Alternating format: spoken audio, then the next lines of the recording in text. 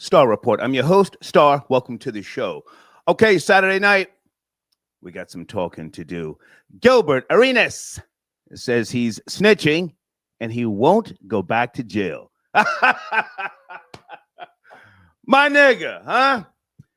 He's now top 20 with me in terms of, basketball players. I had to pull his stats. I was aware of him, but I didn't know his full pedigree, okay? Born in 1982 out of Tampa, Florida.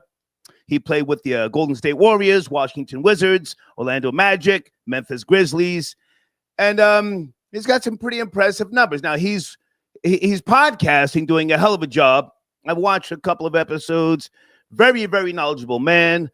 Stephen A. Smith even addressed his knowledge. I may or may not play that particular video, but he got jammed up in some type of illegal gambling. I'm going to go back for those of you who don't know the full story. And he was released on $50,000 bond. It came out of the federal jail, coming down the stairs wearing some type of flip-flops, talking about he's telling. Flipping like a flapjack on Sunday morning. I have to respect it, okay? If you're new to this show, folks, this is The Objective Perspective. I am the objective hater. And I've been telling. Charleston White, love him. That's my nigga. But I've been telling since the 70s. I may or may not take you back to explain the reason for telling. And for those of you who are now, just catching up to the whole being a concerned citizen, that's what it is. Okay, that's my main topic this evening. Showrunner, whoa. I had to pull Johnny Manziel's stats as well. I'd forgotten about him. Is he clout chasing? You betcha. You betcha. He's now on YouTube. He's been there for under a year, and his numbers are trash. But he just had Cam Newton on his show a couple of days ago. Johnny Manziel, in case you don't know, he won the Heisman Trophy in college football. So he was the truth, regardless of what happened and how he did not, manifest and grow in the NFL. He put it down in college, and he was somebody who was a real contender once upon a time. Drafted by the Cleveland Browns, he played there for a very short time, from 2014 until 2015.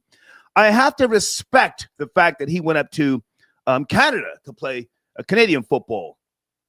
I have to respect that, okay? So I'm going to talk about him. Also, let me see. He was born in 1992. Wow. A baby. But anyway, Gilly is my guy. That's my homie. I already sent Gilly a DM. And I said, I'm not going to tell you everything I said, but I suggested that he file a police report. Absolutely. Absolutely. When someone makes an open promise or a threat with regards to committing physical harm to you, why would you not go file a police report? Now, that's not Gilly's style, so he probably won't do it, but I did recommend it. And for those of you out there who, are not necessarily concerned about things of that nature, okay, but you can't just let somebody talk reckless. And even though Johnny Manziel, born in 1992, he is part of the hip-hop genre. He's known a black president for 8 years. So by him making that type of statement, threat, clout chase, would it be acceptable to some people? I don't know. That's where you come in. Phone lines open right now, okay? Guys, also, let me announce again, we are now using Venmo. See on the screen right there, Venmo at Star Report. We put Cash App on hold for a little while. I'm tired of all the issues with Cash App over the years. So your donations are appreciated via Venmo or PayPal, top of the live chat link, and what have you, okay? All right, I've got some other notes I want to talk about here this evening. How you guys doing in the live chat? If you have been blocked, send me an email, and Deeds will set you free, okay? All right, let's get down to business. Let me go back with regards to Gilbert Arenas, who was arrested again. Let me just play the video, and then we can then catch up and then play him promising to snitch. Oh yes, here he is, Gilbert Arenas, former NBA star. Let's go. That's right, Ellis. It's an explosive indictment. He was arrested right behind those gates. That is a gated community here in Woodland Hills, and that is where Gilbert Arenas lives. Federal agents showed up with a search warrant and took him into custody. The real reason I think I was suspended for 50 games. In this Netflix documentary, former NBA star Gilbert Arenas reflects on his troubled past. And I don't think the NBA wanted that to get out. Now he's back in the spotlight for all the wrong reasons. Gilbert Arenas, known by his basketball nickname Agent Zero, is accused of running a high-stakes illegal gambling operation out of his Encino home from September 2021 to July 2022. Women were allegedly brought in to serve drinks, give massages, and provide companionship to players. And in some cases, were asked in coded language if they were open to engaging in prostitution. It's a scandal that's not exactly surprising to some of his neighbors on the 4500 block of Gable Drive. I'll see people coming out at all hours of the night. Usually I'd see women, though, coming out. Arenas is charged with conspiracy, operating an illegal gambling business and making false statements to customs officials. 7 other defendants are also facing criminal charges. One of them is alleged to have ties to the Israeli mob. It also appears the case has been investigated for quite some time, so I'm sure there are informants involved. And it looks like a high-profile prosecution that the U.S. Attorney's Office is going to be very aggressive on. Criminal defense attorney and former prosecutor Dimitri Gorin says when the feds bring charges in a high-profile case like this, it usually means they've built a strong case. Once the federal government comes after you, they usually have the evidence because they've investigated it for many years. They have informants, and perhaps somebody was wearing body wires as well. So the odds are, if I'm guessing, if I'm betting, they're going to get a conviction on all of the people or most of the people in this case. Gilbert Arenas was arraigned this afternoon. He pled not guilty to all charges and was released on $50,000 bond. Trial has been scheduled for September 23rd. Marla, Alex? Gina, it's pretty wild to think that this operation ended in 2022, and here we are all these years later. Okay, that's the backstory for those who don't know that he was arrested. He has been cut loose. Was he wearing a wire? Did you hear in the report there? They said someone was wearing a wire. Did he line people up? Wow. Okay. Now, let me play a video from his platform that came out 2 days ago. His YouTube channel is No Chill Gil, for those who are up to speed. Very, very entertaining. Again, I don't know the full backstory on his podcasting, but he gets it in, and he's got some really strong numbers, okay?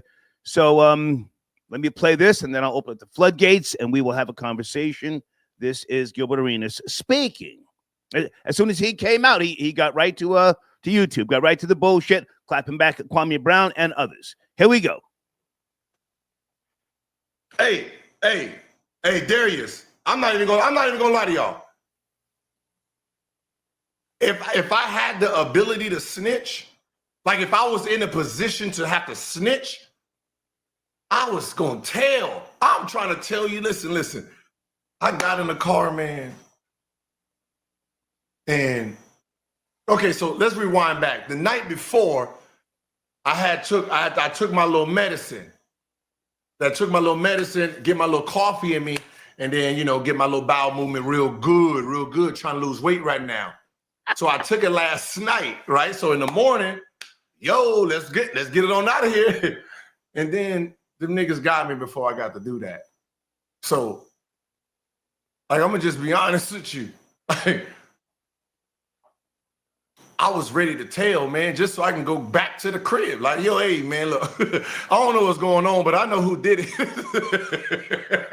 I know who did it. He live at 9600 Cedar Road. It's this big ass mansion. Hey, Kwame, you still live over there, right? Hey, so his name is Kwame Brown. Kwame Brown, I know that nigga do something illegal. Yeah, I know he do a lot of things. I was ready to tell anybody. I ain't even gonna lie to you, man, where my stomach's hurting. I don't give a fuck what y'all talking about. My shit was killing me. First thing I did when I got to the crib, I was ready. Hey man, look, I'm gonna just be honest with you. Hey, I didn't know the nigga said, I feel like it's my birthday. Like, nigga, what kind of birthday you be having that? Okay, so there he is. There he is, Gilbert Arenas, openly saying he's going to tell. Now, many a truth is hidden in jest, whether you think he's, joking around or not. But the people who were arrested, and we don't have, or I don't have a bunch of their names. Have they all been bonded out? I'm not sure. Dark. I can't read that guy. I'm sorry, dear. I don't have my contacts in. Okay, thank you, darling. Agent Zero, the snitch, Gilbert pimping and working with the Jewish mafia. Okay, Star, what up? Thank you, darling, for your donation. Now, with regards to Johnny Manziel, I don't know the full story, but let me just say this with regards to what he said. Correct me if I'm wrong. This all stems from the back and forth with Gilly the Kid and Cam Newton. Yes, no? And as I said, Cam Newton recently went on Johnny Manziel's podcast. And right now it's a struggle podcast. So he's trying to, go viral. And here you go. And Gilly had a birthday party somewhere. And he had, I'm sure it was a replica of the Super Bowl trophy. And this guy, Johnny Manziel, just comes out of nowhere. Yes, no, maybe, or is there any backstory that I should know of? Phone lines are open. Hey, Deed, Saturday night. What's going on with you? Hey. Okay, so you are a huge WWE fan. Yes, many, many years. Yeah, we just had night one of SummerSlam tonight. They at the MetLife Stadium tonight and tomorrow. Okay. You and I were speaking earlier, and you said Fat Joe was in the audience. For some reason, I can't get that picture on the screen, but was he a special guest or just a fan? What's going on? No. After the first match was over, they always show like the crowd cheering and whatever. Right. And as soon as the match was over, they panned to the crowd, and there was Fat Joe. Okay. Sitting in the audience. Okay. And does he have anything to do with WWE, or is he trying to get affiliation so he can get a back? Why was he there? No, he probably was just there in the audience. They've been having a lot of celebrities right. in the audience, but they didn't. Usually they'll focus the cam like, oh, such and such is here. No, there was none of that for Fat Joe. Right. Drewski was a host. Cardi B was a host, but no, Fat Joe was just in the audience. But I spotted him, and that's why I told you. I said, "Uh-oh, Fat Joe is at SummerSlam." Right. Okay. Well, folks, let's just hope nothing happens. Yeah, folks, be on the lookout. Be consciously aware. Fat Joe, who is cursed, if you ask me, is at WWE SummerSlam. All right. Anything else with regards to WWE? This is your world. Every time we talk, you put me up on things. Hulk Hogan passed away. What's one of his daughter's name? Is it Brooke? Brooke, yes, it's Brooke. Yeah, Brooke said that she, the family was invited to that memorial celebration. Yes, no? WWE for her father. Well, they didn't. Brooke basically disowned her parents. So they weren't on speaking terms at the time that he passed away. She put a little tribute up on her social media, but I'm not surprised she wasn't invited because she wasn't speaking to either her parents. Oh, wow. Well. And she even said he never even met her grandchild. Well, his grandchild, her daughter. Wait, so she had a baby with the black guy, or that was just No. Okay. No. She was at the time of that racist rant. She was dating a black guy, and he was pillow talking, and he said if she was going to date an N-word, he would rather he be a rich one, like somebody who plays basketball. So that was the whole. Yeah, I'm okay with that. But he's gone now. All right. What else with WWE? Yeah. 2 nights, Deeds. Give us something here we need to know about WWE SummerSlam. Tomorrow is night 2. It's a match with John Cena and Cody Rhodes. That's the big match of the night. because this is John Cena's last year and this is his retirement. Other than that, it's kind of dry to me. It's been kind of dry. I'm not really that excited. We'll see what happens. They had produced a series on Netflix called Untold, like a behind the scenes of wrestling. I thought it was pretty good. It's a 5-part documentary. I think it's explaining wrestling to the newer audience because they're on Netflix now and they're under TKO. Okay. So they got new, new viewers. But other than that, nothing else. We just waiting for night 2. Okay. And that's about it. Okay. Do you want to comment on Johnny Manziel threatening Gilly the Kid? You're from Philly originally, and Johnny Manziel, is he clout chasing? Will Gilly respond? Has he responded? I don't know. I don't know if Gilly responded yet, but the thing is, what does Johnny have to do with the whole thing with Cam and Gilly started because Cam was going in on Jalen Hurts and Gilly stood up for him. So what does Johnny have to do with any of this and talking about slapping people? Like, what's wrong with him? What is he, a drill rapper now? He's an I don't know. I don't get it. He's an ex-NFL quarterback who's on YouTube, cloud chasing like everybody else. I mean, if I had to guess. But yeah. Objectively speaking, is Gilly doing too much in terms of, the Eagles? He wears the big ass, the Eagles hat, objectively speaking, is he doing too much with regards to the Eagles and Jalen Hurts? No, I don't think so. If he was going around hating on people and doing all that, no. But what's positive? He's showing the positivity of the Eagles, and anybody who's an Eagles fans know we rep our team. So I don't think he's doing too much. Okay. I think he can do more. Okay. So that's my opinion. All right. Great to hear from you, Deeds. And I'm going to send you a couple of emails.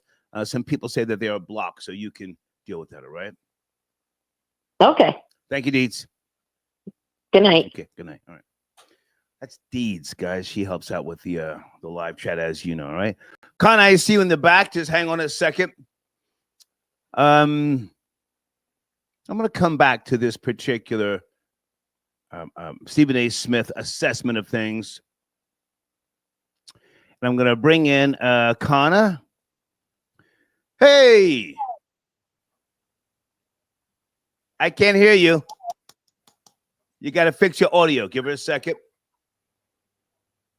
Can't hear you. Hold on. Let me take this off then. Okay, now I hear you. Hold on. Give her a second. Can you hear me? Now I can hear you. How are you? Okay, I'm fine. Thank you, Star. How are you? I'm great. I got your email earlier. Yes. You wanted to tap in. You're out in Jordan, for those who don't know. You've come on this show before. You said something about a Ray J case. Is there a case? What are you talking about? Well, okay, this is huge, Star. So I know, and I hope you have time to hear it because this is going to be major.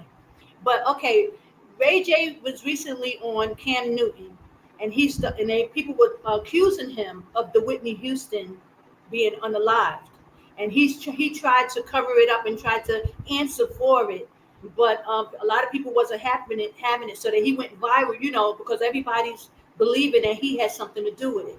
So this is a story that I've been covering for years, since Whitney Houston's death. I'm a big fan, I'm a singer, so I love Whitney Houston. So, but the thing is that it has a lot to do with what I believe, because, and I sent you a video, I sent you some videos, I sent you pictures.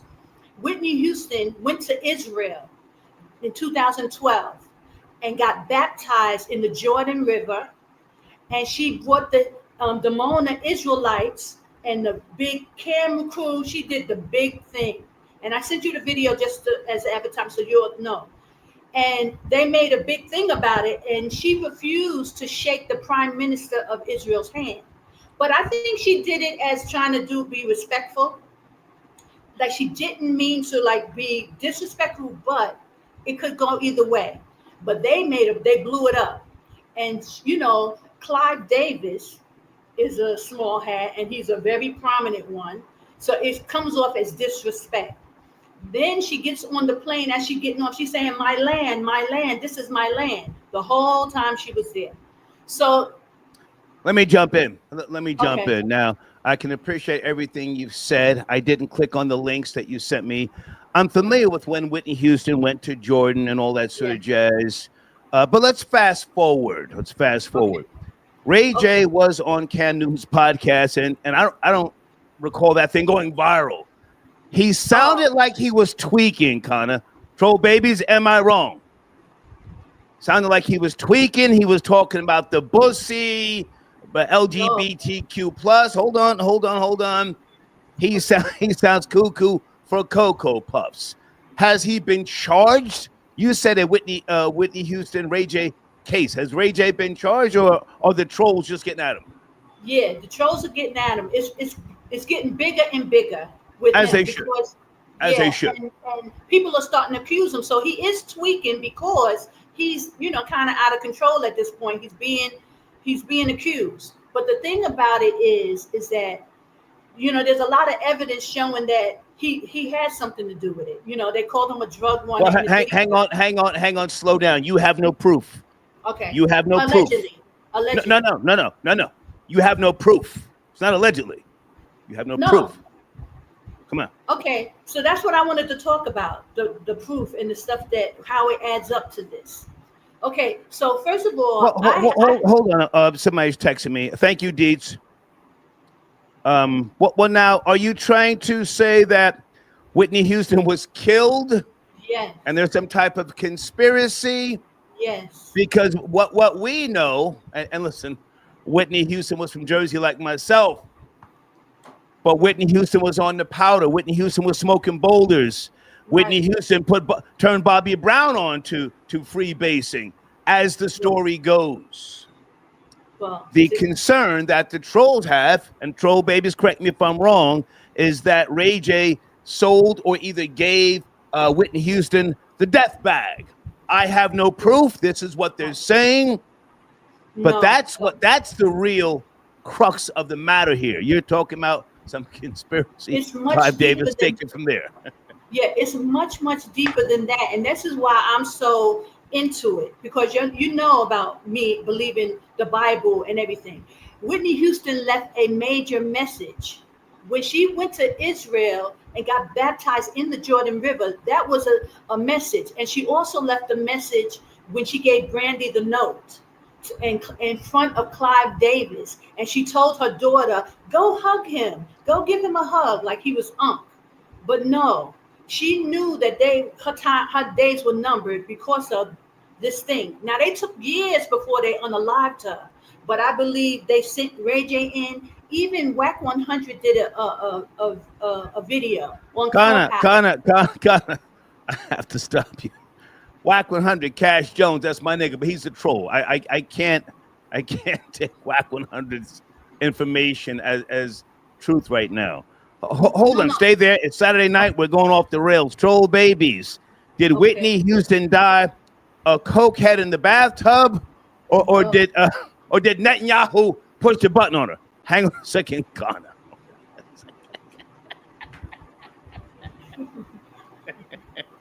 They're saying she was on the powder, and that's why they're getting at Ray J. Come on, Connor, but listen, I can't spend a lot of time on this. I have to focus on Gilbert Arenas and some other topics tonight, please. Okay, so I mean, it's a huge topic, and it's a lot. It has layers. So I just wish you could have covered it more, because it goes into a lot with what happened to Whitney Houston. You have the floor. Educate me. Honestly, I don't. She was the #1 singer in the world. She is one of the greatest. She was unalived, and they trying to put it off, just like Prince, Michael Jackson. Anytime anybody speaks, look what happened to these other blacks who start talking about I'm an Israelite, talking about what's his name?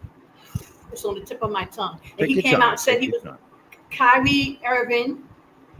Kyrie Irving didn't he get ostracized? What about Kyrie? He came out and said he was an Israelite. Also, Nick Cannon came out and said he was an Israelite. Who else? I'm losing my phone system is acting up. Sorry, guys. I have to reset everything.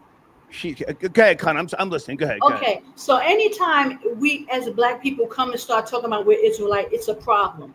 Whitney Houston did 100 times over. She went to Jordan. She got in touch with the Israelites in Dimona, had them baptize her in the Jordan River, telling the people where the safe place was. She was sending a message. And somebody like me, who I was waking up, who I was in Jordan at the time when I saw the the funeral, and then I saw this when she got baptized. I got it. So I'm just wanted to spread and tell everybody about, listen, what she did was very significant, and that's the reason why they wanted to take her out. Right. Can I jump in, Connor? Because again, I appreciate you, and I want to pull this back to my main topic: Gilbert Arenas, Johnny Manziel threatening Gilly.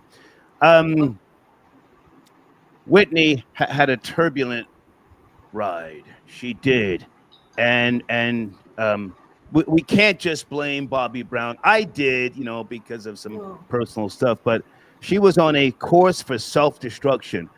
Did Whitney Houston, was she giving money to charities? What was she doing other than being married to Bobby Brown and the TV show? What were her business ventures? Because I couldn't find too much. The family was fighting over money and all that sort of jazz, but what was she doing? I just don't buy the Israel pushing the button. Okay. I just don't. Go ahead. All right. Let me explain. I'm glad you brought it up because this is layers that I was talking about. Whitney Houston had a traumatic childhood. First of all, it's said that her mother wasn't her real mother, that she was molested when she was young. And that's what's made her spiral out of control. This will explain why she spiraled out of control with the drugs. She was molested when she was young. She was taken from her mother and was raised by hang on a second. Connor, do you have proof to that? We can't just throw stuff like that around. You have proof? But this is a lot of people talk about this. No. Connor, please slow down. Do you have proof? Did Whitney Houston ever say that? Because listen, Candace Owens and others are getting sued. Please don't come on my platform just throwing things around. Do you have proof that Whitney Houston was molested? Well, I wanted to send you the answer is no. You don't. Stop. We're not doing that. Okay. Let's wrap this up. I don't want to go too far back to Whitney Houston. But Ray J, Cam Newton, you're saying this is big. So yes, land your plane on that, please. Now, it's all allegedly, but this has a lot to do with what the information she brought out. A lot of celebrities be taken out for lesser things than what I just explained. They can't even talk. I'm saying what she did was expose, because I know that the Dimona Hebrew Israelites, they don't even do baptism. She had to put money out to get that done. She had cameras following her to show the world about this baptism. So it was very significant. And that's a reason for them to want to take her out. Now, can you hold on? Connor, stay there, because I finally got my phones working. Hold on a second. Okay. Gene Richmond, do you want to cam up? Number 9, are you there, sir? Or do you just want to wait? I can't cam up right now. How are you, man? What's cracking? Shaking? I'm great. I just got a question. Take it easy. Take it easy. Okay. Take it easy. But I just find it bizarre. It's the second show. The first show you had a deranged, an alcoholic woman who claimed don't do that. Jeffrey. But there was a claim that was made by someone that Jeffrey Epstein's documents are at their house. Correct. Connor, you have to take hold on. Connor, take those off. You're making noise again. We can't do that. Because I can't hear him that well. Okay. Well, hold on. Stay there. Number 9, hold on a second. Hold on. All right, Connor, I have to shift and take that call because the noise echo, it's doing too much. I appreciate you. Keep me posted on the. Keep me. What's that? I said thank you for letting me speak. Keep me posted on the Ray J. If this becomes a case, if the feds get involved. Right now, it's just a lot of hearsay. I loved Whitney Houston. She's was from Jersey. I even held her down when black people were booing her at the Soul Train Awards. Did you know that? No, I didn't know that. When you get time, Google Whitney Houston booed Soul Train Awards, and you see all those black people there were not feeling her. But I appreciate you, Con. Okay. Okay. Thank you. Thank you. I appreciate you, darling. Okay. Okay. Bless you. Okay. So. Hold on a sec, guys. All right. Hold on a second. Hold on. I got to reset. Good evening, Gene Richmond, a.k.a. number 9. How are you, sir? Good. How are you? Can I ask you one question?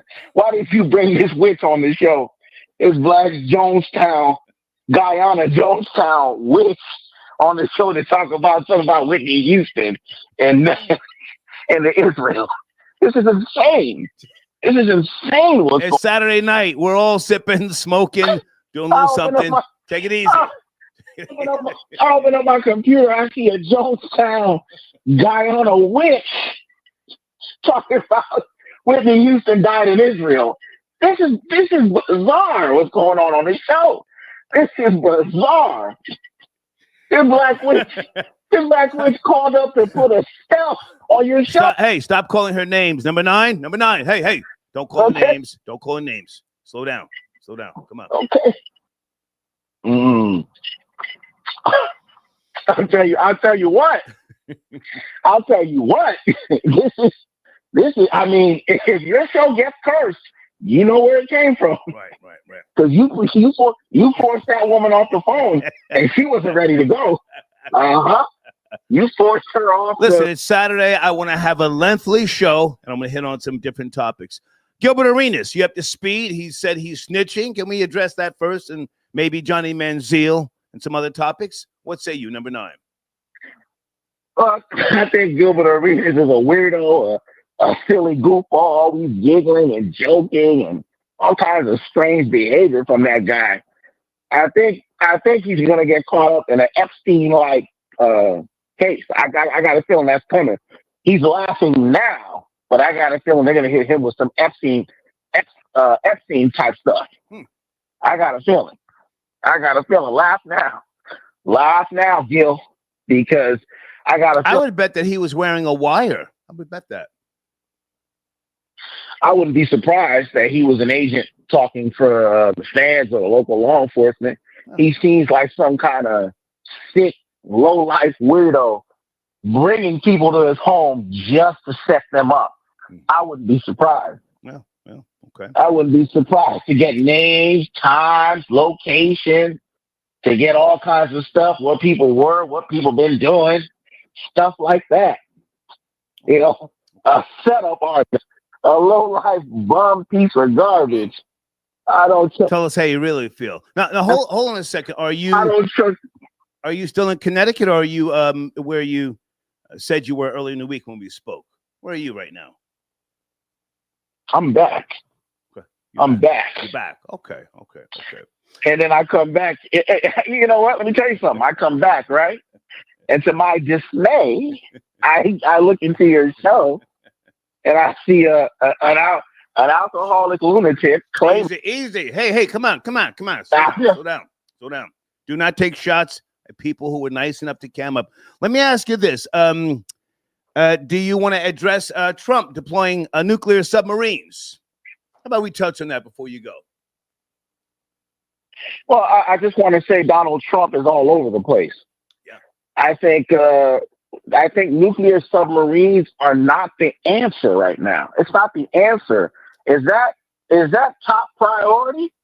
That's not top priority. The top priority right now for Donald Trump is what he was voted in the White House for. Yeah. What was he voted for by the mass constituents, the millions that vote for him? And that's illegal immigration.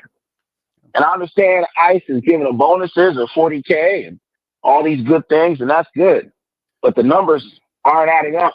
They're offering $50K to people to sign up and become ICE agents. Did you hear that? Of course.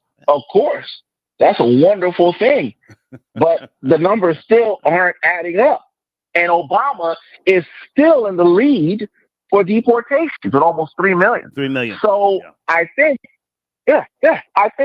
he needs to ramp it up a little bit more and start moving people out, because an amnesty won't. And I'm hearing the talks of amnesty for agricultural workers and hospitality workers. That's not what I voted for. I voted for mass deportation. I want Gestapo-style military running into people's homes, dragging people out, women, children. I want it all. I want crystal knock. I want to get it. What are you sipping right now? Hang on a second, because you're going in a different direction. What are you sipping? I want all of that. I want crystal knock. I want people going in the ghettos. I want Troll babies. Give him a second. This man, he's grooving. Number nine. I want people living in trains. Number 9. What are you sipping? Can I get you to land your plane? I'm having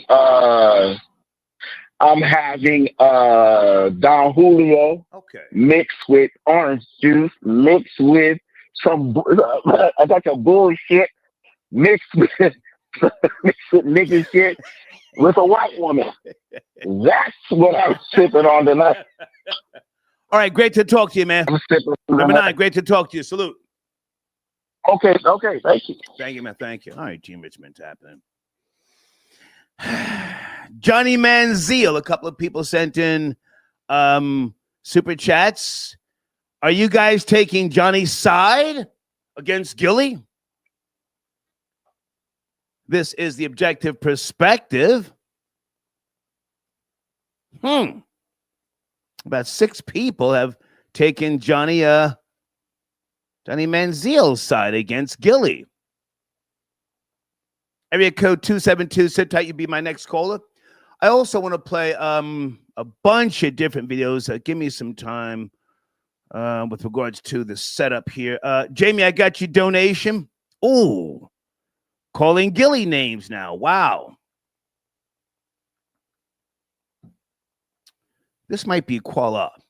Is that Kuala with the T? Saturday night, 272. What's going on, sir? What's going on? Like, yeah, man. Johnny giving him that. Yeah, this quiet. Johnny giving him that work, man. He told him, yeah, listen, man. And at the end of the day, he's in the right to say what he said. Whoa. Because the reality, I look at it like this. I'm going with Cam said, man, you ain't nothing but a mascot. You understand? First of all, it's one thing of you loving a sport. You loving football, basketball is one thing. You want to rep your city, right? But you can't analyze and say something about other players when you ain't do it. Well, you know what I'm saying? And so that is the problem. That's the problem with a lot of, and it's not just, it's a lot of people that's do it. For Gilly, go ahead. With all due respect, Stephen A. Smith can't play the game, never did play the game at any professional level. Howard Cosell, that's going way, way back, was not an athlete, but so some people would disagree with what you just said. Gilly is one of those passionate fans, and with regards to what Johnny Manziel said, I don't have the quote in front of me. He was talking crazy about, I want the response. I think he said did he say I'm gonna punch you in your fucking face or slap? Can we? So when I see you, I'm gonna smack you in your fucking face. Oh shit! Come on. And at the end of the day, he has the right to feel the way he feel because Gilly was talking real reckless. You can't tell somebody, yo, you just mad because you ain't get a trophy, you ain't get this, you ain't get it.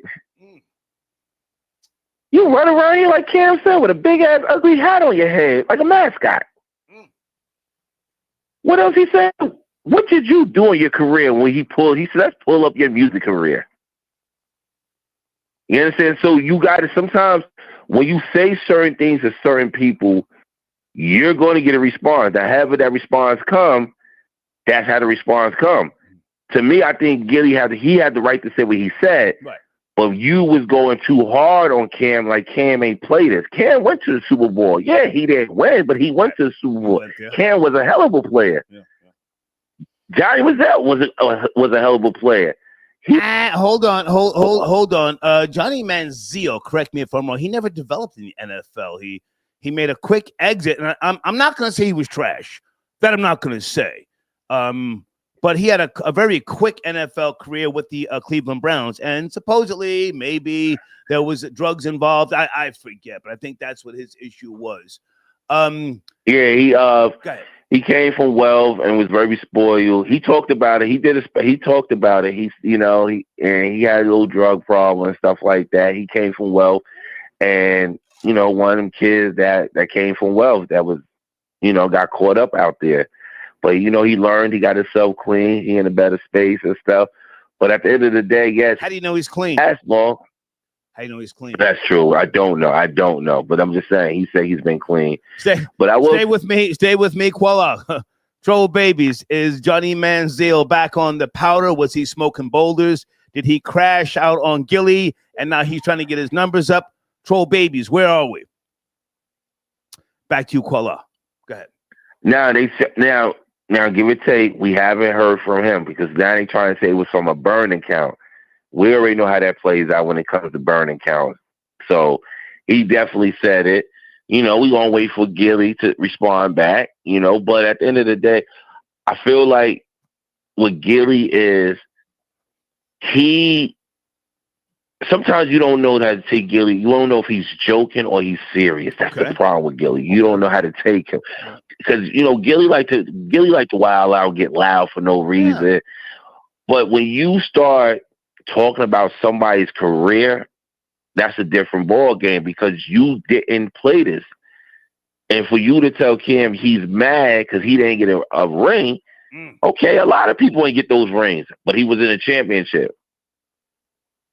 And he's... Hold on a second, Kuala. Okay, we got a couple of people now holding Gilly down, okay? Gilly will put hands on that white dude.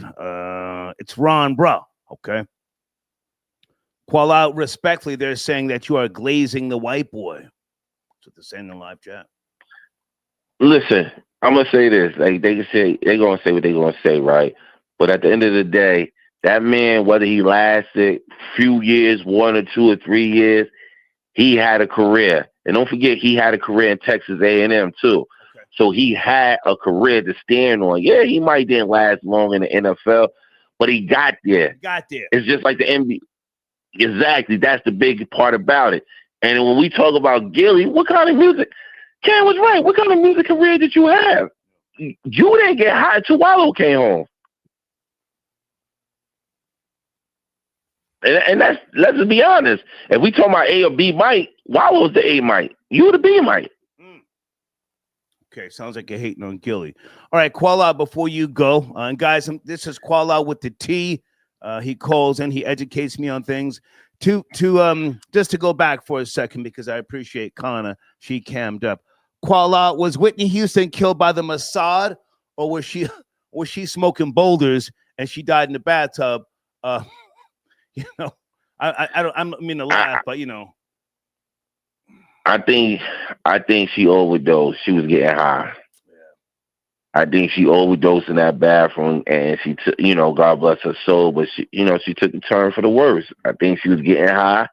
I think when she was in that tub, she was getting high too, probably laying there just, getting high. Supposedly there was abrasions on either her head or her arm, like she was struggling with somebody. That's what I heard. I could be wrong.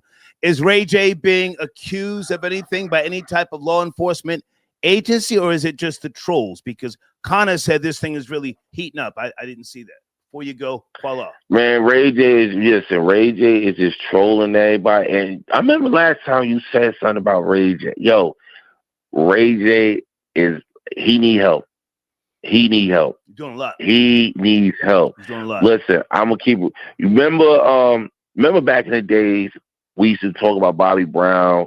When he be talking, he be having that crack mouth, has mouth be tweaking and all that. The Bobby Brown jaw. Now. The Bobby Brown jaw. That's Ray J now. Okay. All right. Every time, real quick, he did an interview, right? He was on Evelyn. I forgot her last name. Evelyn's show. Lazada. He was on the show. And if you paid attention to that interview, he kept tapping his nose the whole time, tapping his nose. Okay. All right. Great to hear from you, Kuala. I appreciate you, man. Appreciate you. One. Okay. Saturday night, I got time for the bullshit. David D. Cordova, I got your donation. Are you calling in, sir? What's going on with today's religious talk? Okay. Hang on a second. Let me I got more videos to play. We're gonna have this this conversation this evening. Guys, is Candace Owens changing her story? Is she now trying to interject another theory? She's using the word theory now. She did an interview with Tucker Carlson. I watched part of it, but they're friends, so I didn't really expect Tucker Carlson to really grill her. And let me just say this with all due respect. Candace is a little delusional with regards to how lawsuits work. She sounds smart to people who have never been through discovery and depositions. A lot of things she's saying, she's just saying it for people to buy in to the fact that they have come at her full speed ahead. And let me just say this one more time. The burden of proof is upon Candace Owens, not the Macrons. Not that I'm taking their side, because I don't give a goddamn about the first lady. But yeah, she's got to prove all that stuff she's saying. But it just seemed to me like she's now trying to switch it up. Area code 929. Is that Aladdin tapping in Saturday night? Yes, it is. What's cracking, man? Good to hear from you. I want to call in, but you're talking about Gilbert Arenas, and I met this individual. I've been drinking. I've been listening. I didn't want to call in, but I have personal information on homie. Okay, come on. So he's in your topic list. So I'm going. He's the main topic. He said he's not going back to jail. He has been released with regards to the federal arrest at his home in Encino. Yeah, come on. Yeah, well, I have personal information about him because he told me this himself. Come on. See, so all right, yeah. So I live in Harlem. I live in Harlem, and I frequent a steakhouse called Ricardo's, which I know you're aware of. It's on 110th between 110th between 111th, 102nd, and 2nd Avenue. Come on. Now I go there all the time. I went there one day, walking up the block. I see this guy that's 6'7", just standing outside, and it's Gilbert.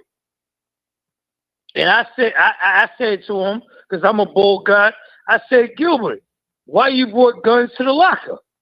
And he said to me, I'm going to keep it real with you. He said, this is a true exclusive ESPN story. Whether it's hearsay or not, this is the truth, because I know about my life. He said, I was tired of playing basketball. He said, I was exhausted every game. He said, I played 42 games in college. And then in the NBA, I had to play 82 to 86. He said, do you remember I always had them bags under my eyes? I said, yeah. He said, I was exhausted. But he said, the Wizards still owe me $20 million. Then he said, Aladdin, I got to jump in because I don't know what that has to do with him saying that he's going to snitch. Can we get on topic? I appreciate you, calling in, but he said he's going to snitch. I'm just saying, I met homie. I'm not somebody I never met. I met him. Got you. But he said he's going to snitch with regards to the arrest. Let's start there. Come on. Yeah, well, he should snitch because he likes to gamble. He told me the reason why he brought the guns to the lock is because he said in the NBA, they get paid twice a month. The Sunday before each money, the first of the month. So he's like, he said, homeboy had my money and ain't want to pay me. And he's like, you lost that last hand at my house. So where my money at?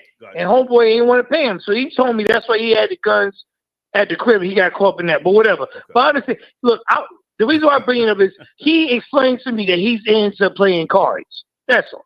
Okay, I think we pretty much got that. All right. Any thoughts on Johnny Manziel, Aladdin, saying he's going to smack fire out of Gilly when he sees him? Aladdin. Well, yeah, I know. That's the guy that was signed to the Cleveland Browns, correct? Mm-hmm. Well, you understand. In the European culture, they think they're better than us. They're smarter than us. And how dare you make more money than me? And you're a man of darker skin. How dare you talk to me? See, I learned this, and I think you know this too. The Caucasians that live in trailer parks in the middle of America, think they're better than NBA players because they have white skin. I want your audience to hear that because that's the truth. No, Aladdin, I need you to land your plane. I'm getting backed up on calls. I appreciate you, man. Well, with regards to what he said, do you think Gilly should Gilly file a police report? Should Gilly square up? What say you? Aladdin, land your plane. No, Gilly should continue to get his money. Okay. I understand he's Johnny Manziel's an inequivalent quarterback that didn't make it, and he's angry that a black man is driving him out on the on that side of the field. He doesn't like it. Okay. I appreciate you, Aladdin. Salute. All right, take care. Saturday night, I got time for the bullshit. Yes, I do. Whew. I thought I saw somebody from Canada. I thought that was David, but I'm not sure. Maybe not. Maybe not. We got a ways to go here, folks. I'm prepared. I'm prepared. Area code 302. Good evening. Talking about a few topics. Gilbert Arenas, ready to snitch. Are you up to speed? Okay, they dropped out. Oh, wait a minute. Is this Boris? Let me get Boris in here early. Area code 440. Boris. Доброй ночи, старик. Как дела? How are you, man? Good to hear from you on a Saturday night. Yes, I have a bunch of things I would like to enlighten you and your beautiful troll babies on. Please. However, before I proceed, I wanted to say something to the previous caller. Maybe he met Gilbert Arenas, because Gilbert Arenas is 6'4", not 6'7". So maybe, yes. I like to fact check people. Yes, I like to fact check people. So maybe he was hallucinating when he was making the stuff up. Well, he was sipping. Star. He was sipping, and we appreciate him nonetheless. But go ahead. Where do you want to go? Star, I wanted to continue what you first broke a few days ago about Gilbert Arenas. I am not sure how much you know, but there is a huge epidemic with gambling in the NBA. Okay. You have Malik Monk, who was arrested in a connection with fixing games. Not to mention, a few years ago, there was a referee who was found guilty during the Lakers versus Kings years. If you remember, they used to have. I remember that. Yeah. Right. He was caught. Malik Monk was caught. Jonathan Porter Jr.'s brother was caught, and he's banned forever in the NBA. One of the Morris twins was caught. A player by the name of, since you mentioned if LeBron James was Dominican, I'm going to name to you a Dominican player, Trevor Ariza. Okay. He made $118 million in his career in the NBA. He has recently went broke. He is at a negative $230,000. It is very likely for NBA players to go bankrupt upon retirement. If it wasn't for Baba Chuck's agent, he would be broke now too. Right. Because he has a clause. Right. He would be broke too. The average salary, NBA salary for 2025, I believe, was $11 million. If you live in New York. I'm sorry, Boris, can you hold on one second? Boris, can you hold on one second? I'm sorry, man. We got a bunch of calls coming in. I don't want to keep people on hold. Rory, you wanted to speak to Aladdin. He's off the line. Can you hold? I'm talking to Boris. Rory? Yo, I got you. Boris is a sucker, too. Oh, okay. Well, hold on. Let me put Rory back on hold.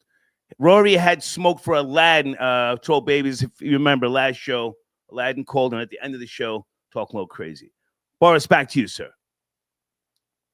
Yes. So, like I was saying, if you take the average salary in the NBA and you have it by, if you divide it by 2, you don't have much. A lot of these NBA players, they go bankrupt after retirement. The thing about Gilbert Arenas, he retired the NBA at a fairly young age, at 31 years old. Okay. He has poor work ethic. If you follow his journey or if you follow any of his podcasts, you would know, Even Kwame Brown went in on him by saying that Gilbert, what he would do instead of putting in shots in the gym, he would kill time in traffic, 5 hours. He would go 2.5 hours in traffic one way and another 2.5 hours. Yes, and his teammates would clown him on it. If I can jump in for a second, Boris. Yeah, I don't know his full stats. Did he ever win a championship? Was he part of a championship team? I didn't see that. Did I miss it? No, he wasn't. I was going to say that he was a poor man's Tracy McGrady, but that would be too much. Okay. He never made it even to a conference final. Okay, I have to be very honest. I have not seen a Gilbert Arenas highlight reel. I will though, because since we're doing the story here. But now let's go back for a second. How long did he and Kwame Brown play together on the Wizards? Do you know? I believe it was something no more than 5 years. I could be wrong. I need to look at it because Kwame was drafted in 2001 and Gilbert got there in 2003, I believe. Well, Gilbert got you're right. He got to the Wizards in 2003. He left in 2010. So that's where the tension comes from with Kwame Brown and Gilbert Arenas from the Wizards, if I'm not mistaken. Yes, no? Correct. Okay. But this is the thing. Gilbert has a thing to go for the weak people or whoever he perceives to be weak. He did it with Kwame Brown because he was the butt of all the jokes. Stephen A. made fun of him. Jordan was very tough on him. So he thought that he was a big shot. And he did the same thing with Javaris Crittenton. And this is why it went to the whole gun saga. Yeah, he thought that he can, punk him because he is the rookie and he can talk with him any kind of way. I say all this to say that Gilbert has exhibited poor work ethic, and I am not sure how he's managing his finances. Your homie Vladimir went on his podcast on Gilbert Arenas, and DJ Vlad, mentioned to everybody, and he caught Gil by surprise because he said that his YouTube channel was very lucrative, and allegedly, according to Vlad, Gilbert is earning $20 million every year from his YouTube channel. I find it hard to believe. But I don't believe there that. Could be. Me neither. There could be perhaps some money laundering. Who knows? All I know is that Gilbert, judging him by his work ethic in the NBA, I wouldn't be surprised if he has fallen on hard times, and this is why he's managing all of these poker games, etc., etc. Okay. I gotta jump in. I'm backed up on Coles. So let me ask you this: with regards to him openly saying that he will snitch, he's not going back to jail. I mean, it's kind of tongue in cheek, but many a truth is hidden in jest.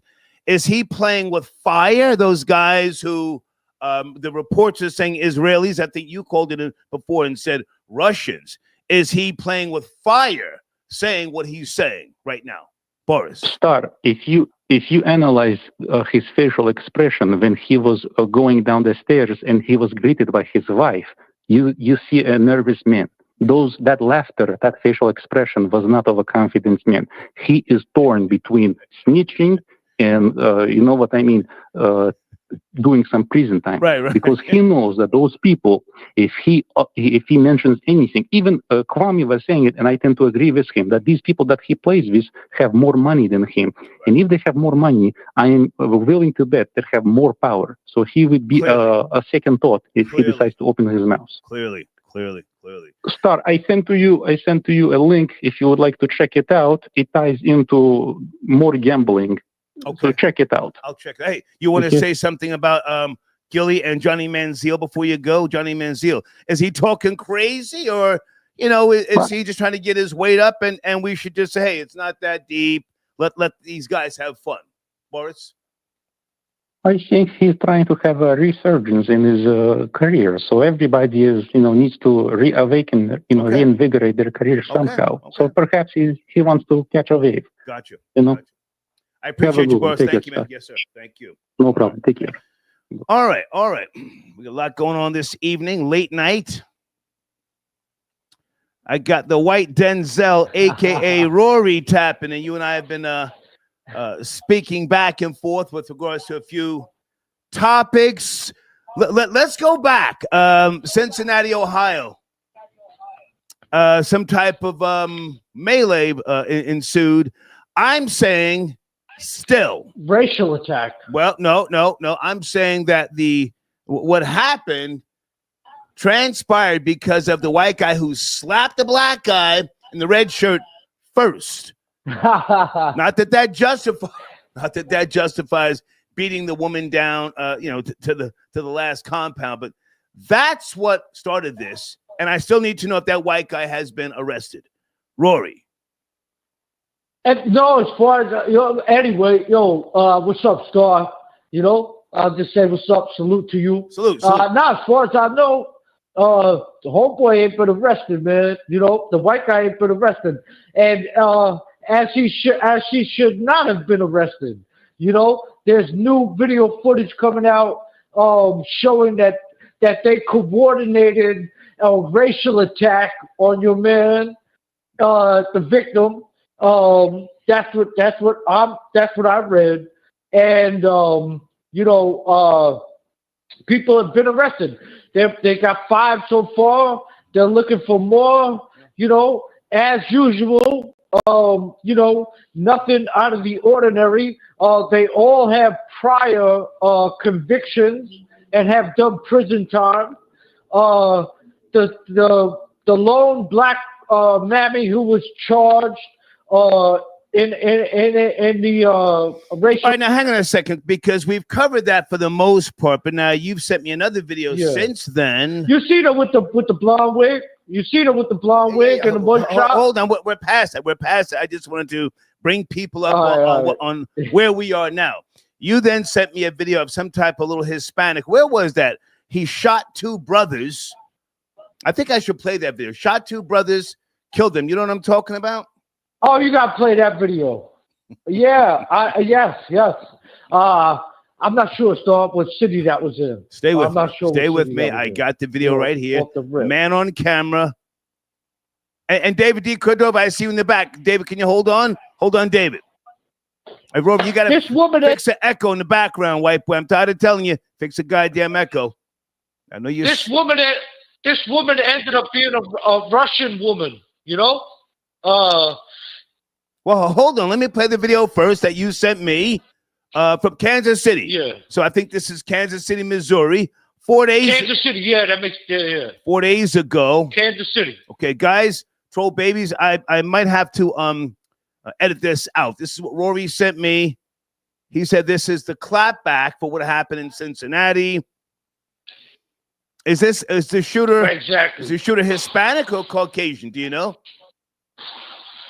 Well, I think he's like a white Hispanic. Okay. All right, here we go. Everybody pay attention. Is it appropriate under the law to shoot someone who takes a swing at you? Tonight, only on Fox 4, new video shows what led up to the shots being fired in a Kansas City convenience store, leaving 2 men dead. The men who died were brothers. All right, Rory. So this video piqued your interest. Damn! You sent it to me. Oh, damn! Come on. That narrative. Oh, damn! That black narrative. Keep your hand to yourself just without the window, right? Them 2 young black dudes, brothers, they're in the prime of their life. They shouldn't have been gunned down like that, right? They shouldn't have been pistol whipped like that. No, I have to jump in. Pay attention. I have to jump in and say that, if you're going to smack somebody, you and I are from the New York tri-state area. I'm from Jersey. You're originally from the Bronx. You smack somebody, what do? You run their pockets to make sure they don't have a weapon, right? You could do that. That's the first thing you do. Hold on. Hold on. That's the first thing you do. You run their pockets. Yeah. I learned that from New York niggas. You smack, you punch a smack, run their pockets. So these 2 guys got what they got. I'm not taking their side. No, the little nigga caught him. The little skinny, frail nigga caught him. Hold on a second. Let me bring some other folks in. David D. Cordova on a Saturday night. What's going on? How you doing, Star? Thank you for your patience. We're all over the place like bird shit. Where do you want to start, David? It's all good. I just wanted to, as always, take the opportunity to promote my channel on the greatest platform. So today's religious talk. Everyone go check me out on YouTube. the best channel for religious content out there. It's a fact. Everything, symbolism, social commentary, esoteric wisdom. Check out today's religious talk. Right now, I'm at home in safety. I'm avoiding Caravana because it's today, Saturday. I'm avoiding Caravana. It's going till Monday. So, for those who don't know, explain that. For those who don't know what you're talking about. Yep. This is the largest festival in Canada. This is the Toronto Caribbean Carnival, as we call it, Caravana. So it's happening downtown in the city of Toronto. So this is I did a podcast on this. You're staying safe. You're staying safe. You bet. I'm avoiding all hedonism. Okay. Well, hold on. I got to bring in to one of the topics that we're discussing. Then you can close out promoting your platform. Do you care about the video I just played? Or do you want to talk about Gilbert Arenas? Or Connor says there's a conspiracy. Maybe Whitney Houston was killed. Something to do with Jordan, Israel. You spoke to Connor, right? Yes, lovely lady, lovely conversation. I appreciate her. I was when I was listening to her speak, and as soon as she speak, I had to go run and go get this book. So I got the book here on the Mossad.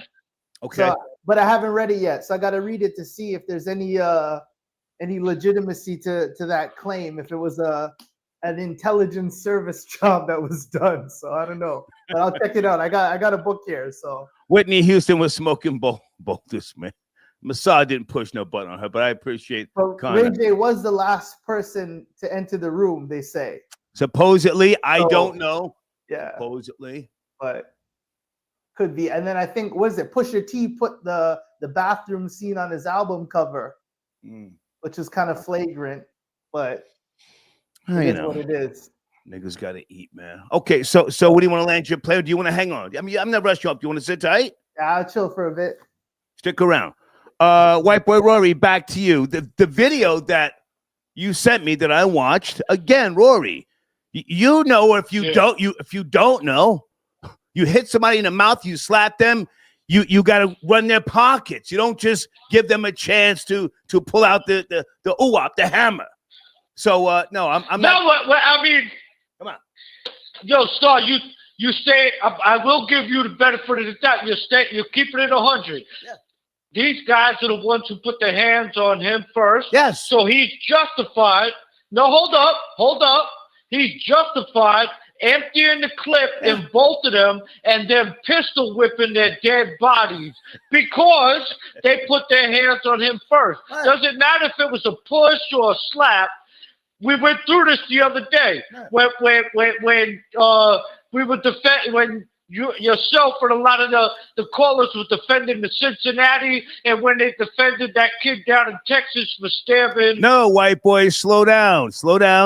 I said by law, technically, the guy who slapped the black guy in the red shirt should have been arrested. I'm not justifying beating the woman until she's unconscious. Slow that down. I'm not justifying that. Go ahead. Well, you definitely said that you didn't say the woman, but you definitely said a dude that all the 20 or 40 animals from the zoo jumped on top of, who didn't even know him and didn't even have an issue with him or weren't involved in that situation. Yeah. You said that was justified because that guy threw the first slap. No, I said shit happens. Don't put words in my mouth, white boy. I say shit happens. No, I put words in your mouth. Okay. I put words in your mouth. The guy brought it. He brought it upon his friends and his wife by his actions. Again, not that I condone it, but that's what happened. Now let's go back here to the video you sent me. We're on the same page. Same page. The guy smacked Hernandez.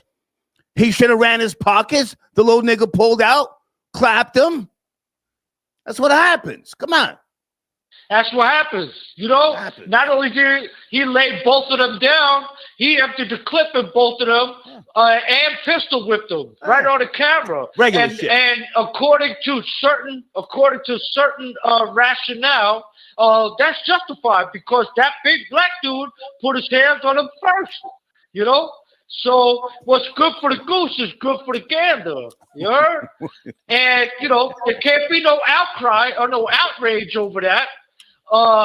You know, the other thing I want to say, just on a personal note, there's a lot of guys call into this line and they say, my name, call my name. And then when I come on to say, like, debate them or go at them, you know, they run off the line as quick as they can. You know, so it's easy to take a cheap shot and a sucker punch, just like that black dude did in Cincinnati to that white woman. It's easy to take a sucker punch, you know. So, you know, just don't mention my name if you're not willing to debate me or get on what I said. Boris is a sucker. That was a Russian woman. He completely never, ever acknowledged the situation. You know, he wants to be liked and accepted. And Aladdin, this little bitch ass black dude from uptown, man, I cut that dude from uptown. I'm serious. He better keep my name out his mouth. Aladdin, if you keep saying my name, just get on the line with me. Don't run off the line with me. I think the guys who punched that white woman, they deserve the Emmett Till treatment. Those black dudes, that black dude that punched that white woman in Cincinnati, he deserved the Emmett Till treatment for everybody to see. Can you stay with me, Rory? I got a bunch of stuff going on. Stay with me. I got one more video I want to play. I want your commentary. David, go ahead and land your plane, man. What else is popping with you, David D. Cordova? Yeah, just please, everyone, today's religious talk, check me out. Is the message of Christianity, contrary to its expectations? That's the latest podcast out right now. So, and check out my shorts. I put a lot of effort into my shorts and my community section and my posts. So that's all for me. Have you done any videos on sacrifices yet? Yeah, I speak extensively actually about human sacrifices, and I relate it to all of the young men and women that died at the hands of law enforcement. I discuss police brutality as well, and I relate it from a religious perspective, and also the occult. So it gets real deep. I talk about it in a different way. Have you done videos on the draining of children, draining their blood in Europe? Once upon a time. No, not yet. No. You know what I'm talking about? Are you talking about that? Let's talk behind the scenes. Yeah, respect. Dave, I appreciate you, man, and I get your emails. I appreciate you, man. Yeah, all the best. Yeah, I'm locked Salute. in. Respect, Star. Big up the show. Big up Thank Rory you so too. much. Thank you. Okay, all right. Take care. That's my guy, David D. Cordova. Okay, Rory, stay with me. Saturday night. Oh, shit. Aladdin wants to smoke. Aladdin was cracking. Aladdin. Yeah, I'm back, but I'm back because the potato eater was talking about the African Americans that destroyed the white folks in that Cincinnati brawl. And he said they deserve the Emmett Till treatment. Well, get at him. He's right there. Don't talk to me. He's right there. Yeah, I said that. I meant that. I said that. I know you meant that. I know you meant that. But my thing is, if you meant that, they meant what they meant towards those potato eaters or those mayonnaise face old face. See, the thing is, you talk a lot on the Star Report, but you won't give your addy for me to fucking end your life. Yo, Aladdin, I'll meet you anytime. Ain't nobody worried about you. Ain't nobody, don't come up out here acting like that. You a sucker, man. Come on, you a sucker in real life. You a sucker in real life. What kind of man has a name like Aladdin? Folks, we don't give a frock about an algorithm tonight. Let's go. What kind of man calls himself Aladdin? That's a zesty Muslim boy name. That's a zesty little Muslim boy's name. What happened, man? You went to Rikers one time, you got shook, you took your shahada, and them niggas played you and called you Aladdin, and you ran with that like you was a Muslim? That's a zesty little boy's name.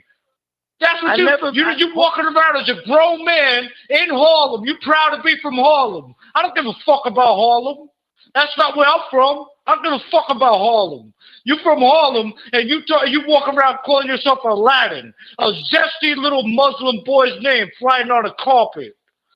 You sucker. You's a whole sucker. I'll take the train uptown and cut you up. Don't play with me. You not gangster like that. You became Muslim because you were scared and you were soft. That's why you became Muslim. Tell the people the truth. You got locked up and you thought you learned something with your dumb ass. Fuck out of here, Aladdin. Well, you want a man to rub you the right way? You want to be a genie in a bottle? Shit. You want to be a genie in a bottle uptown? Aladdin, don't take that shit. He's right there, Aladdin. Don't take that shit, Aladdin. Yeah. I know. I want your audience to see the ignorance of the potato. You getting rubbed like a lantern. The mix. Make me a wish, bitch. Make me 3 wishes. He always Make me 3 wishes. That shows you the Make me 3 wishes. I'll rub your belly. Give me your address. I'll rub your little zesty belly. And I'll make me 3 wishes by Sunday morning. I wish you died. I wish Harlem was black again. And I wish we didn't never have to go. I wish no Muslims lived in America. Make me 3 wishes. I got shooters in your hood. I'll rub your belly. Done. Yo, mommy, I'll blow your brains out myself, nigga.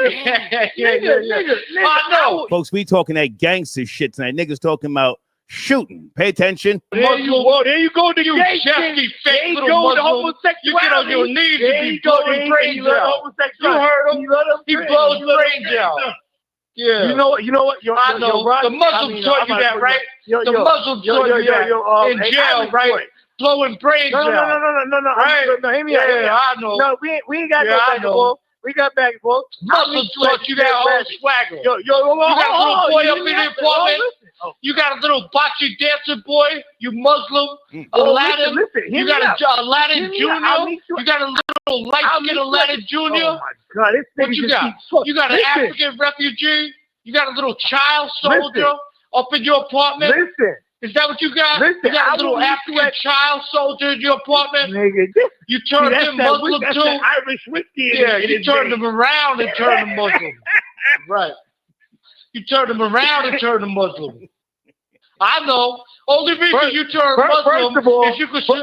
Hey, Boris, can you hold on? Boris, can you hold on? Bitch, you just ramble like a woman. Hold on, Boris. I'll pick you up forever. I come to 125th. Call my bluff. I don't live on I come to 59th Street. I come to 125th. I'll fight you outside of Trump Tower. How about that? Meet me in front of Trump Tower. I'll fight your black ass one-on-one in front of Trump Tower. How about that? You come with your zesty little child soldier. Yo, I'll meet you at the Dead Rabbit. I'll meet you up in front of Trump Tower.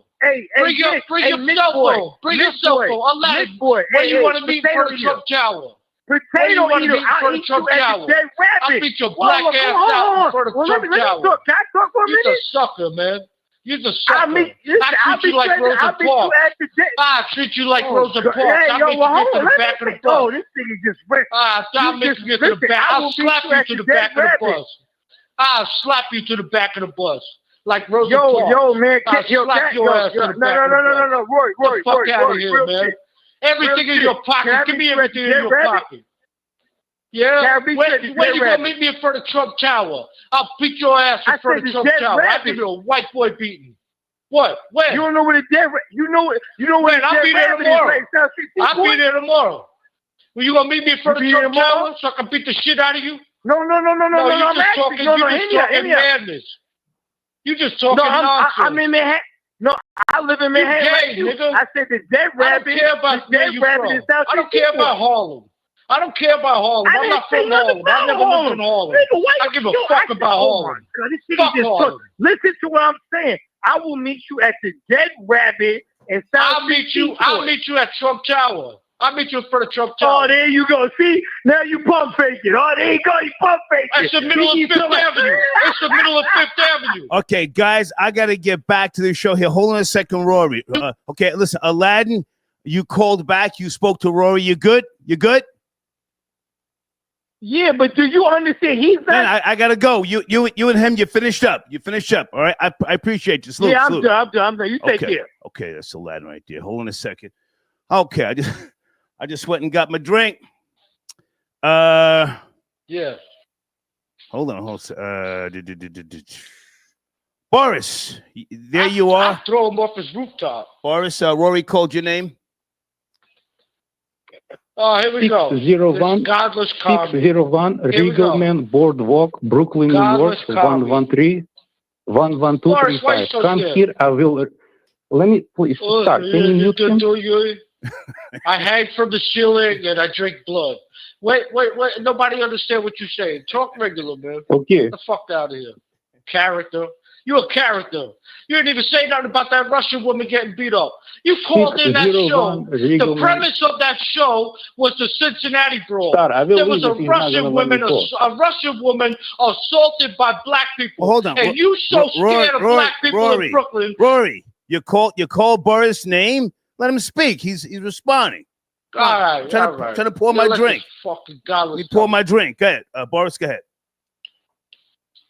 601 Regalman Boardwalk, Brooklyn, New York, 11235. Come here, I will reunite you with your dead mother. Have a good night. Okay, he hung up. He said he lived on the boardwalk. That's what he said. He said 113 boardwalk. I never heard no boardwalk. That's a. You see what I'm saying? He ran off the line. He's a sucker too. There was a Russian woman got knocked out by a black dude. That was the whole show. Yeah. Could you imagine? Yeah. Like she got her shit rocked. That's a whole fact. Or a culture, she got her shit and you don't even stick up for your women. Like you call in trying to be cool with black people after they knock your woman out. You know, like this the type of fugazi white people we got to fight against in America. He's another. Peace, the Most High. Are you there, sir? The Most High. Peace. Star, peace. Okay, peace. Can you hold on 1 second? I got to play this other video. Rory, are you watching the screen? We got a crazy video. This will definitely be edited out. Are you watching the screen? Peace, the Most High. How are you, sir? Late night with the Bulls. Star, peace. Star, peace. Everything good. I just want to shed a little bit of light on the Gilbert Arenas situation real quick. Hey, man, I'm fucking with this nigga heavy now. Okay, so he never won a championship, but he got it in for a number of years with the Golden State Warriors, the Wizards, the Magic, and the Memphis Grizzlies. Go ahead. He did. Now, the funny thing with Gilbert Arenas is, in terms of his career, whatever, he definitely was, a very good player, borderline great player coming out of. Well, he was a very good player coming out of the University of Arizona. Okay. When he got to the Wizards, he was able to bring some type of notoriety and a resurgence of the Bullets/Wizards franchise. He hung 60 on the Lakers while Kobe was still there on a nationally televised game. Whoa. He dropped 60? Yeah, no question. I didn't know that. Come on. No question. I didn't know that. So that's his claim to that's his claim to fame for sure. On a nationally televised game, I believe it was on a Friday when Kobe was still somewhat in his prime, and Gilbert himself kind of uplifted the Wizards at the time. It was him. Nick Young played there. Larry Hughes played there. Anton Jameson, and they had a pretty good young team. Deshaun Stevenson. They had a pretty good young team at one point. Also, I gotta jump in and say, don't forget Kwame Brown. Kwame Brown. Hold on. Correct me if I'm wrong. Jordan put a lot of pressure on him, and Jordan very domineering. And he was already past his prime, so clearly he was intimidating to a young Kwame Brown. But Kwame Brown, and I'm not just saying this because I like what he does podcasting-wise, Kwame had skills, man. But Jordan, I think, I could be wrong, mentally, he did too much to Kwame. Am I wrong?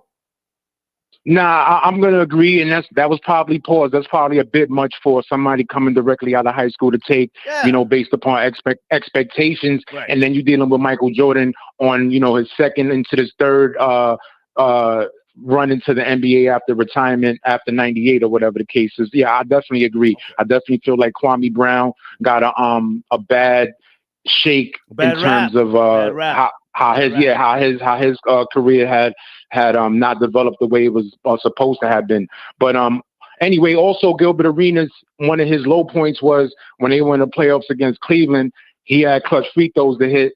LeBron whispered something to him while he was on the free throw line. He blew the free throws, and there goes the game too. So he definitely has them low lights. But one thing I'm going to say in terms of him snitching, isn't one of the charges giving false statements to the agents? I don't know.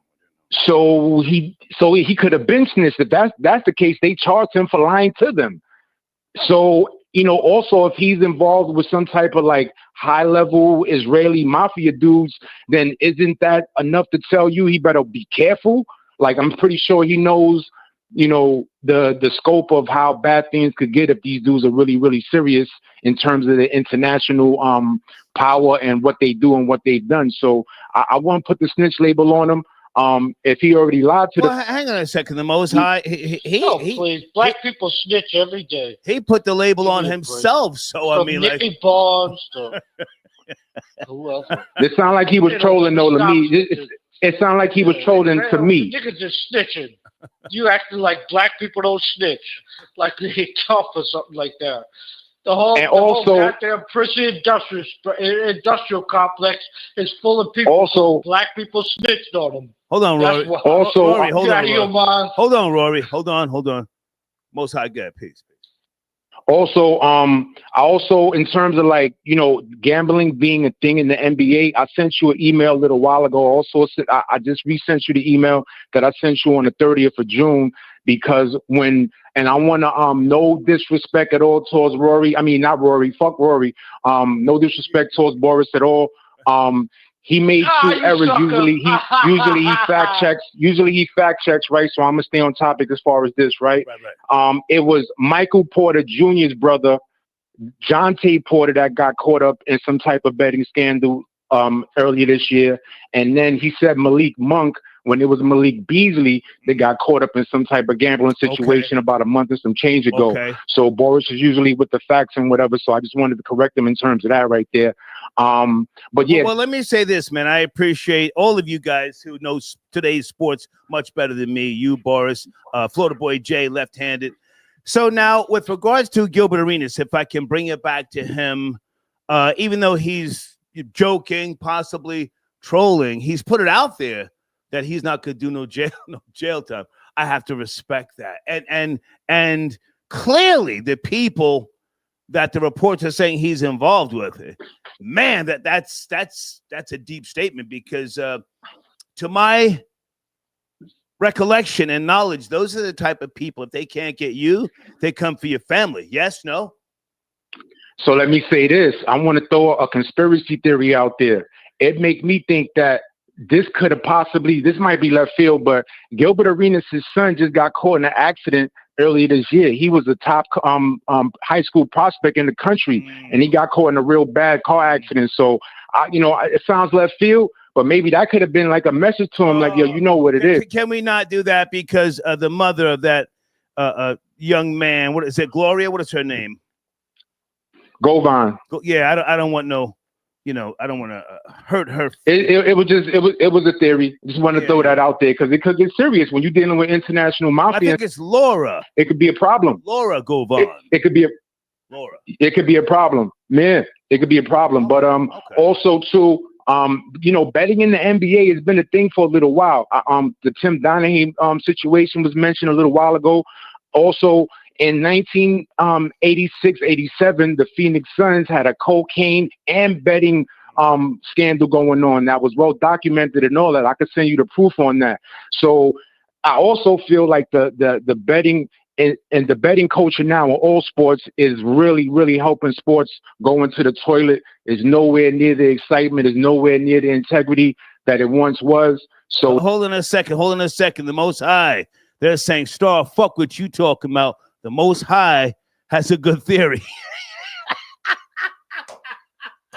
I'm saying, yo, listen. Let's take it easy. Could be a possibility. We dealing with international gangsters. Everybody afraid of them people with the 6-pointed star and all that.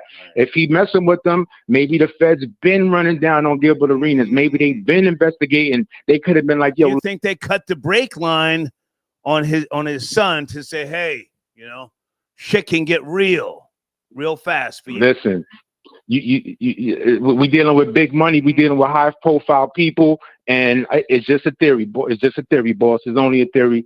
But yeah, betting in the NBA betting in sports, the new betting sports culture right now, I think is definitely affecting the game. Is one of the primary reasons why sports isn't what it used to be. Right. And it's always been around, but now since it's out there in the open, there's too much money to be made from networks, teams advertising, players getting money, players being able to manipulate the games, sending Otani from the Dodgers, his translator got into it like a year or two ago with the betting and whatever the case is. Some people feel like the translator was taking a fall for him. So it's a thing. Can I jump in the Most High? Can I jump in? Can I jump Yes, in? sir. Yes, sir. Is there such a thing with regards to who has or had the worst gambling addiction in the NBA? Would Michael Jordan be in the top 5? One more time. Say that one more time. Is there any type of documentary about gambling in the NBA? And if so, would Michael Jordan? Plenty. Would Michael Jordan be in the top 5? Because Jordan kept winning, so his credit was crazy. Look, I just won a championship.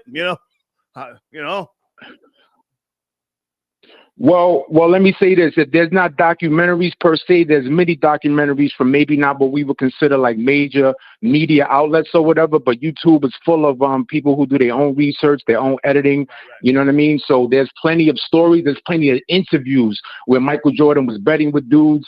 Jamal Crawford has some stories. I think Antoine Walker has some stories in terms of that. Isaiah Thomas got caught up in some type of betting scandal when he was in Detroit. So the 80s, especially when players really started to make big money, whatever their proclivities were, I think the money just facilitated it a little bit more. And number 9, I said international gangster, you drunk tether. Listen, man, if you want to come back on the line, you already know. But anyway, long story short. Hold on. You're responding to number 9. He sent it a donation. What is he saying on the screen? What is he saying? I just pushed a button. He ain't saying nothing. Okay. He ain't saying nothing. Okay. He ain't saying nothing. And I'm gonna land my plane on this right now. Yo, Rory, you a fake Tommy Egan. Boris dropped that Addy and hung the phone up again. You a kitty cat. Peace. Well, hang on. The Most High, don't hang up now. You called his name. You can't just slide off. Okay, he slid off. All right. He slid off. All right. Rory, you still there? I didn't hang up on you. Rory should be still in the queue. Okay, I'm sipping. What am I sipping here? The 20 grand gold. Is my nigga Gangster of Love in the live chat? GOL. Rory, where are you? I didn't hang up on you. Rory, I can't hear you. Rory, did you hit the button, the mute button? Where is Rory? Number 9, are you there? Gene Richmond calling back in. Number 9. Hey, nigger, how do you get caught in an accident? Nigger, I'm talking to the nigger on the phone. Hey, nigger, how you get caught in an accident? He hung up. You're talking about the Most High. He hung up. Yeah, talking about that black piece of shit. Yeah. Whoa. That's what I'm talking about. Wow. Yeah, that nigga that stands in front of the corner store begging for a cigarette. That's what I'm talking about. That nigga. Okay. Hey, nigga, where are you? Okay, he hung up. Housing project, nigga. You called me. Shit. You want to hold on? You want to hold on? Yeah, housing pissing in the elevator. That nigga. You called me, nigga. I'm here, nigga. Rory, where are you? Are you still on the line? Rory! Nah, he ran. What's going on, man? This cat ran. What are you talking about? They want every white boy to be like Adam 22 and Paul Rosenberg. Whoa. Some suckers from Chevy Chase, Maryland, or from New Hampshire. Easy. Come on, people. You're talking about people. Down to the bullshit culture. Hey, people. You're talking about people who are not on the line to defend They're not getting that on this show, Storm. All right, hold on. You know that. Stay there. All right, so number 9, the Most High hung up, man. I appreciate you calling back. Thank Number you. 9, he ran. This guy's a lowlife. He's the different level. He doesn't want to debate you. He doesn't want to debate you. He's the corner store. He's the corner store. He's the corner store bodega guy. That's what he is. He wants to unload. Give me the news. What happened on the corner today? Wait a minute. Okay, hold on a second. All right, so Rory, you're on hold. All right. Guys, we got a lot of echo in the background. The Most High, you're back on the line. You were addressing Rory or number 9, the Most High? See, when I called obviously to build on the topic. Right. Your man in the background always talking because he hears somebody black and he loves black nuts. What you need to do is develop a relationship with your nephew, who you call the little nigga baby in Florida. That's what you need to do. So that's number 1. Okay, number 2, I'm gonna put number 9 on hold. After you do that, sucker boy, fake ass Tommy Egan, right? What you need to do is go find the Addy that Boris drops for the second time and go handle your business and stop running your mouth on the phone. Period. Now, number 9. Number 9, while you talking crazy with that mixed drink in your hand, while you getting plowed like son from that Quentin Tarantino movie, when he had Ving Rhames with the the joint in his mouth in that basement and all that, you need not call me out, bro, because you wish you was Rory complexion. Stop the madness. You have no identity. You are not accepted enough by white males because they gonna call you what they call us at the end of the day. Then once they find out you from Haiti, you are rung below us. So stop it. You both need to get in touch with your sexual proclivities, have a date, and then do some type of procreating because y'all both kitty cats and y'all both suckers, and y'all both suck one FBA nut on the right side, and you suck the left. You suck the left FBA nut all the time. All right, the Most High, can you let him respond? Hey, nigger. The Most High. Nah, go ahead. Let him respond. Hey, nigger. What is both? You see, you're a nigger. Both. Only niggers you sound like that. BOTH. Go unload your piss in that housing tenement that you're in, your Timberland boots, you low-life shake, Wu-Tang Clan piece of garbage. Go piss in that fucking elevator that your grandmother building live in. That's all you. To me, all you are to me is a nigga smoking Newport, begging for $1, telling people what you used to do back in the day in some stinking project, you low-life piece of garbage. I don't smoke cigarettes. Yeah. You of course you do, you fucking nigger. You don't believe niggas, you lying black. You lying black housing, fucking Doritos. You're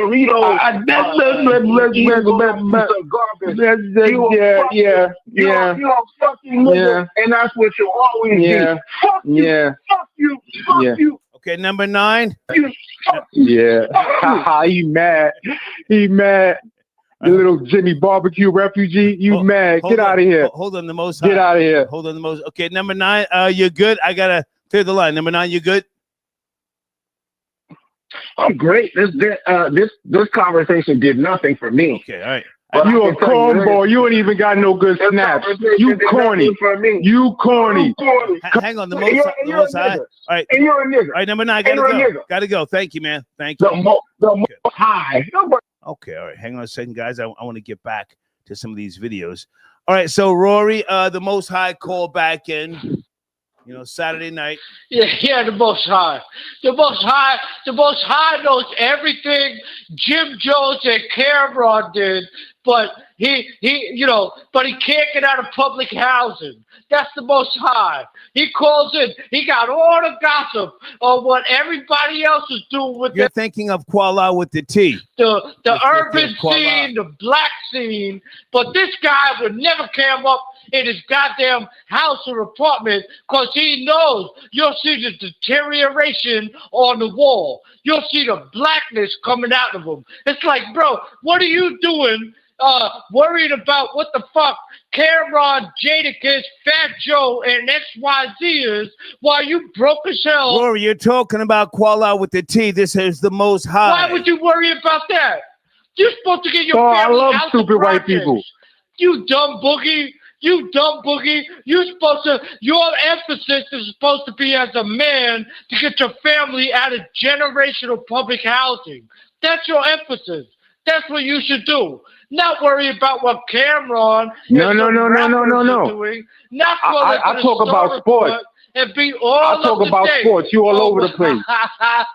You all over the place. Your dad went to jail for listening to Big Daddy Kane. You heard? Your dad thought Big Daddy Kane and Cool G Rap was the shit, and he ended up doing 25 to life. That's why you never had a dad.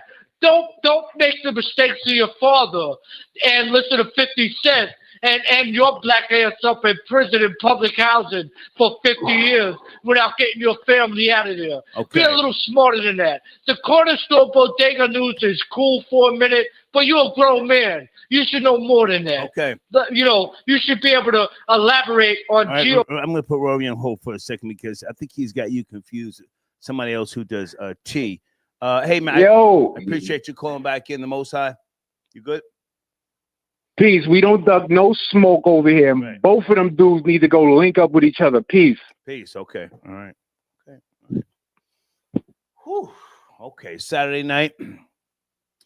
Area code 347. Are you there? Good morning. Yes, sir. 347. How we doing? It's Suleiman, sir.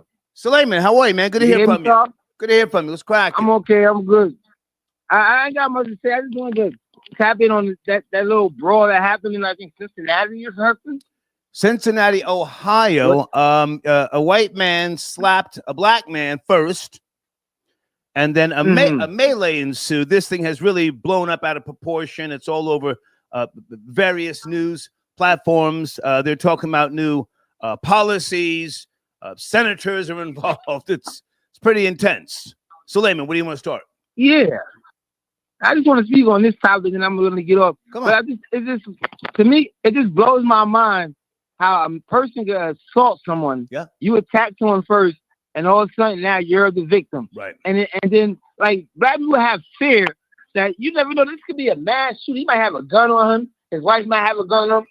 You got to take them out fast. Right. They can be happy they still alive and breathing. Mm-hmm. That's what I feel like. They should really be happy they still alive or something. Come on.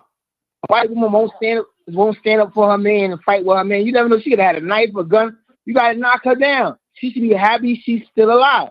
That nonsense Rory talking about, she should be under jail. They ain't been mutilated.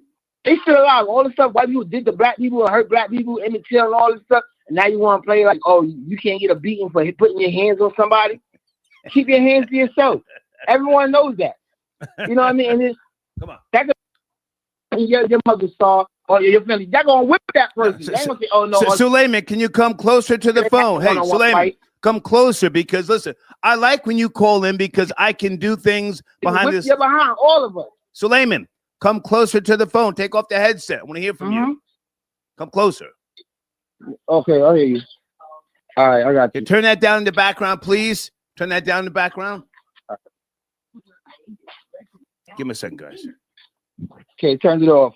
Okay. I like when you call in because I can take a break and do things behind the scenes I need to do. You can talk. Come on. Come on.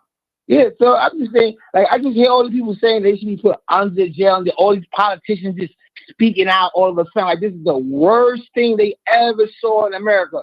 Every time a black person does something, it's the worst thing. The most atrocious thing. We've never seen nothing like this in the world. Right. Are we really being serious?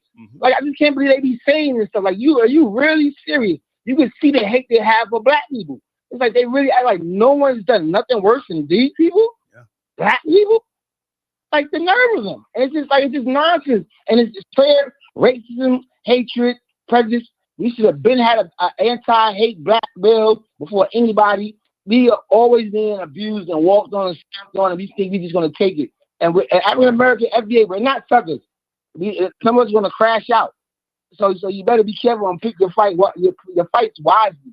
Because you got some people who don't care. They don't care if the police is there, whoever it is, they will crash out. So don't pick with people. Leave people alone. Let them have their peace. Let them have their freedom. Leave people alone. And that's all I really want to say. Because it should be nothing done against these people. I don't even know why they're getting prosecuted. Like, the man attacked them. They're a group of people, mind their business. He's attacking them. They have a right to defend themselves. They don't know what he might got. He might have a gun, anything. We're going to diffuse the issue first, and then we'll talk about it later. He's still alive. Be happy. And then press charges on him. Me, I defend myself. They allow the person to press charges on me. I never charged that person, even though the camera showed them attack me. I just defended myself. Okay. Like, it happens. Hello. And enjoy your night. I appreciate you, man. Salute. Salute. Salute. Wow. Okay, hold on a second, guys. Connor, I appreciate you calling in, Connor, earlier with regards to her conspiracy theory about Whitney Houston. Someone just sent me a video to remind everybody. Blade. You're among friends. Thank you so much. And you're most welcome. Thank you.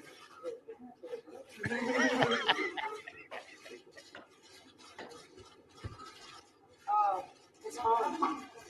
It's hard. Are you happy, Blade? Now, if I remember correctly, Whitney wanted him to shake her husband's hand, Bobby Brown. Where's Rory? White boy Rory, are you still there? Late night with the bullshit, Rory. Yeah. I don't know what religion they was into, you know. They was one of these 12 tribes of Israel or something like that, you know. I remember that. I remember that. Yeah, that's lame. That's lame. It's as lame as the last caller. Talking about the people who were beating up the white people 10-on-1 were oppressed. Give me a fucking break. You know, the people who got assaulted were the oppressors. You know. Hold on a second. Just so we're clear, you know, only 25% of white people in America are descendants of slave owners. Just so we're clear. So when you call people, I think it's less than that. Colonizers. Rory, I think it's less than that. Yeah, well, 25% at the time that owned slaves were white. At the time when they were owning slaves. So, of course, it's watered down since then, you know. But they want to blame every white person for slavery. Meanwhile, the numbers, the math ain't mathing. You know, the math ain't mathing. You know, so, you know, do the math and come back with that cracker, you know, come back with that cracker stuff. Wait a minute. You know? Hold on. Guys, we are all over the place. Hold on. Boris just sent me a video here. I got to play Boris this. is so soft. Hold on, Rory. He said start at 6 minutes and 30 seconds. I appreciate Boris sending me this. 6 minutes. Boris would rather hang out with. Put this white boy on hold. Oh my goodness. Guys, does Dr. Umar Johnson have a gambling habit? Has Lennon Honor spoke about this? Oh my goodness. This video is from 4 years ago. Exclusive. Oh my God. Hold on. Is that why he needs more donations? That fast. Yeah, because you're playing the $5. Okay, try this one. You want to play more? Try another one. Okay, Mama. Thank you. Dr. Umar. I'm not doing too good. I lost $20 in 1 minute, y'all. I can't do this. I just spent $20. We did 3 spins. We didn't hit for FDMG. Okay, the ancestors don't want me to get the money this way. The ancestors don't want me to get the money this way, family. We got to get the money with the donations. Hit the Cash App. Y'all want me to go broke? Hit the Cash App, $FDMG School. Hit the PayPal, paypal.me/F. Play the dollar machine. Where the dollar machine at? Somebody said play the dollar machine. We got to get these schools done, family. Hit the Cash App, $FDMG School. PayPal.me/FDMG Academy. PayPal.me/FDMG Academy, family. We got to get this money. I might spend $20 more. I don't gamble, but we got to get the money up. This is for the school. Liberation. Y'all said don't gamble no more. Should I do another $20 and cut? Wow. Should I do another $20 or just penny slots? How much I'm going to win at a penny slot? We need a mill, family. Talking crazy. We need a mill, family.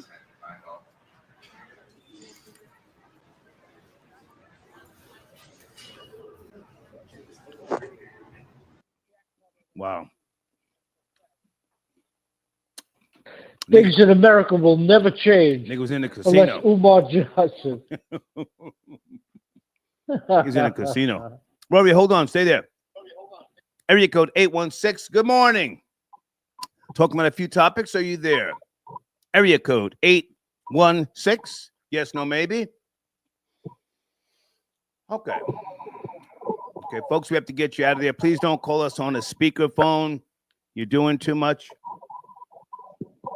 Thank you. Good night. Hey, Kat. Area code 718. Kat. Hey, girl. Good to hear from you. Hey, sir. Hey, sir. Hey. How are you? You can hear me good? I'm good. What's going on with you on a Saturday night? What's cracking? I'm sipping. As you should be. As you should be, you know? What's going on with you?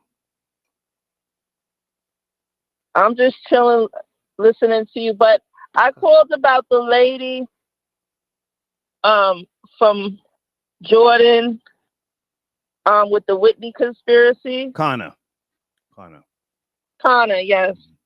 I really just think that Whitney OD'd, honestly. I mean, you know, and I fuck with Whitney heavy, but she was high.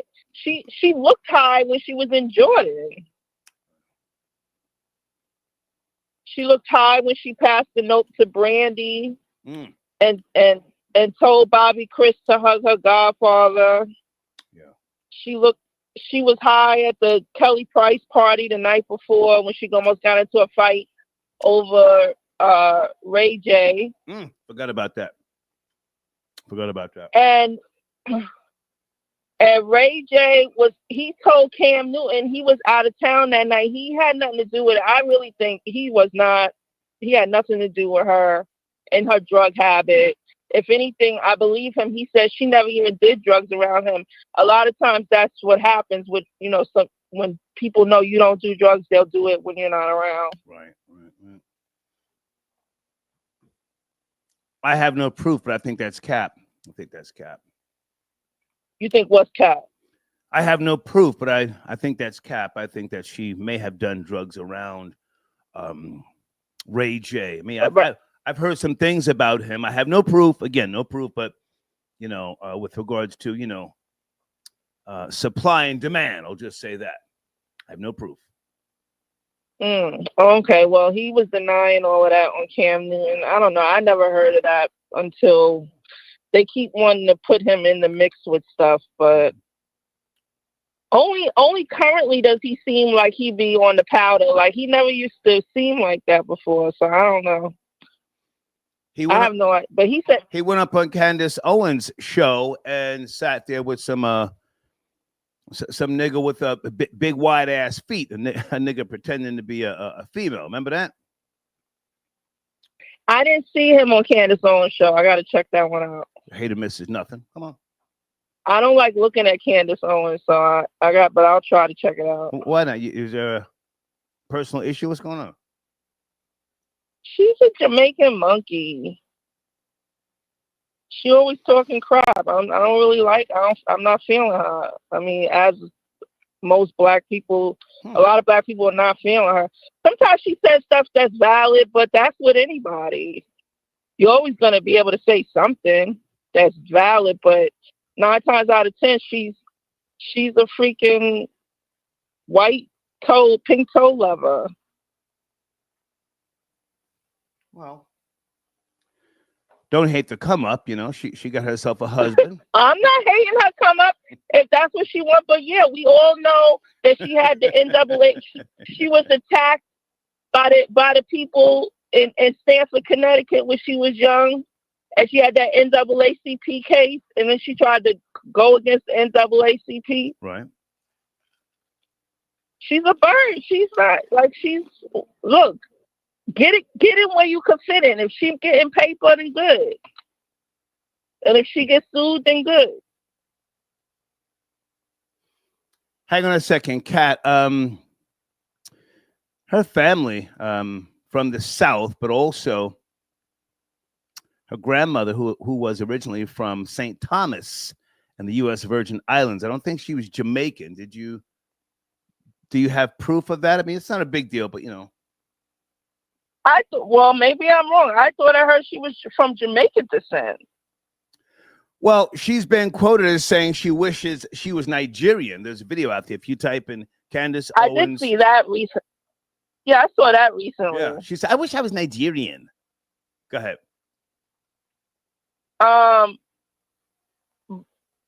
Okay, Caribbean American St. Thomas. Okay, so maybe it's St. Thomas. I don't know why I thought she was Jamaican. Somebody said that. Don't worry about it. So I just read it. Okay, yeah, you're right. U.S. Virgin Islands. Okay. She looked like a Jamaican monkey, though. But anyway, sorry. Damn. I'm sorry. Come on, Kat. Come on. I'm not sorry. Fuck it. I'm tired of saying I'm sorry for something. I said what I said, and that's it. You said what you said. Stand on it. Fuck that.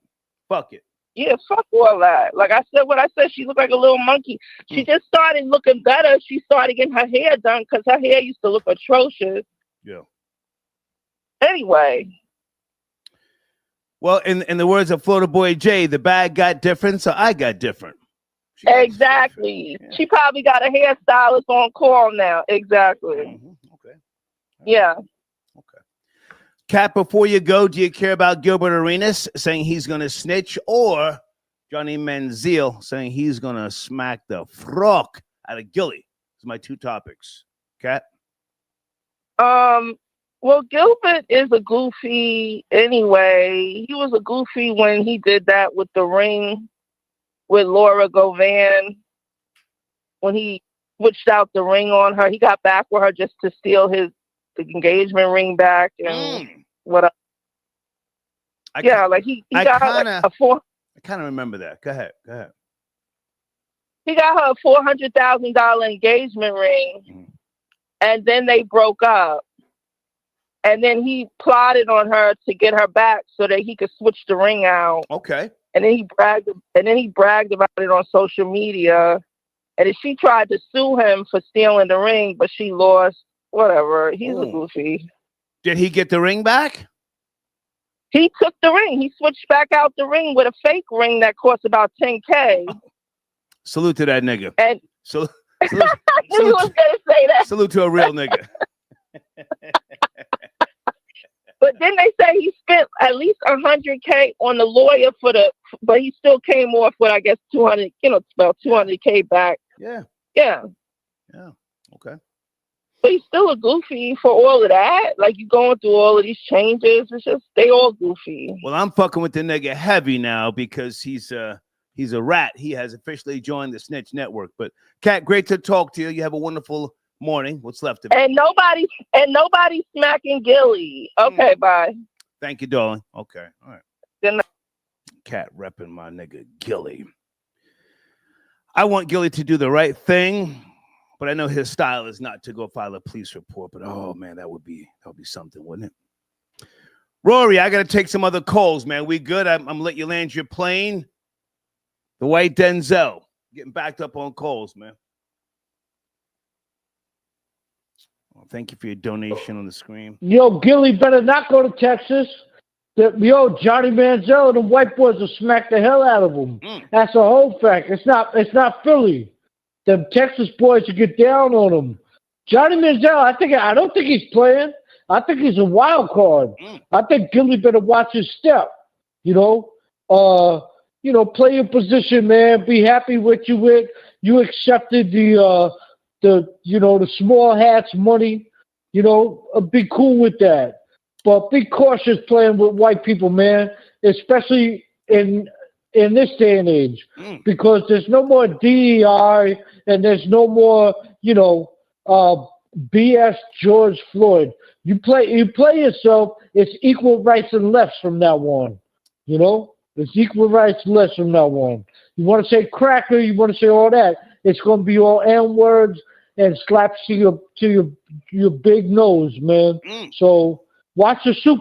Yeah, for real. Gilly better watch the soup coolers, man. Gilly ain't tough like that. Johnny Manziel, a wild boy. Johnny Manziel, a wild white boy, man. You go down to Texas, I wouldn't be surprised if him and his people roll up on Gilly and put the beats on him. So he should watch his P's and Q's. Hey, Rory, do you remember George Zimmerman wanted to shoot the fade with DMX? You remember that? Yeah, DMX backed out. DMX backed out. Well, he didn't make it happen. R.I.P. But I think he had asthma. R.I.P. to DMX. That's the homie from the Bronx. But he did get called out. Yo, Star, on some real ish. He called him out, and I thought there's no ducking, no fades. There's no backing down to no call outs. That's the code of the street. I didn't see DMX, get in there or try to, DMX got money and people and stuff like that. He could have tracked that. Well, hey, he's gone now. I just wanted to ask if you knew about that, but let's not, let's not talk about it too much, man. Good to talk to you, Rory. Yeah, but he didn't call him out when after he passed. He called him out when he was alive. When he was here. He was alive, yeah. Yes. Yeah, that's a whole different story. Yeah. It would have been a punk move if he would have said something about the man after he had passed. Right. Yeah. But he called him out when he was here. He was like, "Oh, I see you up on the gram talking all that ish. Talking spicy. Well, come on, come down. Talking spicy. Hey, did you just send me a text, Rory, or was that somebody else? Hold on a second. No. Not me. Okay, hold on. No, that's not me. I just want to say, I'll land my plane real quick.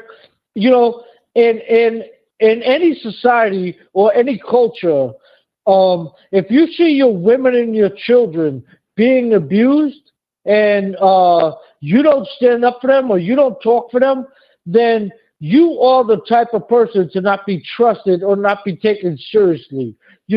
When I went to jail and I was on Rikers Island, there was a lot of white boys who were like want to be Bloods or want to be down with the black dudes.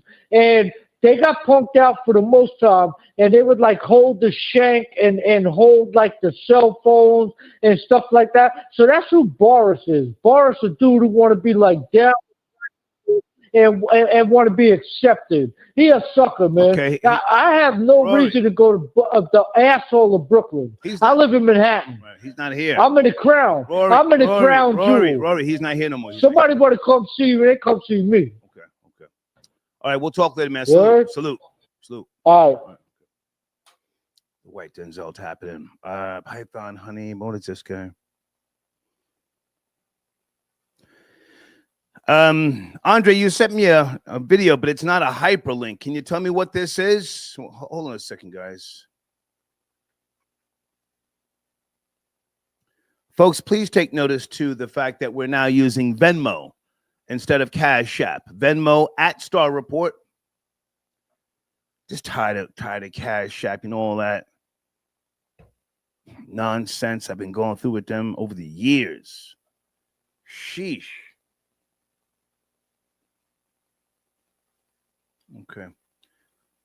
Okay, thank you, Andre. I'm not going to be playing that. Listen, you can send me videos about people getting shot, stabbed, and set on fire. I don't want to play anything with regards to animals being hurt. No, thank you. Erica got your email. Okay, Eric is the guy who sent me the video with regards to Kansas City, Missouri. Eric, the guy who pulled out the gun, some type of zesty male, Caucasian. What happened to him? I don't want to keep playing that video, but thank you. Okay, Bleed, I got your email. Thank you.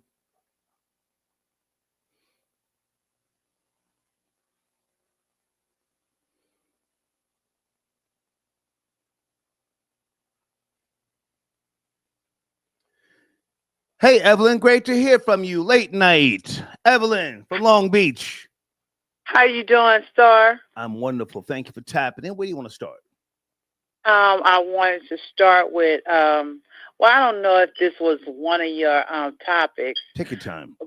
Just heard about Candace Owens. If you'd have let me say anything about her. Come on. Okay. Come on. Candace Owens don't know who she want to be. Really, she want to be a white woman, but she turned out to be black. Okay, then you want to have black people to fight for you. Then you want to turn on them. Which one you want to be, Candace? I think really you want to be a kingmaker, because I think that your husband, he's sitting back and he ain't saying a damn thing. He letting you get out here and make all the money. I don't see where he's doing nothing. So do you want to be a kingmaker? Do you want to be a white woman? Do you want to be black? What do you want to be? One time you want the black people behind you, the next time you don't. I mean, I don't get you. I can't figure it out. So start enlighten me if you can. Well, she's a young female. I don't like to go at younger people because, today's day and time is very different, and they should be allowed to make their mistakes. She's a public figure. She's very outspoken, but at the same time, we shouldn't be, or I shouldn't be so critical of a younger person. I'm not sure what the angle is. Not that I have to be in the know, but as far as going after the president of France, prime minister, and his wife, it seems like a big nothing burger, if you will. But she is being sued, so she's going to have to prove what she's been saying. You have to prove that, right? Because how do you know if this is a man or a woman? Have this woman had children before? That's going to tell the story right there. I mean, that's crazy. Why would you even start that up? Then people got real money. You got a little money, probably, and I don't even think your money that long. I think you setting up a life for yourself. You making people look at you. Okay, you married somebody white. That doesn't mean he got real money. Okay, I think you the one got the little bag and you grew it. Okay, and you trying to make your life seem like that this man got some real money. That's why I said, is she a kingmaker? Is that a kingmaker woman? That's what we call them out here in California. Okay. You, the king, when you the woman, but you setting it out there, making it look like that the man, I don't care what color he is, okay, that they're making the money, but really in reality, you making the money. You making the money, you dressing them, you setting them up with their cars, you setting them up where they live, all of that. It's really all on you. He's just there as a figure to walk with you wherever you go. Can I jump in right here, Evelyn? Why are we focusing on the racial aspect of Candace Owens? Again, I mean, she's younger than me. I was born in '64, and she's a journalist by today's standards. I don't know if she ever went to school for journalism, but journalists traditionally are supposed to be in seek of the truth. In my opinion, I've been through legal lawsuits, never lost a lawsuit. I've had lawsuits thrown out, but I've never been found liable, never been fined by the FCC, never had to pay anybody. So the process of discovery and other things, depositions, I know these things very well. It just seems like, she's cloud chasing, and there's nothing wrong with that, but I think she's in for a rude awakening, in my opinion. But let's not just focus on the racial components here because she's married. Right. She's married. She's got herself a husband. I got a video of her husband who speaks about how fast they got married. But even so, she's married. She's got 4 beautiful biracial babies. How my mother was Neapolitan Italian. So I'm not coming down on her about that. But what she's claiming, if you ask me, she has already shown malice. And I've been speaking about New York Times versus Sullivan for decades. 1964. Public officials suing the press, media, so on and so forth. It's a much harder legal fight, and they have to prove malice. I think she's already shown malice on a few occasions, and the fact that she has not been willing to work with the prime minister and his wife, I don't know the outcome because, of course, they have been sued here in America as opposed to in France. I just don't know what her real gripe is. And it seems like she's got a gripe. It seems almost spiteful to me. But go ahead. Okay. Now I'm going to go to Gilbert Arenas. Now, y'all know that Gilbert Arenas, can you cuss a little bit? Why not? I mean, I'm not going to cuss all out of line. Come on. Gilbert Arenas always been a shit talker. He from the beginning to the end, he always was a shit talker. And for your caller just spoke about the girlfriend, she got what she deserved it, because how the hell you gonna get on somebody's show? They gonna give you a job and you gonna bite the hand that feeds you, because Laura Govan, she tried to start going with Shaq. Now how you gonna get on his wife's show and act like, ain't nothing going on and everything? Gilbert Arenas, that's how you got on the show, because you was supposedly going with him. You was supposed to be a basketball wife, right there. But see, that's the karma coming back to get you. Now, the man that he done bought you supposedly $100,000 ring, he done went all the way down to 10. Why? Because he knew that you was a full of shit bitch. That's why. That's why. You done went all around the league, girl. Cut this bullshit out. You should have went on and married Gilbert Arenas. That's what you should have did. Because Shaq wasn't gonna marry you. How Shaq gonna marry you and you on his wife's show? Come on now. Get on out of here. Now, let me go on to this. I hate to call people name on your show. But I gotta do it. Rory, let me tell you something. Black people is not taking no slaps to the face no more. Well, Evelyn, if you call his name and he calls back, I have to let him respond. Okay, you can put him on. I don't care. I'm still stating the fact. Okay. Star. Come on. Black people is not taking no slaps to the face. They're not taking no ass whoopers for white people. They going in. And they don't care if they got to go to prison. They mean they not finna go for the bullshit no more. And that's all there is to it. Ain't nobody going to just take a slap to a man. You don't slap a man. That's for one thing. You slap women, even though you're not supposed to slap women, but you slap a woman. You don't slap another man. Okay. That's just all there is to it. And the woman, they claim that she got in it. Now, I'm not going to lie. If somebody slapped my husband, you damn right. But see, I'm not going to come out with my gun. I'm going to come out blasting. Okay. I'm not going to just stand up there and start talking about no. Right. No, I'm going to start shooting. Okay. That's what's going to happen. And we just going to be in the melee. All right. I appreciate you, Evelyn. All right. Thank you very much, Star. And if he want to call back, that's fine. I can call back too. Okay. I don't mind. I'll text him. He ain't got nothing to tell me. I'll text him right now. Thank you, Evelyn. Okay. Bye-bye. Thank you. Rory, Evelyn said if you want to call in, she got time tonight. Area code 919. Can you hold on? 919. All right. Okay, stay right there. Hi, Lydia. Lydia, I got your Venmo donation. Okay, thank you. She says I have been very fair with regards to the Candace Owens lawsuit. Well, thank you so much.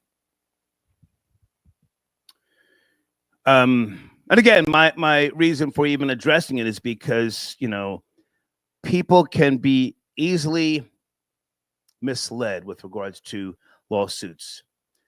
I tried to watch Candace Owens and Tucker Carlson, and it just started to bother me.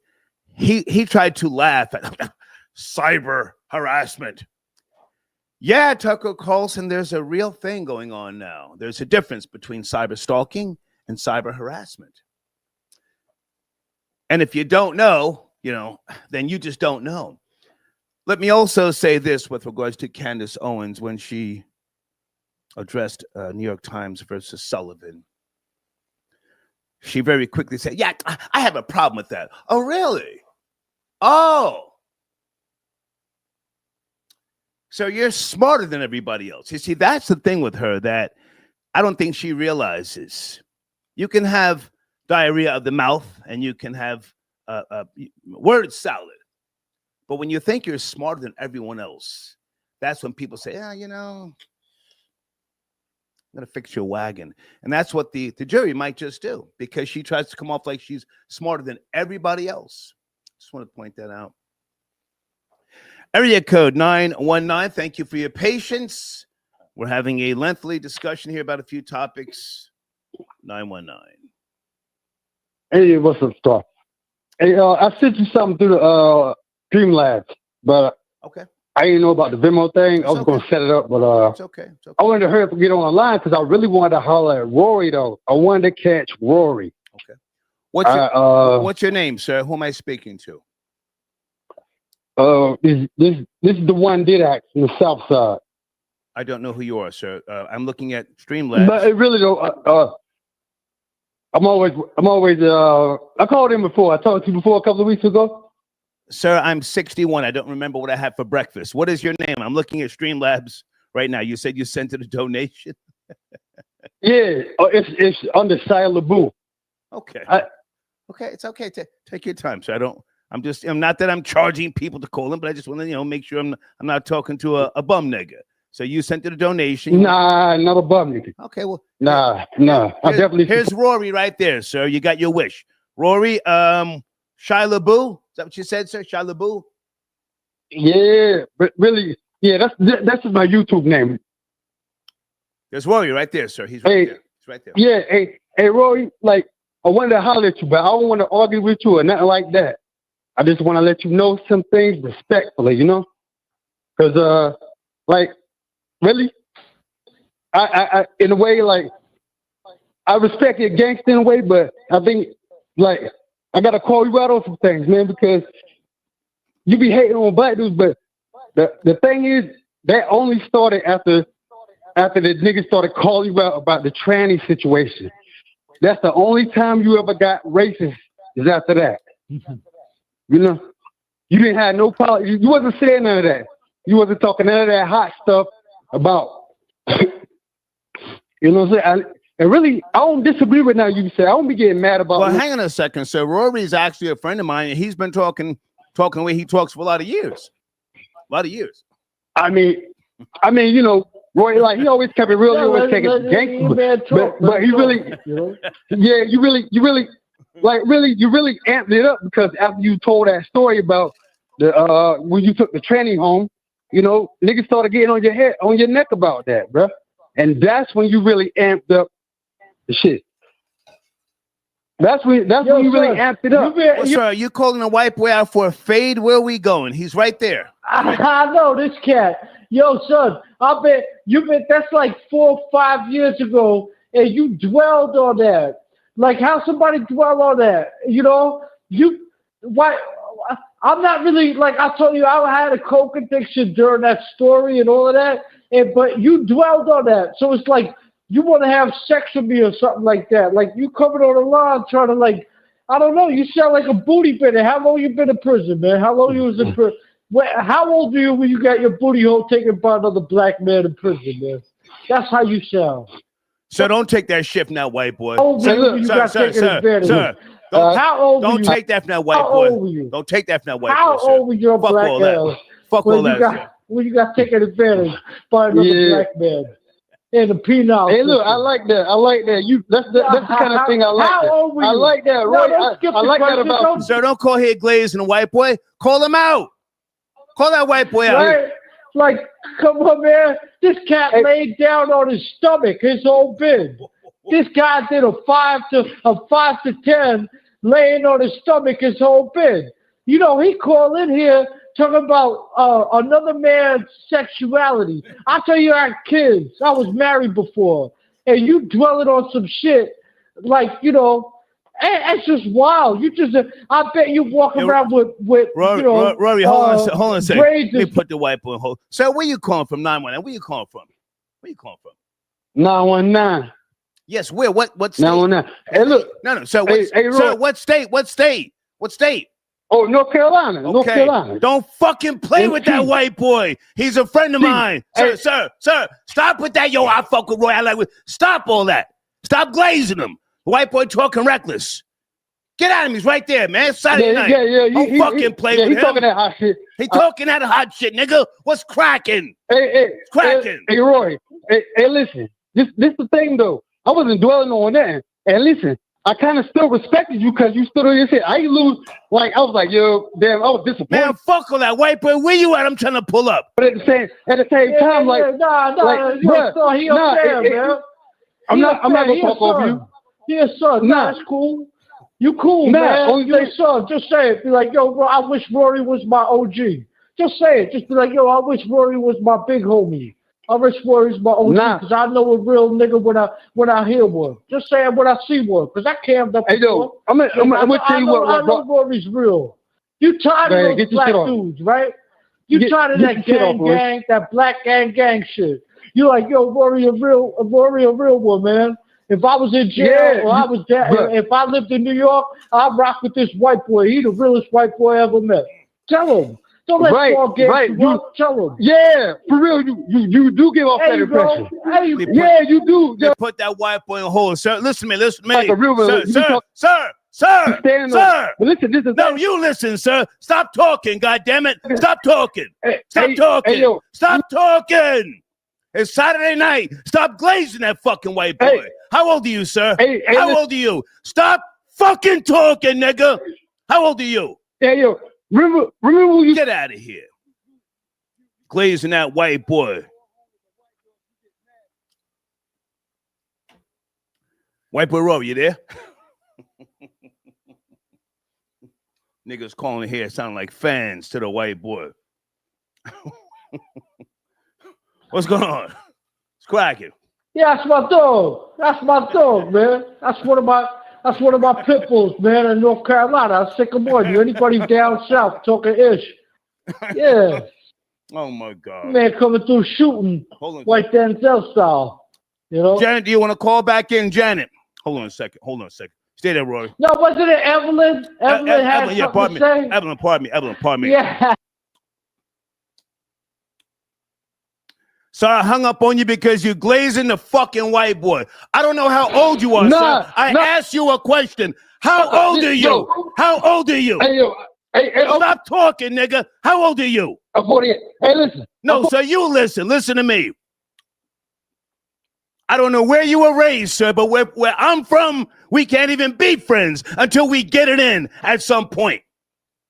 That's how we determine who in the pecking order is a real nigga. The white boy called you all sorts of names, and you still talking about I respect you. You gonna get at him or not, man? If not, get the fuck off my line. Exactly. Hey, look, let me tell you why he's the biggest sucker in the world. When this motherfucker got on the line, he's right there. Stop talking to me. Talk to him. Roy, when you got on the line, and you talk about how you call the authority to give them the tag when you see the niggas in the 5 cars taking a white girl home. You was mad because you go home with a boy that night, nigga. You was mad because you went home with a boy. That's why you like, bro. Hey, yo, man, fuck all that. Drop your addy, nigga. Drop your addy. Hey, yo, I'm in the R.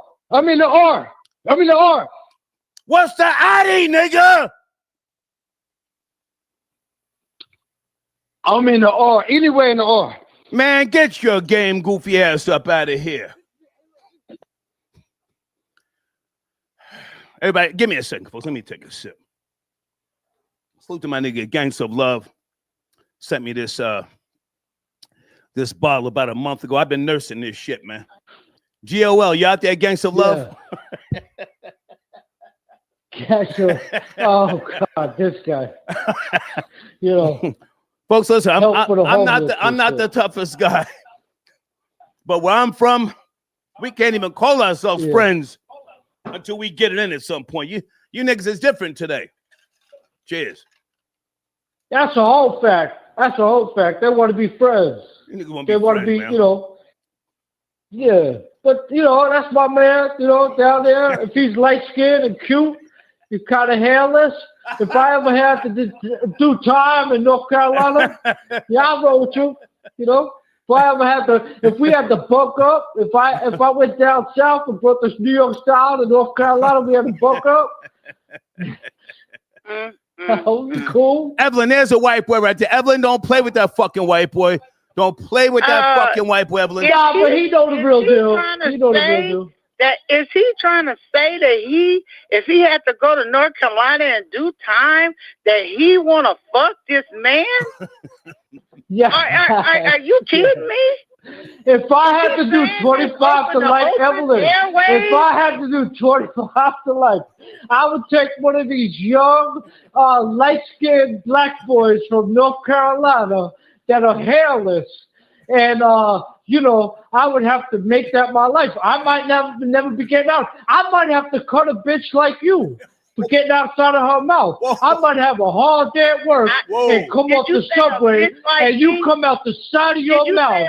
You come out the side of your mammy mouth, and I might just knock your bitch ass out. Oh God! Okay. I might give you the cooch. Let her respond. Honey, I wouldn't touch you with a 10-foot pole. Because, see, I know what you are, Patty Roller. I know what the fuck you are, okay? You might be star friend and all this and that. Fuck all that. Get at that white boy. Evelyn, don't play with him. Fuck all that friend shit. Get at that white boy. I know what the fuck your ass really is, okay? Right. You want to stick around black people. You want to have friends with them. But when it really boils down to it, you still the white patty roller, baby. I hear it all in your voice. I hear it all through the shows that you on here with Star. I know what the fuck you are.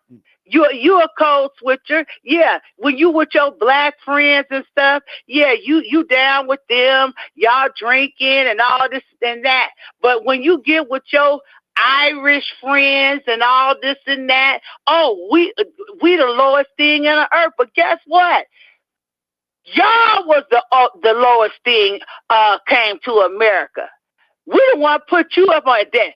Put you up on game. Remember, go back to the damn movie, which I'm quite sure that you love. Okay, I'm quite sure you love it. What did Bull the Butcher say? He said a white man got paid 25 cents to do it. A nigga got paid 15 cents to do it, and an Irish. Okay. What did he get? 5 cents to do Let's go. So what the hell is you talking about? Let's go.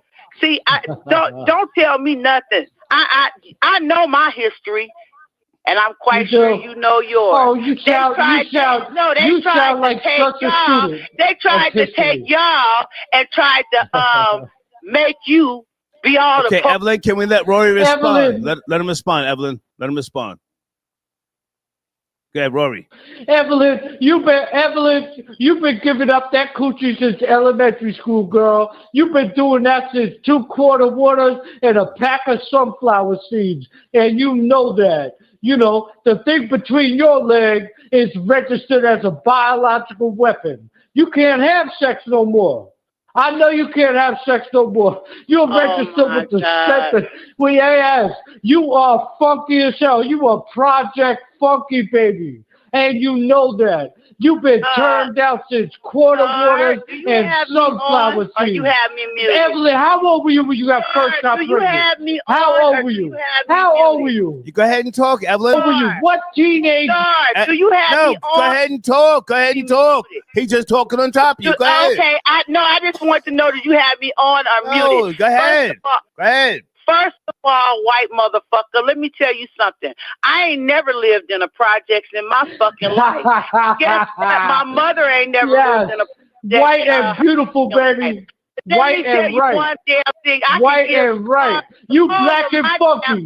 You black and funky. All of my dogs. You better hide from.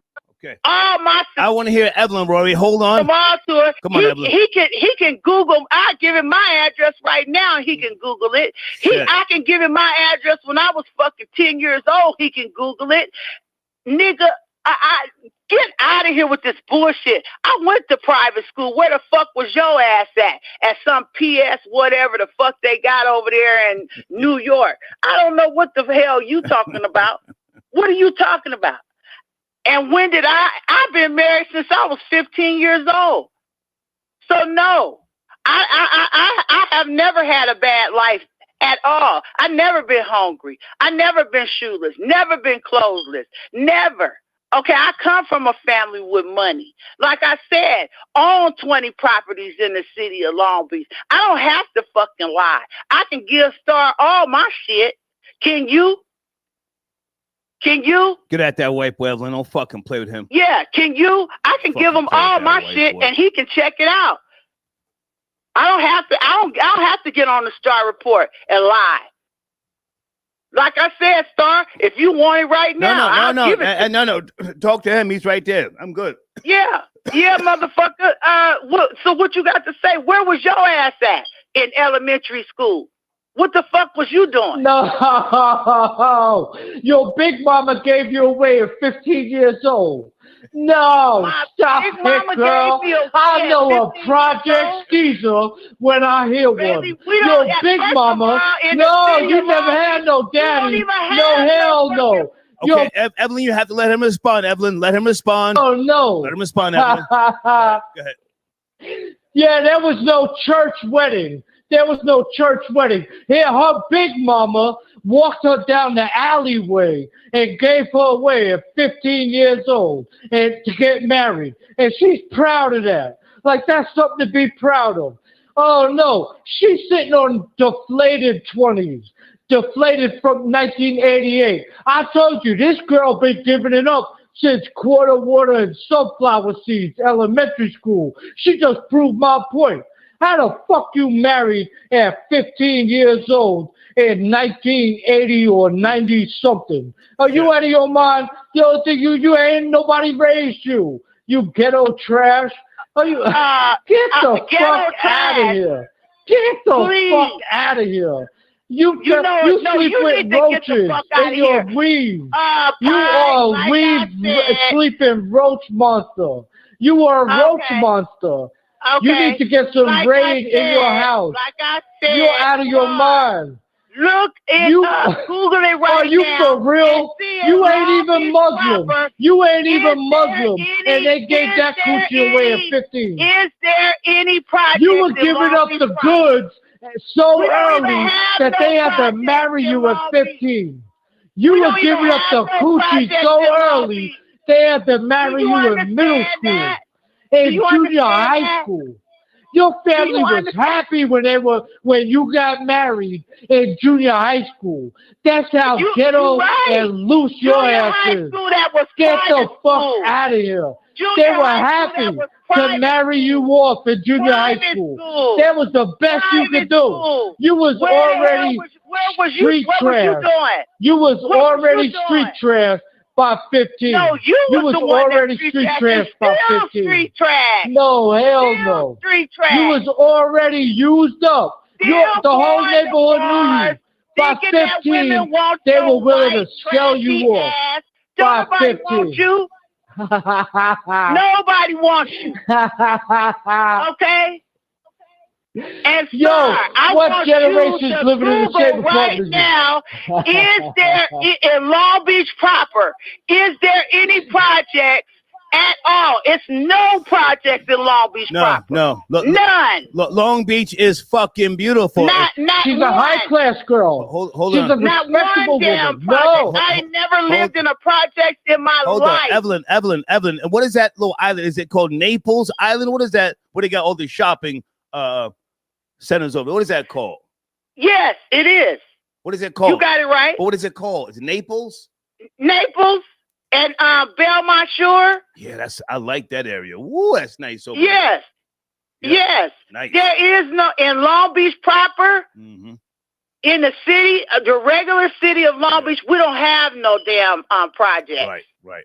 So I don't know what the hell. I went over there by Snoop Dogg's high school and that little complex over there where you got Poly High.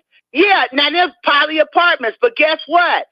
No, it was nice. I'm saying it was nice. The high school is nice. Where he went to school with all of them used to be houses where you see that those apartments that sit next door to Poly High School. Them was homeowners. They came in with what do they call it when the state takes over your house and makes you move? Eminent domain.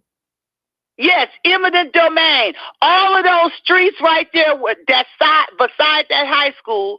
All of those was houses when I was growing up. They came in with eminent domain and put some apartments right there, just apartments. They're not even projects. Evelyn, can I jump in for a second? Hold on, because I spent at least 3 to 4 days in Long Beach when I did my California road trip.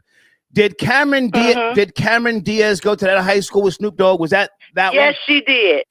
Yes, she did. She said he was her weed dealer. Buyer. That's right. Right. Okay. Hold on a second. Let me bring Roy back in because I got to get other calls here, Evelyn. And I appreciate you. Billy, I appreciate you getting at that white, but don't let him call up in here and got these niggas glazing him. My child got shot. My child got shot. Oh God, my child got shot. Oh no, none of my kids got shot. I ain't never called in here and said my kids got shot. This is the princess of Long Beach, married at 15 years old. Give it away. My child got shot. Oh Lord have mercy. My child got shot. My child. My child. You got sold up at 15 years old. And you the princess of Long Beach. Oh, I'm sure you come from good stock, girl.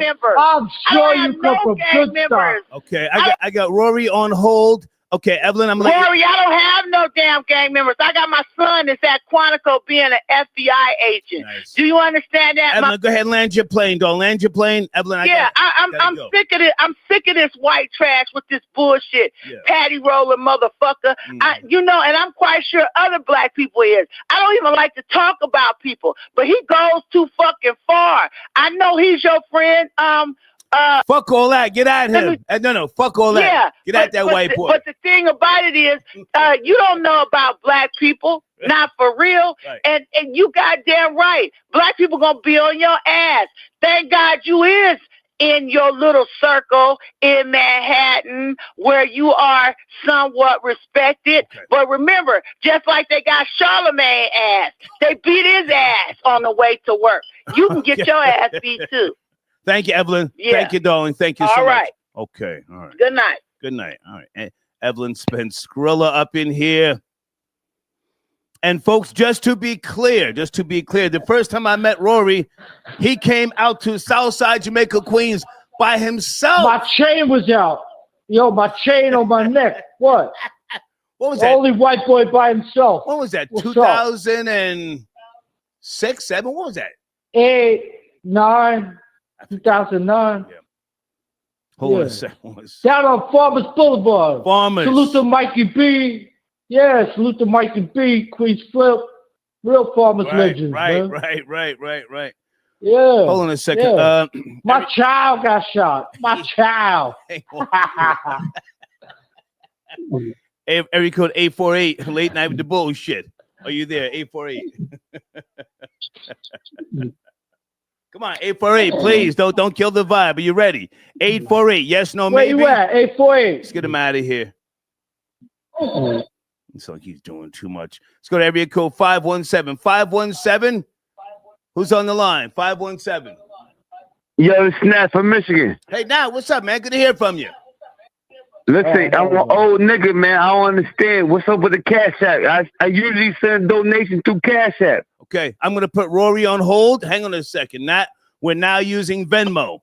Venmo at Star Report. I'm an old nigga, so I got to download that app and do that thing. No. You can use PayPal. You can use, what is it, Streamlabs. I just, we moved on from Cash App for right now. Just too many headaches, issues over the last fucking damn near 3 years. But good, you're good, man. What's cracking, Nat? What's cracking? You're good. Good money with me. It's crazy. I'm sitting here in the line. I'm getting home. I golfed all day. I shot 27 holes on a nice golf course today. Nice. I'm hearing Maggie's talking bad about another black woman. That's crazy. When black women talk bad about another black woman, that's crazy.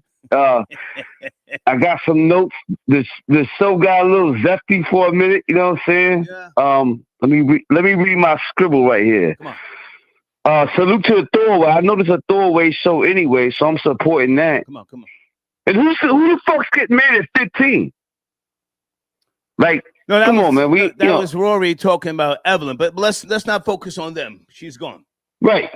So let me get my shit. I've always want to say F Ohio. There was an Ohio caller earlier. F Ohio. It's Nat from Michigan. We talk about that. I'm seeing the thing right here. Well, hang on a second. Nat Gilbert Arenas says he's snitching. I got to bring it back to the main topic first. Can we address that? Yes, no, maybe? Gilbert Arenas. Well, I remember Gilbert Arenas when he played at Arizona. I might be wrong, but I remember we played at Arizona Wildcats in college. I don't know much about him. You know what I'm saying? I don't know, but I heard about the gambling thing. The small hat's always going to be involved in something like that. Okay. And that's all I heard about that. Okay. But I've been on the line, so I ain't gonna hold you. I've been on the line for like an hour. I got chicken scratch. I just called in to be like, yo, how do I... Stay with me. You got good money. You got credit with me. Johnny Manziel. That's my man. Johnny Manziel says he's going to fuck Gilly up. Man, Gilly needed... I ain't fuck with Gilly. When motherfuckers wear them big, goofy hats... that I seen Gilly wear at one time, he needed to be touched. And that's all I can say about that. I had a homeboy of mine. Wow. I had a homeboy of mine. He work at East, he a Michigan fan, but he work at East Lansing, right? So he came to my house for a party one time. He got that big goofy hat on. Any niggas that wear them big goofy oversized hats, and I seen Gilly wear one, and it changed my look on him. So that's all I can say about that. I appreciate you, man. Everything else good with the family? How's wifey? Oh, yeah, we good, man. Like I said, we go off today. We had a scramble. That's what we do. I'm privileged enough, and God has blessed me enough that I can gamble on the golf course a little bit and golf with my wife and my son and shoot and put up a number. Yeah. Hey, hold on a second, Nat. I'm just now realizing I responded to your email. I didn't know it was you. Yeah, just say this is Nat. That's what I'm saying. I've been on here for like 45 minutes. I almost fell asleep, but I support the show. My reason for calling in was, I always support. I throw money and donate and all that, but I didn't understand. But I'm an old nigga. Like I said, I'm an old nigga. Now I got to download VENMO. No. Now you're good with me, but here's the thing.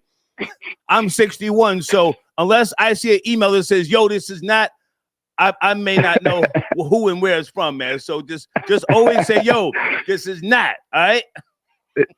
Man, I got you. Salute, bro. Salute. I'll be in touch soon. Yes, sir. Salute. Absolutely. Okay. Peace. Absolutely, my nigga. Okay. It's not from Michigan.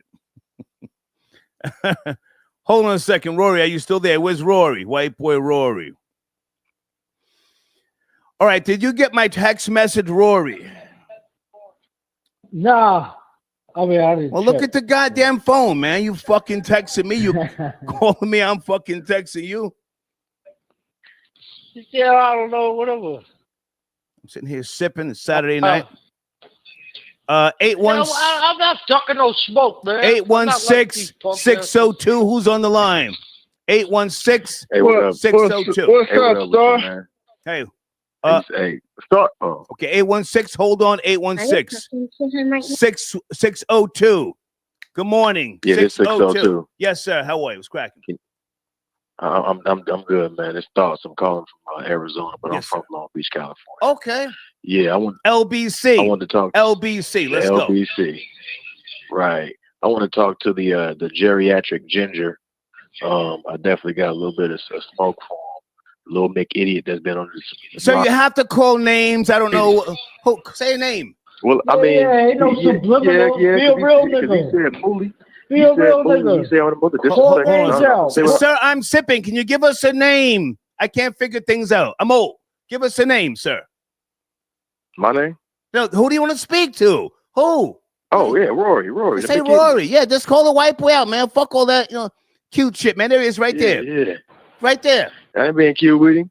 Yeah, but so I want to talk about that Cincinnati stuff because you've been talking to a bunch of dudes. What you doing? You crumping? Coming up here. You got a clown face on? You crumping right now? You gonna let me talk? You got a clown face on? You crumping right now?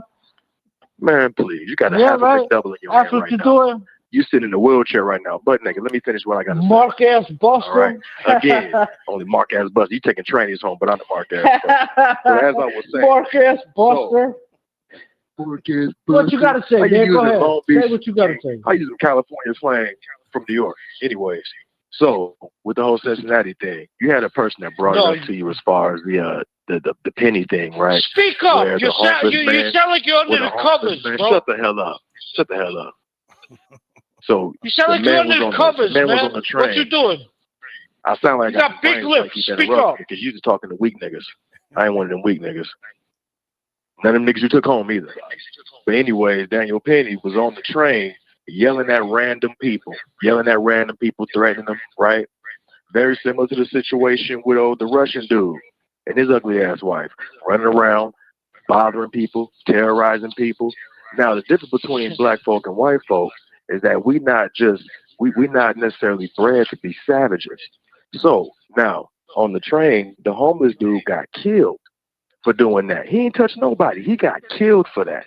And you over here bitching about how a Russian dude just got his ass whooped. He's still alive by multiple people, but he's still alive though. And you act like what? Are you Gangster Love's brother or something like that? You sound about as stupid as Gangster Love. Stay on topic. Are you serious? Are you serious? Like your logic is about dude, you're like fourth grade. Like really fourth grade. Topic, like that's your intellect. Address my point. You are as stupid as you are as black. I know you're not light skinned. You're black. You're like really dark skinned black and stupid. No, I'm serious. What you're saying makes no. It's like I'm talking to a child. It's like I'm talking to a child. Address the point. What's the point? Why are you asking me questions? Why don't you just make your point? It's a I don't ask you questions. What you mean, how am I asking you questions? Because you know I'm about to destroy that shit.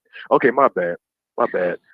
I know you. No, make your point. Let's see. Okay, go ahead. The Black Einstein. Here we go. Okay, you have the floor. On the previous show, you was talking to a man about the homeless situation on the train, and you said that was okay. But then when it came to the Russian dude getting beat up for doing the exact same thing and hitting on people with his life still in it, you said that's wrong. You out here puffing your fat ass red chest up with the sunburn on it, talking about you can't do that to women. You cannot do that to send your running counter to ippy time sounding ass nigga.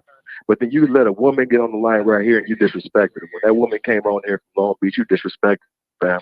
You showed her no respect. I don't care about her, and I don't care about you. I don't care about what phony shit you from. You a cornball crip. In my eyes, you a cornball crip. I'll be honest with you. You a cornbread crip. In my eyes, you a cornbread crip. I don't care about none of that. I'm not from that generation. I don't give a fuck about no blood or crip. I spin a block on a crip as quick as I spin a block on a blood. I don't care about you. I don't care about your punk ass. With your flannels, with your flannel shirts and your Converse sneakers, you got no swag, bro. You need to lay down, man. Your analogy is so stupid. Your analogy is like as stupid as you look. You know that? Your analogy is as stupid as you look. You know the guy, you know Daniel Penny. You want to talk about Daniel Penny? Daniel Penny got off on those charges because black people showed up, as his defense witnesses and said, "Thank you, sir. We were so scared for our life that this crazy ass Michael Jackson zesty nigga was going to kill us." Black people showed up as defense witnesses for Daniel Penny. Not only that, also the jury was 75% black. The jury was 75% people of color. Okay, right? Wait, and all of them unanimously said, so you're just a dumb boogie. Don't nobody want to talk to you. LA is corny. Always been corny. Always, yo, it's corny, dude. LA is corny. You just keep sucking up our nuts. Keep sucking up New York's nuts. How about that? Everything you got, your whole culture is from New York. Your whole culture is from New York. Okay, sir, he's on hold. I need you to land your plane. Please, go ahead and land your plane, sir. I appreciate your patience. Go ahead. Oh, you talking about me? Yeah, I got to take other calls. Oh, yeah. I appreciate you having me on. I just wanted to roast this ugly ass dude online talking disrespectful and crazy to black folk. Okay. But either way, at the end of the day, the Daniel Penny situation where a man died for his threats cannot be better than the situation where a man just got his ass whooped and put his after he made threats and put his hands on folks. If you saying one is good, then the other is good, and then you justifying the dudes that got. So I got to take other calls. We're going back to that Daniel Penny shit, but thank you, man. Salute. Daniel Penny. What was that, like 2 years ago? 816, thank you for your patience. Gilbert Arenas says he's snitching. Are you up to speed? Area code 816. Yes, no, maybe. Well, I'm here. Yes, sir. Please don't kill the vibe. Let's go. 816. Good evening. Good morning. I'm here. Yes, sir. What's up, Star? Sir, nobody gives a fuck, sir. You getting to the topic? What are we doing? Come on. All right, I'm gonna get to the topic. I want to talk about a thing happened in Kansas City. What happened? Break it down. At the convenience store. Break it down. What happened? Well, I'm from that area. Okay. I grew up in that area as a young boy. Okay. And there's a lot of violence, like in that particular area. Okay. And stuff. Hey, I was a kid. The Italians just own that liquor store over there. And like it wasn't a road race with me, but I could just as a young boy. Well, sir, tell me about this shooter. He's some type of Hispanic. He caught two bodies, sir. A black guy punched him and slapped him, and that nigga's now with Jesus, yes, and his brother. Yeah. Okay. Yes, yeah, I agree. Now I just wanted to show just the experience that I was down there. Well, sir, with all due respect, we don't know you, but let's talk about the shooter. Some type of Hispanic. What was his last name? I forget. Hernandez, Ramirez. What was his name? You know? Yeah. Yes. I mean, I don't know too much, whole lot of information about it, but I know that about $5,000 bond. So he pistol whipped the nigga after he shot him. Right? They had some type of road rage prior to the shooting. Right? Yeah. And like I agree with like they should have ran through his pockets and stuff, you know, and it didn't happen. But it's that's old school shit. I mean, if back in the days, if you punch somebody or slap them, up north, you got to run through their pockets because they may have a gun. I don't know how the newer generation does it now, but those two guys, did you know them? No, I didn't know him. I know him, but I'm down there. I mean, like Kansas City's barbecue mecca, right down there. It happened right down there by Arthur Bryan's, one of the best barbecue joints, and So I don't give a fuck about a neighborhood like that. I would never go there. But now, okay, so the two guys are dead. Well, you should. Are they screaming?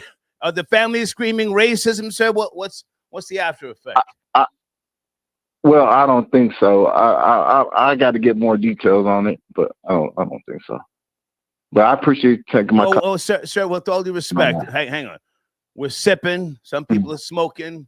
We're doing whatever.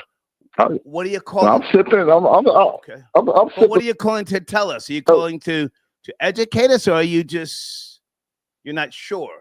Just being respectful. Well, no, I was just wanting to chime in on the show, man.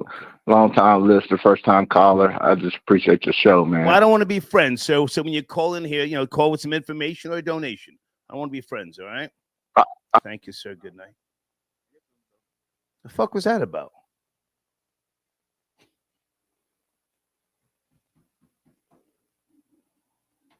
$586. Gilbert Arenas is my nigga now. Tell him he's not going. He's not going down alone. Oh, sorry, Rory ain't on the phone no more. Well, who are you, sir? Who am I speaking to? Oh, I just want. Man, I'm just a real Detroit player, man. I just wanted to hear Rory say he wanted to be a black man one time. Did you send in a donation, sir? Did you send in a donation? Man, I sent in plenty of donations, man. I'm calling off my burner phone right now, but I sent in plenty of donations. Well, sir, I just want hang on, sir. Just take it easy. I'm looking at your number. I don't see any donations. I can put you on the burner. Well, I don't care. This is a burner phone, I don't care, sir. I can put you on the phone with the white boy, but there is a fee. You going to get at him or you going to glaze him? I ain't going to pay no fee to talk to no white. Well, let's get you up out of here then. You calling about your burner phone, nigga. Huh? Got the white boy out there on Front Street. He's ready for all the goddamn smoke. 914. Good morning. Good morning, my nigga. Oh, my nigga Craig.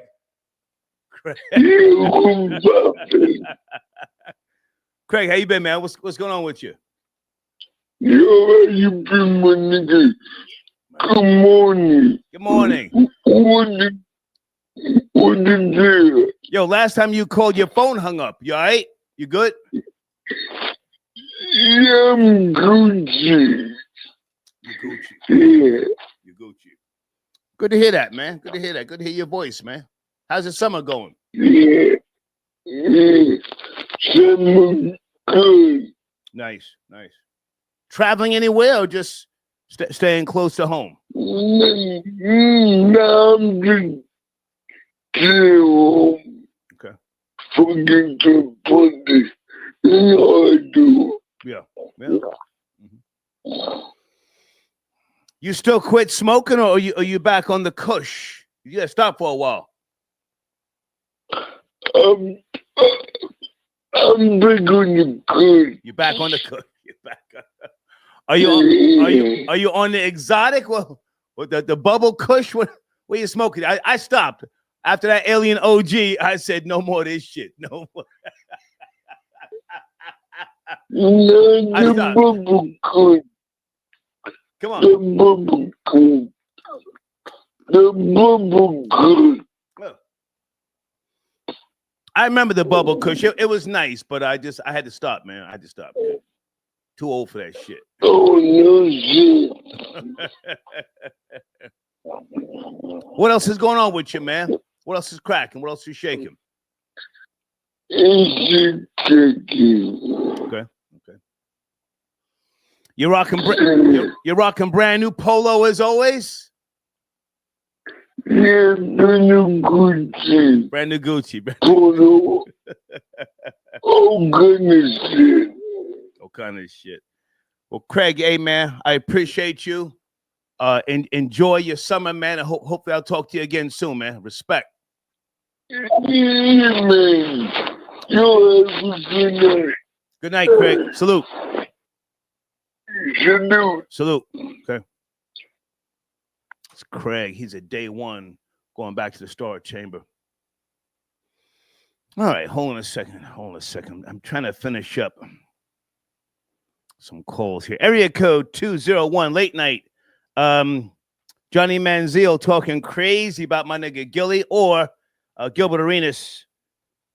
Are you up to speed? Area code 201. Good morning. What up, Star? Yes, sir. How are you? Yeah, man. Gilbert he gonna snitch. Everybody know that, man. He said it. Johnny Manziel. He said it. Oh, hell yeah. He looked like a snitch. He always been on that shit. And Johnny Manziel, he just doing that shit for clout, man. You know what I mean? Who else? the beef within Gilly, because Gilly gonna stretch that shit out. Gilly gonna stretch it out. I would like to see Gilly file a police report. I want to see him, like, really just get some clout off of this. I got nothing against Johnny Manziel, but I don't know, man. I guess do they have any type of history prior to this? What he's saying, or is it just some random shit? It's just some random shit, man. It ain't shit. Is the white boy back on the powder? Is he on the powder? More than likely, he down in his luck trying to get his numbers up. Yeah. So I can't knock the hustle. Yeah, Johnny Manziel, born in 1992. Shit. Young as fuck. Hey, man. Heisman Trophy Never winner. too Heisman Trophy winner. Let's not get it fucked up, right? Never too young to get on that shit, man. Okay. Anything else you want to mention? Nah, man, you have a good show, man. I just wanted to call in, donate a little bit. Salute. Yes, sir. Salute. Thank you so much. Appreciate you. Okay. All right. Okay.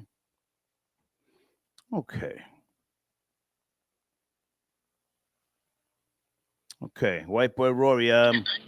Okay, so you got you sent me a text message. I sent you a text message. Are we good? Rory. Yo, we're good. I don't have no more time for these West Coast suckers. Hey. I'm good on LA. They consistently hold the L all day long. Right. So I'm good. A bunch of mark ass busters for the West Coast. All right, we'll catch up tomorrow. Yeah. Anyway, man, yo, we're good. Salute, all right, man. Salute. Okay. Salute. White boy Rory. Sir, are you ready to start over? 919. We'll start over. Hey, yeah, start. This time I'm trying to see you one on Venmo this time, but I'm gonna send you another one. But I don't know how to. You want on Streamlabs or Venmo? Hang on. Listen to me. Hey, but no, sir, you have to listen. Yeah, please. I appreciate you supporting this machine, but do not play with that fucking white boy. He's looking for the smoke. Don't don't play with him. Don't glaze him. Don't try to get at him and then say, nah, I fuck with Roy. Don't do that. You amp him up. Amp him up. Right. I came in on some bullshit. Get at him, right? Yeah, off the rip. I fucked up. I was trying to be I was trying to be respectful, you know what I mean? And I wasn't even, but I should have got straight to the shit. Please get him. Hey, I need to get fuck all that respect. To really get at him. I'm ready. Sir. The white man only understands violence. My father told me that. In 1973. The only thing the white man understands is violence. Don't be calling here. I see that. Bigging him up. Yo, he cool. Fuck all that. Come on. Come on. Yeah. I was on some bullshit, on some that shit. I was a little bit high on the Bobby Brown shit, but I wasn't ready. But I'm ready now. Like, yo, I really need to get out because let him call back. But anyway, anytime I'm gonna get at him later on. I'm gonna get him because he got me. He did smoke me. He smoked me. It's like arguing with the females. No. He didn't smoke you, sir. But just don't play with him. Hey, listen to me. Listen to me carefully. He's one of them New York white boys, a different type of white boy. Those white boys, I've always known them, and their moniker is crackers crumble, but white boys rumble. You ever heard that? Right. Crackers crumble, but white boys rumble. Crackers crumble, white boys rumble. Yeah, but listen, so I wasn't even. And if you see him, sir, listen to me. And if you see him, swing on him first. Don't talk. Just swing. Oh yeah. Yeah. Look, but Roy ain't about that though. I don't think he really about that. Because he the type that'll put the law on you. He said it. He said it. He put the laws on people. When he see the black dudes with the white girls and the BMWs, it doesn't give him the tags to the law. It doesn't matter what he's about, sir. That's the only reason why. That's my main problem with Roy right there. Once he said that, yo, you lost all respect right there. Hello? I'm right here, sir. Now, you're from North Carolina, 919. Do you want to say what area, what county? Yeah, Wake County. Okay. Wake County. Yeah. So, I mean, I ain't hiding for nobody. I mean, Roy the type, like, I wasn't even like, I want to fight, but I would like to fight. I would box him because he on some big shit with the putting the laws on people. Man, come on, that ain't respectable. Well, so no, the way you deal with niggas from up north and white boys, you don't box them. You just you tee off. Pow. Yeah, walk off site. On site.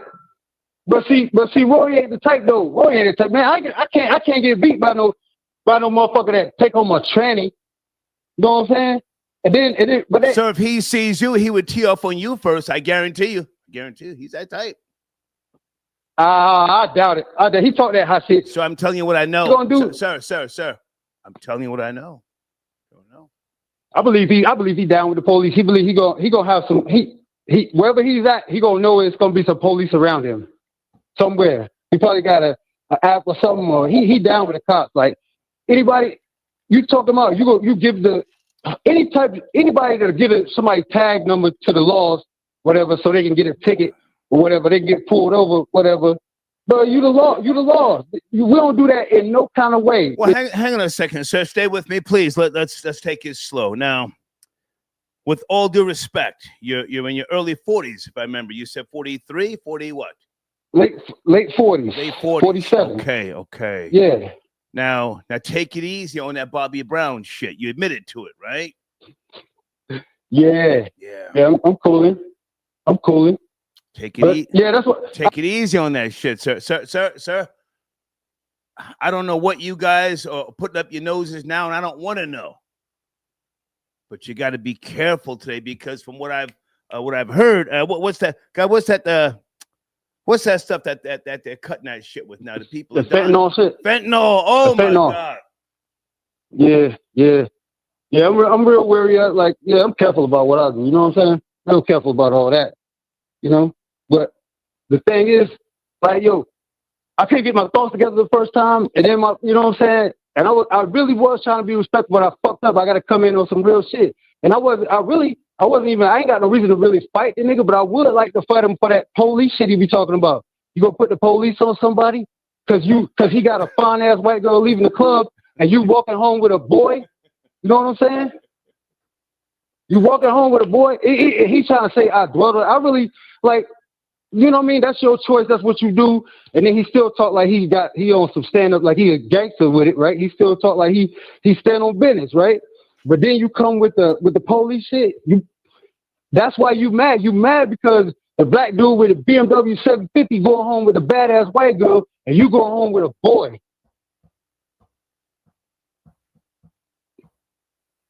That's why he mad. That's why he talking all that hot shit like that. You know? Well, now, sir, to be accurate, he said that the tranny looked like Britney Spears, so it wasn't a boy.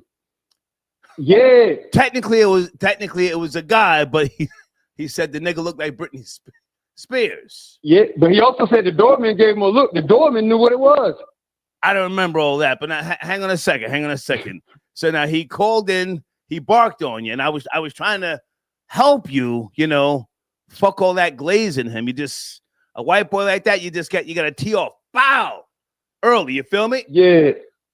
Right. Yeah. And then what did you say? You say you need a reason or something about a reason. What was? You couldn't find a reason. Oh yeah, really. I really didn't have a reason to because I wasn't like he's white, sir. That's your reason. Because he's white? Yeah. No, I'm not really. No, I fuck with white boys. I know some real Irish dudes that would not fuck with Roy on that like police shit. Just the fact that's the main thing with Roy. Sir, maybe I'm just old. That's your reason. He's white. Pow. Yeah. No, not because he's white. We can be friends after we get it in. Pow. Yeah. Can I get an amen in the live chat? Is it me? Off the rip, we got to see who's at the top of the pecking order. Pow! Then we can play nice. Can I get an amen just on some stupid? Yeah, but listen, I can't get beat by nobody that put the laws on people. You know what I'm saying? Sir, you keep talking about the police and law. Stop it. Stop it. Real niggas ain't scared to go to jail, sir. We don't want to go to jail, but we ain't scared. Oh yeah. Especially for a fight, for assault charge, that's nothing, man. Fuck that's nothing. that. Fuck that. Look, yeah, Roy done already said, like, yeah, he down with it, but I gotta come where he at. I gotta find him where he live at. In Brooklyn, Manhattan, wherever he at. But that'd be crazy. But if I was ever in that area and I was around, like, I would like to get it in with him just to see if he really can stand on what he be talking about. But he can't beat me because, man, come on, man. It's all right if you don't like black people and you don't like none of this shit. That's cool. That's one thing. But to put the laws on somebody just because they got a bad chick in the car and you hating on them because of that, that means you don't get no females. And anybody that, bro, if you get females, you're not going home with no boy. I don't care. Bro. What kind of man that really gets some? Hold on a second, sir. Is it Anna Dimples? Hey, Anna. Anna said, Star, aren't you half white yourself? Yes, and all of my cousins. And I used to punch them in their shit fast. Where's her comment? And that's why during the 70s, we didn't fuck with each other.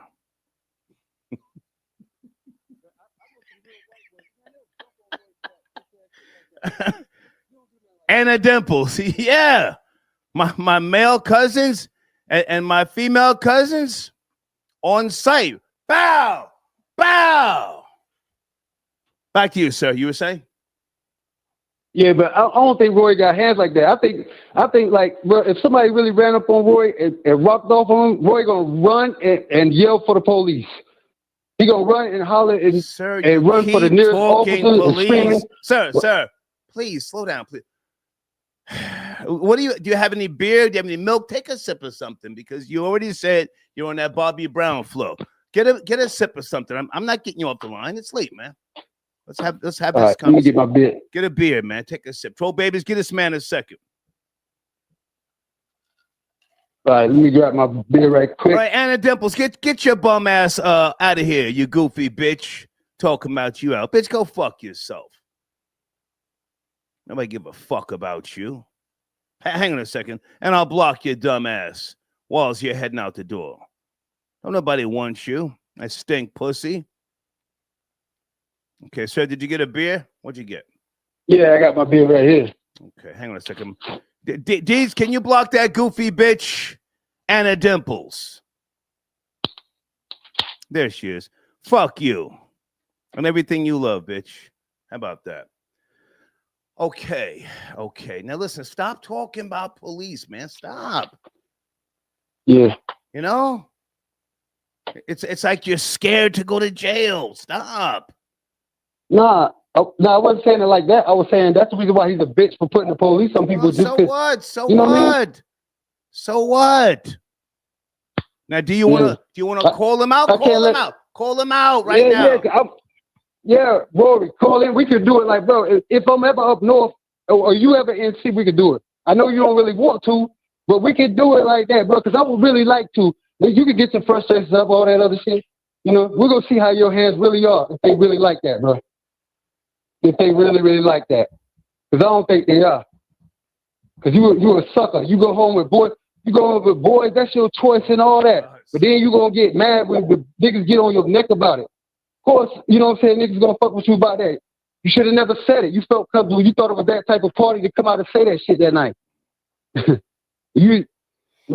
don't know what you were thinking. What type of bullets do you put in your magazine, sir? Hey, and then he gonna say, sir, what type of bullets do you put in your magazine? Come on, man. Never mind Rory, police, and the boys. What type of bullets do you use in your magazine? I don't do that. Wow. Have you ever squeezed a trigger? Nah, I ain't never had to. I ain't never had to, Star. Right. You know, I ain't never been in that position. When's the last time you had a fight? In the third grade? Nah, the last time I had a fight was a couple years ago, probably like, damn. Last time I had a fight was probably about. Were you fighting a bitch over the coke? What was the fight about? What was the fight about? Nah, it was last time I had a fight, I called this dude. This girl told his son I called him a bitch and shit. So he had to fight me for that. So he slapped you or punched you? He set it off. You called him a bitch, and he said it. Yeah, he let me get a felony. He was like, "Yo, we got to shoot the ones." You know what I'm saying? But he said it first. Behind it, hey, he's like, "Yo, we got to shoot the ones." Hey, take it easy. Take it easy. Take a sip of your beer. So you call him a bitch, and he punched you in your shit. Keep it real. No, I called his mom's a bitch. Okay, but he punched you in your shit after that. I mean, it was a fair one. Sir, he punched you in your shit after you called his mom a bitch, right? Yeah. He punched me in my shit. Yeah. You know, I ain't gonna lie, it was a good fight. He's way younger than me. You know, he was a young boy. He was like 29 at the time. All right. You know, shit, I was like 40. I was like 44, 29. But you know, he's a tall nigga too. But yeah, he was a tall. It was a real hard fight. You know what I'm saying? The nigga knew he. How bad did he beat on you? He's like, yeah, because he called me out. He was respectful. Nobody. Sir, slow down. How bad did he beat on you? He was 29. You in your 40s. He was bigger than you. How bad did he beat on you? Not bad. It was a good one. It was a good one though. It was a real good one though. But I can tell you though, he know how to fight. He's a tall nigga, and he know how to fight. The tall niggas is hard. Were you able to drive yourself home, or were you on a bicycle? Nah, I drove home. You know what I'm saying? Like, yeah, no. So, yo, I'd have. Were you bleeding on the interior? And your car, you bleed on the inside? On the car? You said what? Were you bleeding on the interior? Your car? Nah, maybe on the my mouth a little bit, maybe in my mouth, a little bit on my busted lip, a little bit on the inside. You know how a nigga hits you in the mouth? No, sir, I don't. I never had a nigga hit me in my mouth, with the exception of my brother in the 70s. But listen, I got to go, man. I appreciate you. You, man. Salute. Okay. Who said the ambulance drove him home?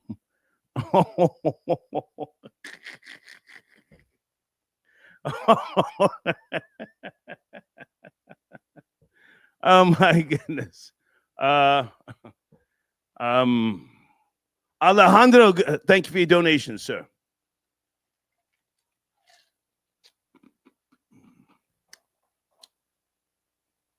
Peace, Shaheem. No. I know what you're talking about. That was where was that girl from that I hit in the head with the shovel? Oh God. I forget the name of that place. It's one of those Caribbean islands. Yeah, no, she didn't punch me in the face. She swung on me. I'll remember in a second. Hold on, guys. Late night with the bullshit.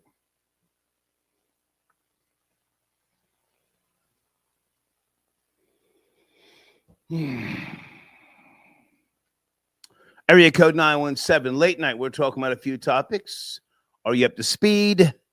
Area code 917. Yeah.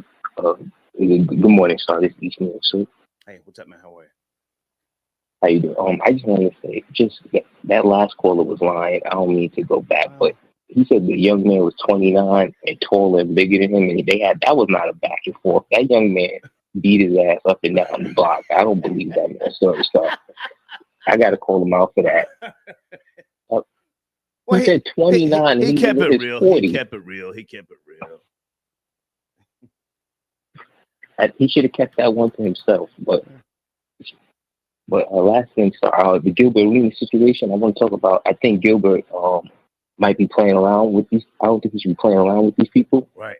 It seems like they've been an organized crime for a while now. Yeah. And I think even if he gets those people to go under, I don't think it's going to be easy for him. I don't think people. I know you work for them, so I don't want to say anything. But well, so I work with the Jews. Work with them. Yeah. I don't want to. That's why I don't want to upset your business partner. So It's fine. So I am my own boss, but I have business interests that I, will protect. I don't do any business with Palestinians. Do you? No. Yeah. So, but I just think. Have you ever been to the Gaza, sir? The Gaza Strip? No, I have not. No, have I? No, have I? It's not that I'm being insensitive, but niggas are down there drinking grass soup. Yes? True. I'm sympathetic, but I will protect my business interest first. Doesn't mean I'm a mean-spirited person. Come on. Let's talk about it. Come on.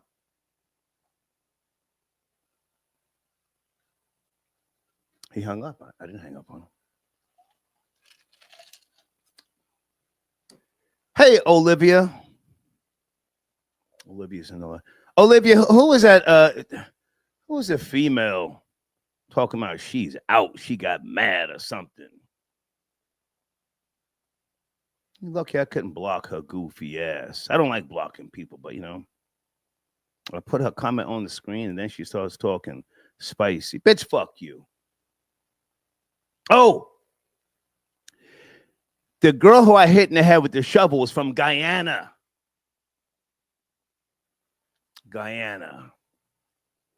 She attacked me. I didn't just, tee off on her. Defending myself. All right, hold on a second. Ricky Rick, thank you again, sir. Ricky Rick sent me the video about the Houston hair weave debacle. In case you guys are just now joining the show, I played that video earlier in the show. Should I play it again, or you guys know what's going on? Nobody got shot. Nobody got stabbed. I think I'm going to play it again, and then I will edit it out of the beginning of the show. All right? Some beauty supply store had a grand opening in Houston. Megan Thee Stallion and SZA have been promoting this place. So I don't know if this is another chain that they opened, but a lot of women turned out, and it's, what is the issue? They were giving stuff away, and people like free shit. I think people just like to hit on black women for no fucking reason. They had to shut down the goddamn Dominican Day Parade because of stabbings and shootings. So this is not that bad. Thank you again to Ricky Rick for sending me this. Here we go. A crowd at Hair Galleria Beauty Supply's grand opening got out of control this morning, erupting into chaos after pepper spray was sprayed into the crowd. Medics treated one woman at the scene. The Harris County Sheriff's Office called off the entire event, and fire marshals left violations for the owner. But as KPRC2's Joy Addison reports, police say they are not sure who sprayed that pepper spray. Well, what we saw this morning was a grand opening crowd that just got out of control after people camped out in this parking lot overnight. But the latest update from fire marshals is that Hair Galleria Beauty Supply will be closed for at least the next 8 weeks until they secure the proper permits. They had tents, they had their chairs, they had blankets, they were sleeping in the car. Wright has about 2.3 million followers on Instagram and has famously styled Houston native Meg Thee Stallion and award-winning R&B artist SZA. About 14 hours ago, he advertised $300 to $400 wigs, $4,000 in cash, and other items being given away to the first shoppers that could make it to the store.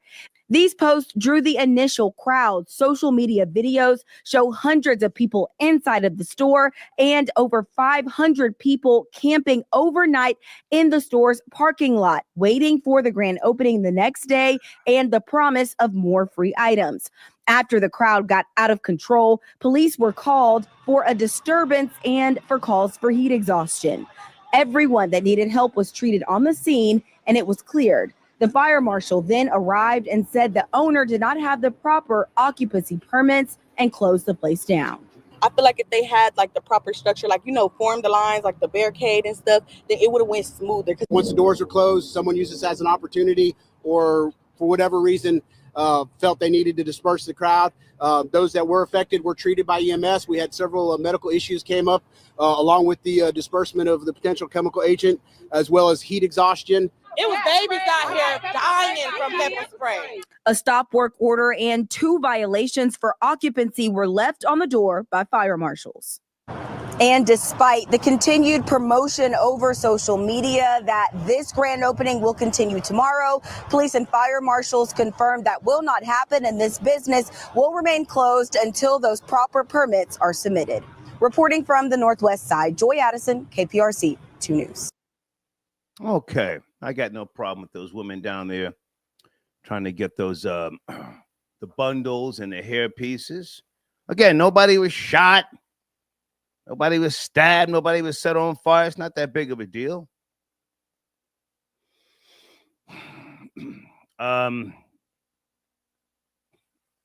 Project Aries says, Mammy Land closed for 8 weeks. Hold on, remember them and then celebrate 9/11, handed out candles. Okay. Olivia sent in a comment.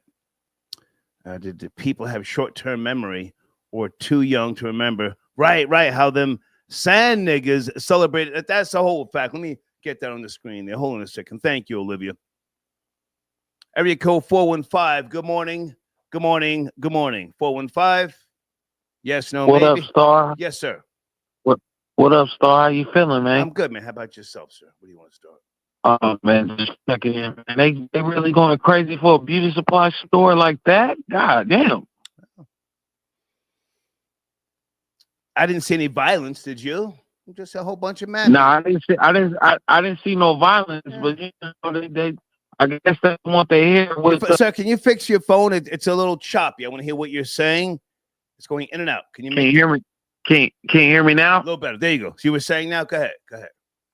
I said they was going nuts out there, man. It looked like, man, it was like they was waiting for some Jordans or something, man. Okay. This is nuts, man. Is it really, or are they just trying to get some free shit like everybody else? They're spending money. It's not like they were there, like, running up in the spot trying to steal shit like those goddamn Chicanos do out in Compton. You see them?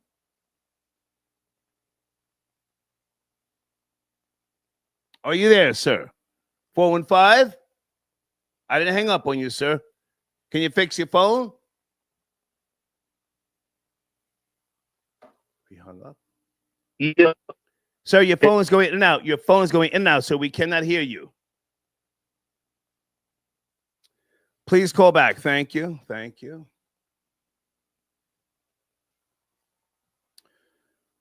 Okay. Thank you, Olivia, for your comment. People have short-term memory or too young to remember, right, how them sand niggas celebrated 9/11 and handed out candles in the West Bank back in 2001. It's a whole fact. Niggas down there eating dirt.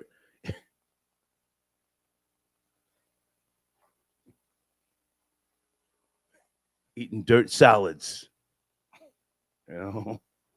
Let God work that out, man. Okay, somebody, is it Vince Jackson? Vince said Star admitted to beating a woman with a shovel. No, sir, I was defending myself. That bitch was coming with the heat. I had to defend myself, but thank you for your comment. I don't just attack females. Blade, tap it in. Okay, Blade says, this is a long-ass email, Blade. Something about a search warrant, gambling operations. Okay.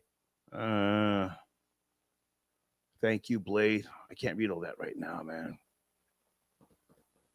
Ask that man if he bled on the interior of the car. Shaking my damn head. This nigga starring shit. Hold on a second. Oh, yeah. Yo, this is crazy. A female cop. I don't know if I can play this. She collapsed after being accidentally exposed to fentanyl during a search. Now, I can't play that. That's an issue right there. Yeah. Thank you for the link. I can't play that. Police officer collapsing. Sheesh. Guys, hold on a second. We got more notes, more videos to play, more notes. What time is it? It's early. It's fucking early. Anybody want to hear the backstory on Candace Owens and her husband? Let's look at Candace. She caught herself a lick. Don't hate the player, hate the game. And I'm not wishing that she loses her lawsuit, but she's gonna have to prove that the First Lady of France is indeed a man. She's gonna have to prove that shit. That's how those lawsuits work. Here we go. This is Candace Owens' husband. I don't even know his name because I'm not tuned in like that, but George Farmer. Okay. Got himself a little piece of brown sugar. Was that his first? Did he go crazy? Well, he put 4 babies up in her. So again, she got to come up. Here we go. Whatever channel this is. Yeah. So when did you move to America? Moved over in 2019. For marriage? Yeah, pretty much. So Candace and I met in December of 2018, and we got engaged very quickly after 17 days. And Thursday just looked up. What? Yeah, it was one of those things. I mean, it was very much a God thing. The Lord was in control of that whole process. And I mean, it's quite the full story is quite insane. I mean, the full story was she actually came to London to do an event with the organization she was with at the time, which was called Turning Point. And even the build up to that story is quite funny. So she basically, Charlie Kirk, who runs Turning Point, and Candace were kind of doing a speaking tour of the US. And UK, you mean? Or? No, this was still when they were in the US, okay. Right? And she said to him one day, she was like, I feel like we should go and do some events in England. We should go and do some events in London. And Charlie sort of was like, okay, well, you know, they'd sort of been thinking about doing something or a sister organization in the UK. And so she then became very belligerent about it. And when she looks back on it now, she says, I had no idea why I was so belligerent about going to the UK. But there was this kind of great calling that she felt that we needed to go and do this event in London. We should get the Turning Point UK chapter on the map, et cetera, et cetera. And so Charlie got in touch, well, she got in touch actually with some people in the UK and sort of said, hey, heads up, we're coming over and just. Okay, I think we've got the point here. This is Candace Owens' husband. And again, she got herself a ring within less than 30 days. Got to respect it, huh? Did she put the fire coochie on him? Is that his first piece of brown sugar?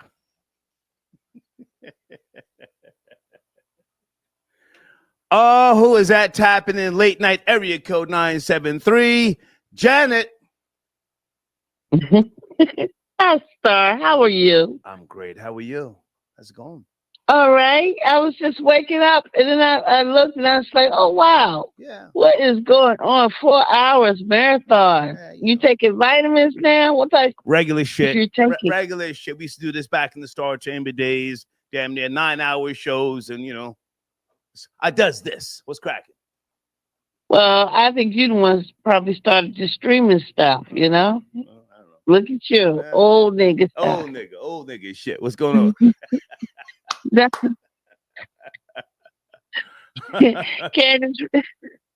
Candace ready to apologize to the lady over in the French lady. What's going on? I don't think she would apologize, but she's playing a very, very dangerous game because regardless of in my opinion, regardless of the law, sometimes you can come across as too arrogant, condescending, cynical, if you will. And the jury can, you know, if it even gets that far, and I think it's going to go that far, the jury can take a dislike to you. Technically, by the law, in my opinion, she has shown malice. She has shown, in my opinion. Go ahead. Well, sassy black woman that need to know her place here in this American world, right? That's what they're gonna say. They're gonna take her for her money. I think she should start backpedaling and apologizing and doing what she can to fix this. That's what I think should happen. I think she should take that what Boris say, that postpartum thing. I think she should run to the nearest doctor. You know. I think she should start talking about. I don't think she's that type. I think she's a little too stuck on herself to backpedal and apologize. She did try to put forth a new theory. I saw that somebody sent me a link, and I said, "Oh, so now she's talking about theories." Have you ever noticed on the Star Report when I say I have a theory? You got to say that first. You got to say that first. But she said, "You were born a man, you're gonna die a man." That's my point. Oh, okay. Well, then, hey, the burden of proof is upon you since you took it to that level. And that's what the lawyer, I forget his name, of the Macron said. He said when he did the interview on CNN, he said, "Oh, she helped us. Thank you." Go ahead. I think I've seen a little bit of that with her lawyer doing an interview. He said they tried several times to tell her to stop or make amends or do something, reach out, and she kept thumbing her nose at him. But she gotta, you gotta see. But if you look at what happened to the, in the YouTube world, a lot of these vloggers, how you pronounce that, vloggers or bloggers? A lot of these YouTube, they're being sued and money is being spent. You gotta be careful out here. You gotta be careful, especially when you don't know the amount of money that you're gonna be missing out on. They can go to jury trial, and some people can say $50 million. Let me say this, because you see, people who often get sued have a tendency to try and tell other people, "Oh, they're trying to shut me up." No. At a certain point, it doesn't become a thing where someone is trying to shut you up. We're trying to give you some straightening. You can keep running your mouth, and hopefully you will keep running your mouth. But to the average person, they're trying to shut her up. They're trying to shut him up. That sounds hot. But when that lawsuit comes down, sometimes they want you to keep on talking so you can really dig your own grave. Go ahead.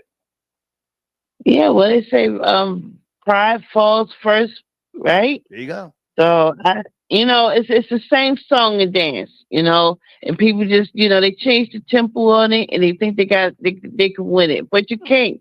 Okay, some things you ain't gonna outrun death. You ain't gonna you can't change the weather, even though as much as they try, they destroy. You can't teach people to old dogs new tricks, and then there is no new tricks. It's the same shit. It's the same stuff. It's just different tempo. And I think she should go ahead and do what she needs to do to get herself and her family out of this, because she's messing with her family legacy money now. That's what she's doing. So I don't know. Stay with me, because I something came to mind. In more so recent times, and I saw Tucker Carlson trying to snicker, cyberbullying. There's a difference between cyberbullying and cyber harassment. And, they're using it now, the courts, if you will, with regards to bloggers, social engineers, and content creators. So you've got to be careful. You can't just be fixated on a person, a business, an entity, or a group. You gotta be very fucking careful. So again, I wish nothing bad upon her, but if you ask me, she's already shown malice. Go ahead. Well, one thing is for sure, you know what? You out here teaching everybody, because I believe a little bit of everybody watching you, Star, because they're all taking your ways to try to help yourself. I will never say that I'm honored if anybody borrows from me. I would never say. Well, you know, you don't have to say it. I can. Well, I can say. Do me a favor. Don't say that now because I'm not pompous like that. I'm flattered if anybody borrows from me. Flattered. But go ahead. Okay. All right. But I just hope that she, like I said, she start backpedaling because you know, some lessons, some things, you know, what how you know, people pay too much for what they got. I think she should go ahead and let the pride fall, you know, let that ego go and start backpedaling this and fixing this for her family wealth.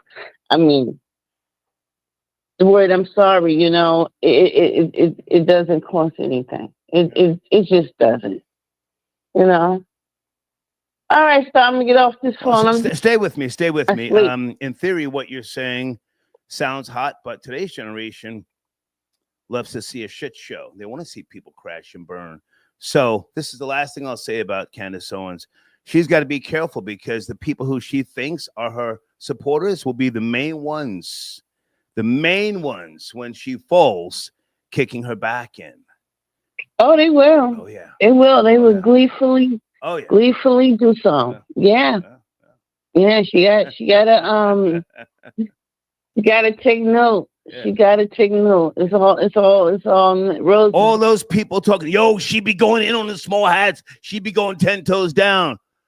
Sounds hot, but you know, there's other examples of people who have really, really crashed and burned in that particular similar fashion. But hey, do you want to comment at all with regards to some of the other topics, Janet? I appreciate you tapping in. Well, I'm just waking up from a long nap, so I don't know the other topics. I'm just catching the show. Are you still in the fly ass hotel room that you sent me the picture of right now, overlooking the water? I'm in that fly shit. I'm in that fly shit. I'm in it. I'm in that fly. I'm doing fly shit this whole week. I'm doing fly, costing a lot of damn money, but I'm doing fly. Janet, shit. Janet, that was some fly shit. You sent me the picture. I said, look at Janet. There you go. Fly shit. Did you see us? Did you see us? I see you. Did you see us? Did you see us out there in the middle of the goddamn ocean early in the morning? Me and my aunties chilling. I see you. Yeah. So that's why I'm just waking up from that. Okay. So I'm gonna go probably for a walk downstairs or something right now, just to see what's going on, and then and that's it. But I'm enjoying your show. But yeah, we Thank you, Janet. And you know I got that from you, right? Because you know I don't say that fly shit, and I'm just like, what we gonna do? That's not a term that I use. Okay. All right. Enjoy the rest of your morning. Travel safe when you return, whenever that is. Bye-bye. Okay. Okay. Bye-bye. Bye-bye. Okay. Janet tapping in. Okay. Lance, I appreciate your donation. Can we get away from me defending myself with the shovel against a girl from Guyana? Come on. I've addressed that before.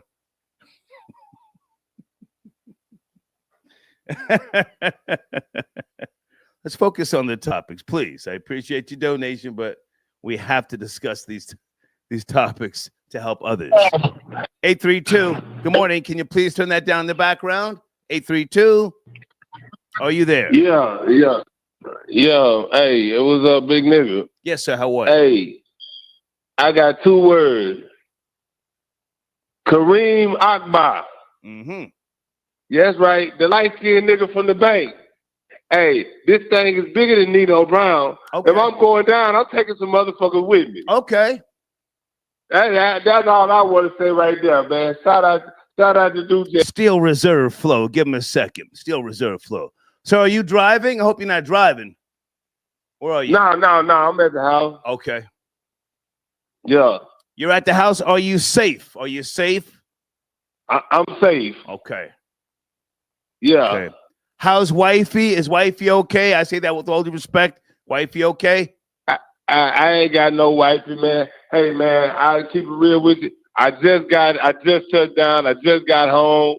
I just cut on the YouTube. Okay. And I just tuned in. I don't know what's going on. I just see Gilbert Arenas snitching. Right. And I'm like, Kareem Akbar. Okay. Yeah, that's the real head of CMB. Big Willie shit early in the morning. Big Willie shit. Listen, I appreciate you, man. Big Willie shit. Yeah, go on and get some rest, man. It's the light-skinned brother from the bank. Okay. Salute to you, man. Salute. All right. Yes, sir. Still reserved. I hope he wasn't driving. Did he say he just got home? Folks, in case you don't know, I'm in the house before dark. Can I get an amen from people who are in the house before dark? I've never had a DUI and I don't plan to. Area code 780. We're talking about Gilbert Arenas getting ready to snitch, getting ready to tell. Are you up to speed? 780. Yes, no, maybe. Hello? Yes, good morning. Good morning. Hey, good morning. Good morning. How's it going, Star? It's going, man. It's cracking. Hey, I wanted to talk about Candace Owens, if you don't mind. Okay. Don't take like a hardcore shot at her. She's in a lawsuit, and I'm trying to be as objective as possible. Where do you want to start? Okay. Well, she sounds pretty confident that she's going to win the case. Okay. And when it comes to Brigitte Macron, she's already lost a defamation case in France. I don't know if you're aware of that. I'm aware, but at first the case was decided in her favor, and then they appealed it. So then they won the appeal. But technically, it was a different type of case, a little different. French law, yada yada yada. Go ahead. Yeah, French law and stuff like that. But at the same time, Candace really is coming with proof. She's just asking, where are the pictures of this lady for 30 odd years that are nowhere to be found? You know what I mean? That's not proof, sir. That's not proof. Yeah, but she wants this. She wants this. Hang on a second, sir. You just say she's coming with proof. Pretend we're in a court of law. Okay. Where is the proof? You just said proof. Tell me about the proof. The proof. Okay, the proof is where, if she is not a man, if this lady is not a man, where is her? What's her background? What's her background? Where has she been? I want to hear about the proof, sir. You're telling me about a hypothetical, a maybe, a possibility. Where is the proof? The proof. Okay, the proof is where's her birth certificate? How come they haven't provided a sir, I'm gonna try and assist you here. Okay. With all due respect. Yes, sir. Yes, The burden of proof is on Candace Owens. You may like Candace. You may not like the Macrons. Candace has to prove. Fuck your feelings. Fuck your feelings. Mm-hmm. The Macrons don't have to send her shit. It sounds hot, sir, what she's telling Tucker Carlson as they sit there with that smug, condescending bullshit. She has to prove it, sir. In today's day, okay, so hang on. Yes, in today's day and time, a lot of these millennials and the generation after them, they think that you owe them something. The Macrons are from my era. I was born in 1964. I don't owe you shit. I don't have to send you what you're asking for. Prove it. Do you understand? Yeah, I understand. Okay. So are they going to court for defamation? Is that what's going on here? Are they taking Candace to court for defamation? Tell me. Well, they have to bring a burden of proof, don't they? For a defamation lawsuit, don't they? Yes. Malice. We're just broad stroking. I mean, did you look at the complaint? No, I just listened to a few of her videos. Yeah. But what's going on in France and with a lot of these, with Macron and his wife or husband, whatever you want to call them, it's very weird. It's very weird. Like she met him when she was 39 and he was 14, and groomed him. You know what I mean? Were they convicted of pedophilia, sir? Were they convicted of pedophilia? No. In France, the age of consent is 15. Right. Okay. You're in America. You're in America calling me a pedo. Prove it in America. You see, if they would have sued her in France, as they did with the two females who won the appeal, could have been a different story. But they sued her in America. Prove in America, your country, that we're pedos. Whether you hate pedos, I want to bring down the whole ring. That sounds fucking hot. Now prove it. Do you understand? Whether that person has a schlong, a hole, she's got to prove it. Do you understand? And I'm pretty sure she will be able to prove it. Okay. I'm pretty sure she's going to bring the receipts, because she sounds confident, man. She sounds very confident. And do you think she's going to win or lose? I'm not a lawyer, sir. I'm not a judge, but I can tell you, based upon the law, she has to prove it. The peanut gallery, people who don't understand law, respectfully, who've never seen the complaint, the 85%, the deaf, the dumb, and the blind, you can lead them to anything here, and they'll say, ooh, ha, ha. She's got to prove it, sir. Do you understand? Do you understand?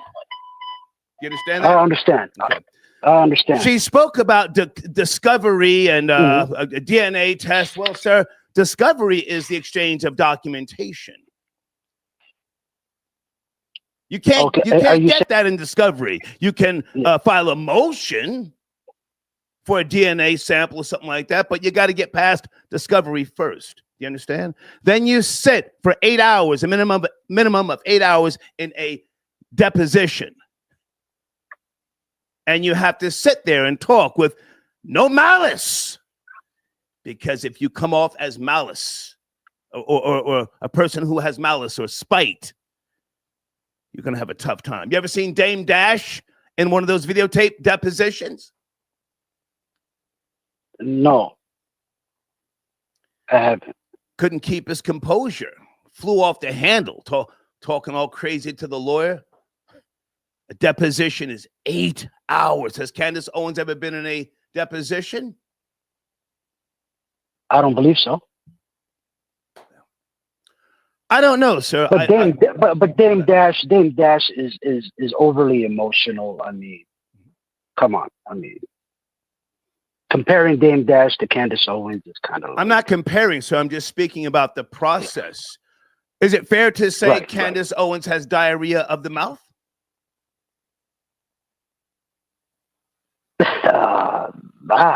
No. I wouldn't say diarrhea of the mouth. Okay. No. Okay. All right. Go ahead, land your plane. No, I appreciate the call. Land your plane. Come on. All right. Thank you. No, thank you. No. Go ahead. No. You have the last word, please. I'm letting you speak. No, I was just saying. Have a wonderful weekend. Thank you, man. Thank you. Appreciate you. Salute. All right. Okay. Bye.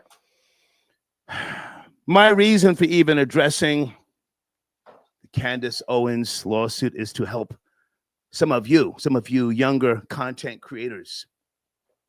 I'm not the sharpest knife in the drawer. I went to some great schools growing up in New Jersey, private schools and public schools. I'm a high school dropout. I should have went to college. So my process of learning has been very different, but I respect people who go through the institutions of learning and they study and they achieve certain things. But don't get hung up and fooled by people who talk that hot shit about these lawsuits. And especially in today's day and time, no disrespect, but some of the content creators, bloggers, if you will, they've been losing. Yes? Let me look in the live chat. They have been losing the shirts off of their fucking backs. You got to prove it. Salute to Nosy Ho. When it got right down to it, she had to prove Nicki Minaj was a cokehead. I have no proof, but isn't that what Nosy Ho was saying? Let me look in the live chat real quick. Don't get caught up on malice. You can learn from a high school dropout, a hater, objective hater, not a player hater. Be careful when you talk about people on these microphones. Be careful. Don't call people sluts and whores. Because if they come down on you, you got to prove it. Or I'm a slut. Well, at what point in time in my life was I a slut? And who was I sleeping with outside of my marriage? Does that make sense? Just want to put some of that out there. Let me go to area code 808. Good morning. Extended show. Late night with the bullshit. Are you there? 808. How you doing? I'm good, sir. How about yourself? How you doing? Yes, sir. Good. Gilbert better chill, man. Them Israelis, they're IDF and Mossad. They have to join the military. Well, I mean, I don't think he thinks everything is a joke. I mean, oh man, I don't know, man. But the Candace Owens, I want to see. Well, hang on a second. Let's go back. Listen, I'm nobody's fan, but I just started tuning into Gilbert Arenas. I'm aware of him. I know his pedigree, phenomenal basketball player.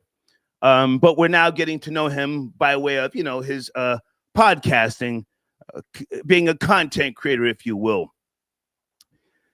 Do we not want to see? No, we want to see a shit show. We want to see people crash out, right? Of course. Okay, so his shows is always like that, though. Yeah, his shows are always hey, crash out with the small hats. Crash out. I don't know, Star, man. Well, hang on. So don't we want to see him on the run, the Mossad in the back of him with AR-15s? Paka, paka, paka. And this nigga streaming live. Yo, they after me, y'all. I mean, that's what I'm here for.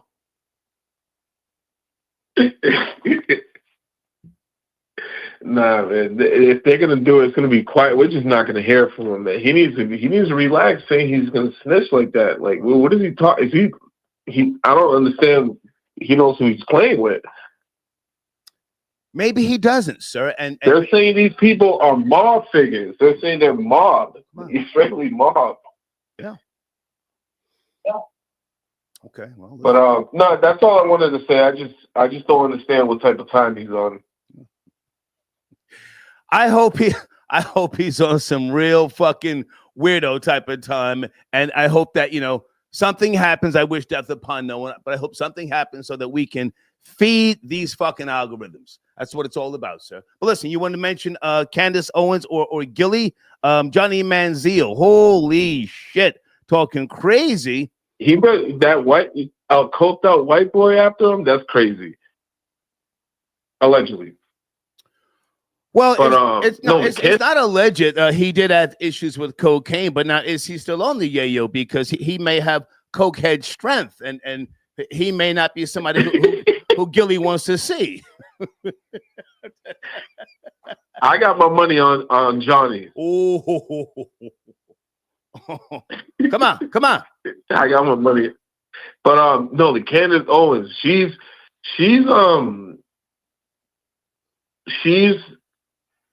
I don't think she understands it. She better have her money right when it comes to this court. Like, she's gonna have to start spending like millions, because the lawyer on the president of France and his wife is the one that just sued Fox for $780 million. And he won. What's his name? I don't I don't know his name. Can you Google, sir? It's late. I'm sipping a Foster's. Yeah. What is his name? Yeah. You're right. Is it Tom something? What is his name? The guy. Yeah, you're right. Who's representing the Macrones? What do you got? Yeah. He's the real. I'm looking it up right now. He's the real deal. Now to let Candace tell it, he's not that smart. Yeah. Okay. Right. Yeah. Right, okay. but he just got almost $800 million judgment, but he's not smart. Yeah. What do you got? What do you got? His name? I don't. Tom Clare. Tom Clare. His name is Tom Clare. Yeah. Tom Clare. Let's see if the little black bedwench from Connecticut can really break the Macrones. I'm here for the bullshit. Let's see it. I mean, she's standing on what she's saying, but she's not letting go. Yeah. In France, she's like popular. In France, she's more popular than the president. In France, that's crazy. How popular was Alex Jones, sir? Sir, how popular was Alex Jones?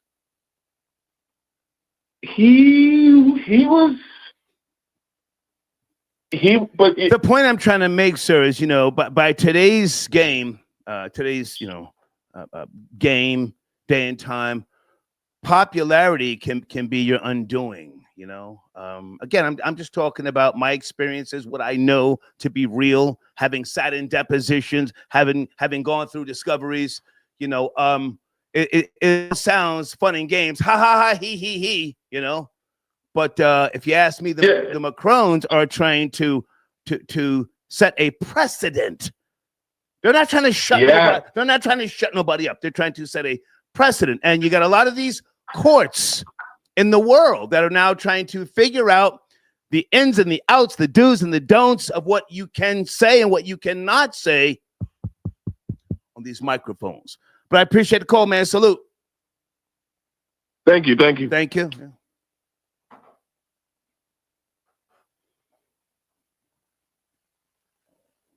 Let's see if the bedwench really can stand on it. Can't stand it on business. Oh, okay. Sounds hot, and I'm here for the bullshit. Please let me be entertained by all the bullshit. Blade said, okay, whoa, what is it? Blade says, you're right.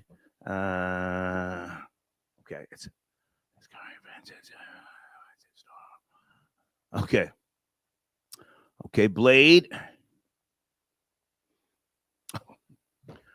Blade says, Star, you're right, but lawsuits open the up to discovery. For instance, if I said Star robbed my stash house on Caton Avenue in Brooklyn back in the early 90s while posing as a federal agent, and you tried to sue me, I should subpoena for documents detailing your snitching. Well, no, Blade, you have to prove that I robbed you. All the other stuff that goes around, statements or not, or the lack of providing you with what you requested, that's nothing. You have to prove it, Blade. Did I pose as a federal agent in the 80s? Now, you're saying the 90s. I cannot confirm nor will I deny. But did I rob you, Blade? Is that what's really going on here? All of the emails and all this other stuff over the years? Oh, God. No, Boris. We're not playing videos. Thank you to Boris. Sent me children down in the Gaza. No. Let me delete that. Hold on a second. Delete. We're not playing no children down there crying for nourishment. How dare you? Evelyn, you still awake? What's going on, girl? I appreciate your support, but what's cracking late night? Star, I just called back because I heard Janet on the line, and she made a good point about Candace Owens. She said she better get her money, up and be worried about her kids and, her legacy and her kids' legacy with this lawsuit. That's the reason why I called back. And that's the truth, because these people over here that she's suing, they have real money. I mean, real. No, they're suing her. They're suing her. She's not suing them. Okay, well, they're suing her. They have real money. This little money that they're gonna spend suing her is nothing to them. Okay, I hope she Roy Coyne herself. I really do. And I don't know. You know, like you always say, we old. Roy Coyne was a millionaire at the time, but he wasn't. You know, he didn't own nothing. He say, but he really did. He had plenty of money, but nobody could never find it and could never get it. So I hope that, even though, you know, I don't see her way of things, I hope that she's done that. And that's the only reason why I call back. Well, stay with me for a second, you know. Again, this, in my opinion, in my experience, it's not always about trying to shut somebody up. Once I file a lawsuit against you, I'm ready for everything. I'm ready for discovery. I'm ready for deposition. And I'm going to go all the fucking way to prove a point, not to shut you up. Have you been through any lawsuits? No, not really. No. And you have to, you know, your legal team, counsel, if you will, they explain to you, this is what's going to be required. Are you prepared for this? Are you willing to go through X, Y, and Z and all of the internal investigations, the production of documents, phone records, subpoenas? Are you willing to go to that extent? And they are. Now, let me play another. Well, I'm going to play this after you and I hang up. Did you know that? Did you know that 4 years ago, Candace Owens was talking about suing Cardi B? I mentioned this before. Why would she want to sue Cardi B? No, I didn't know about that. Okay, well, I'm going to play the video, and I want you to look at her temperament and how different it was 4 years ago from now. And you see, this, I assure you, this will be brought up in the courtroom, or just discovery. And then in the deposition, we ask her, well, you said you were going to sue Cardi B once upon a time. How is that different from now? Number one. Number two, you're saying that your brother is off limits, but yet and still you're attacking, keyword attacking, the children of the First Lady. Explain the difference. I'm going to play the video right now. She was talking about suing Cardi B 4 years ago. Got to go, Evelyn. Thank you. All right. Thank you. Thank you. Okay. Let me play this again, since people seem to be concerned about this, you know. So she was pursuing her journalism degree. Journalists have to be in seek of the truth.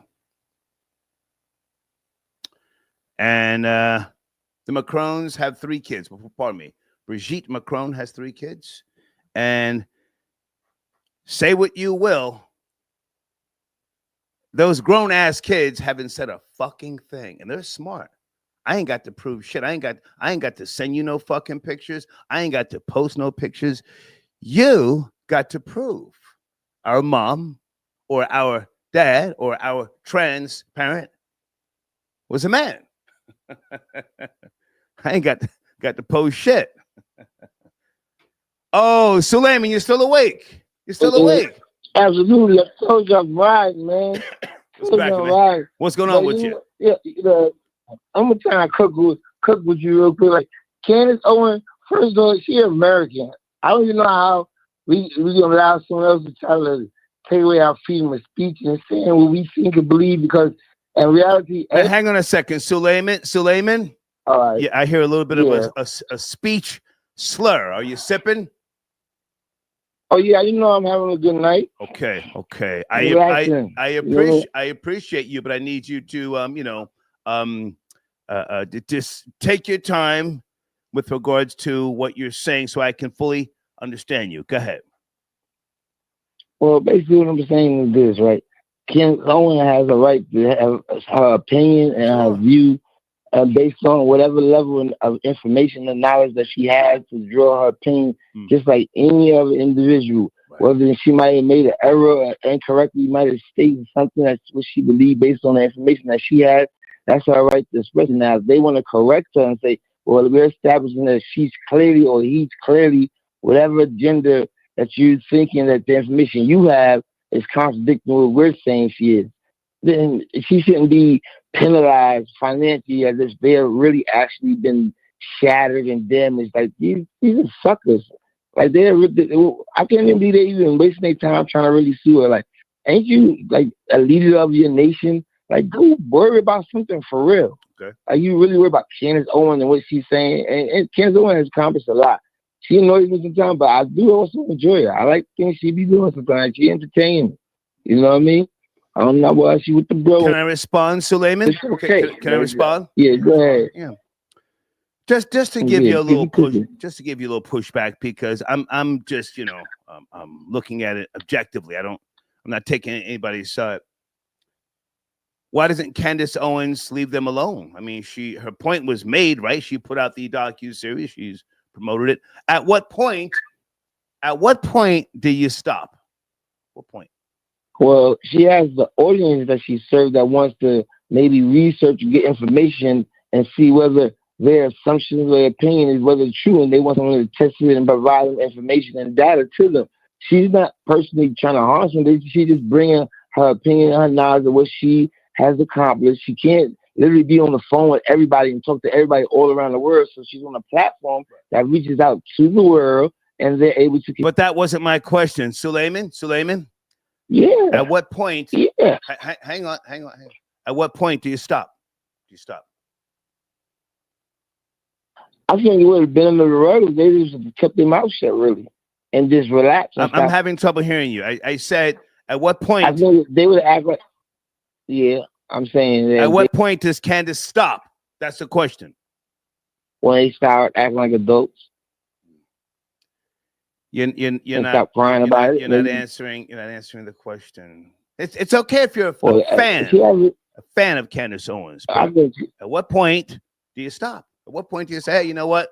I've done that story. Gonna move on.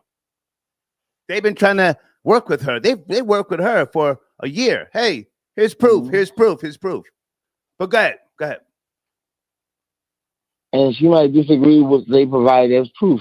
And she has the right to disagree on her team and her unit. Right. She has her own team and her own personnel.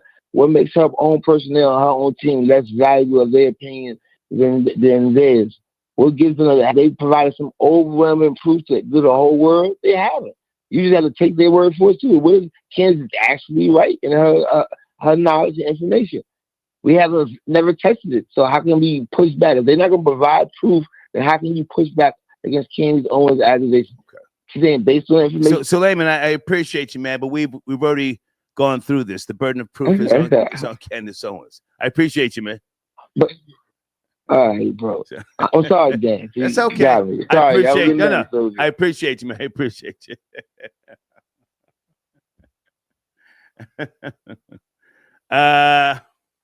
Still reserve flow. Guys, there's the PayPal information on the screen if you want to support the show via PayPal. Okay. Someone sent me a link here, and the link, I'm having a little tough time opening the link. Hold on a second.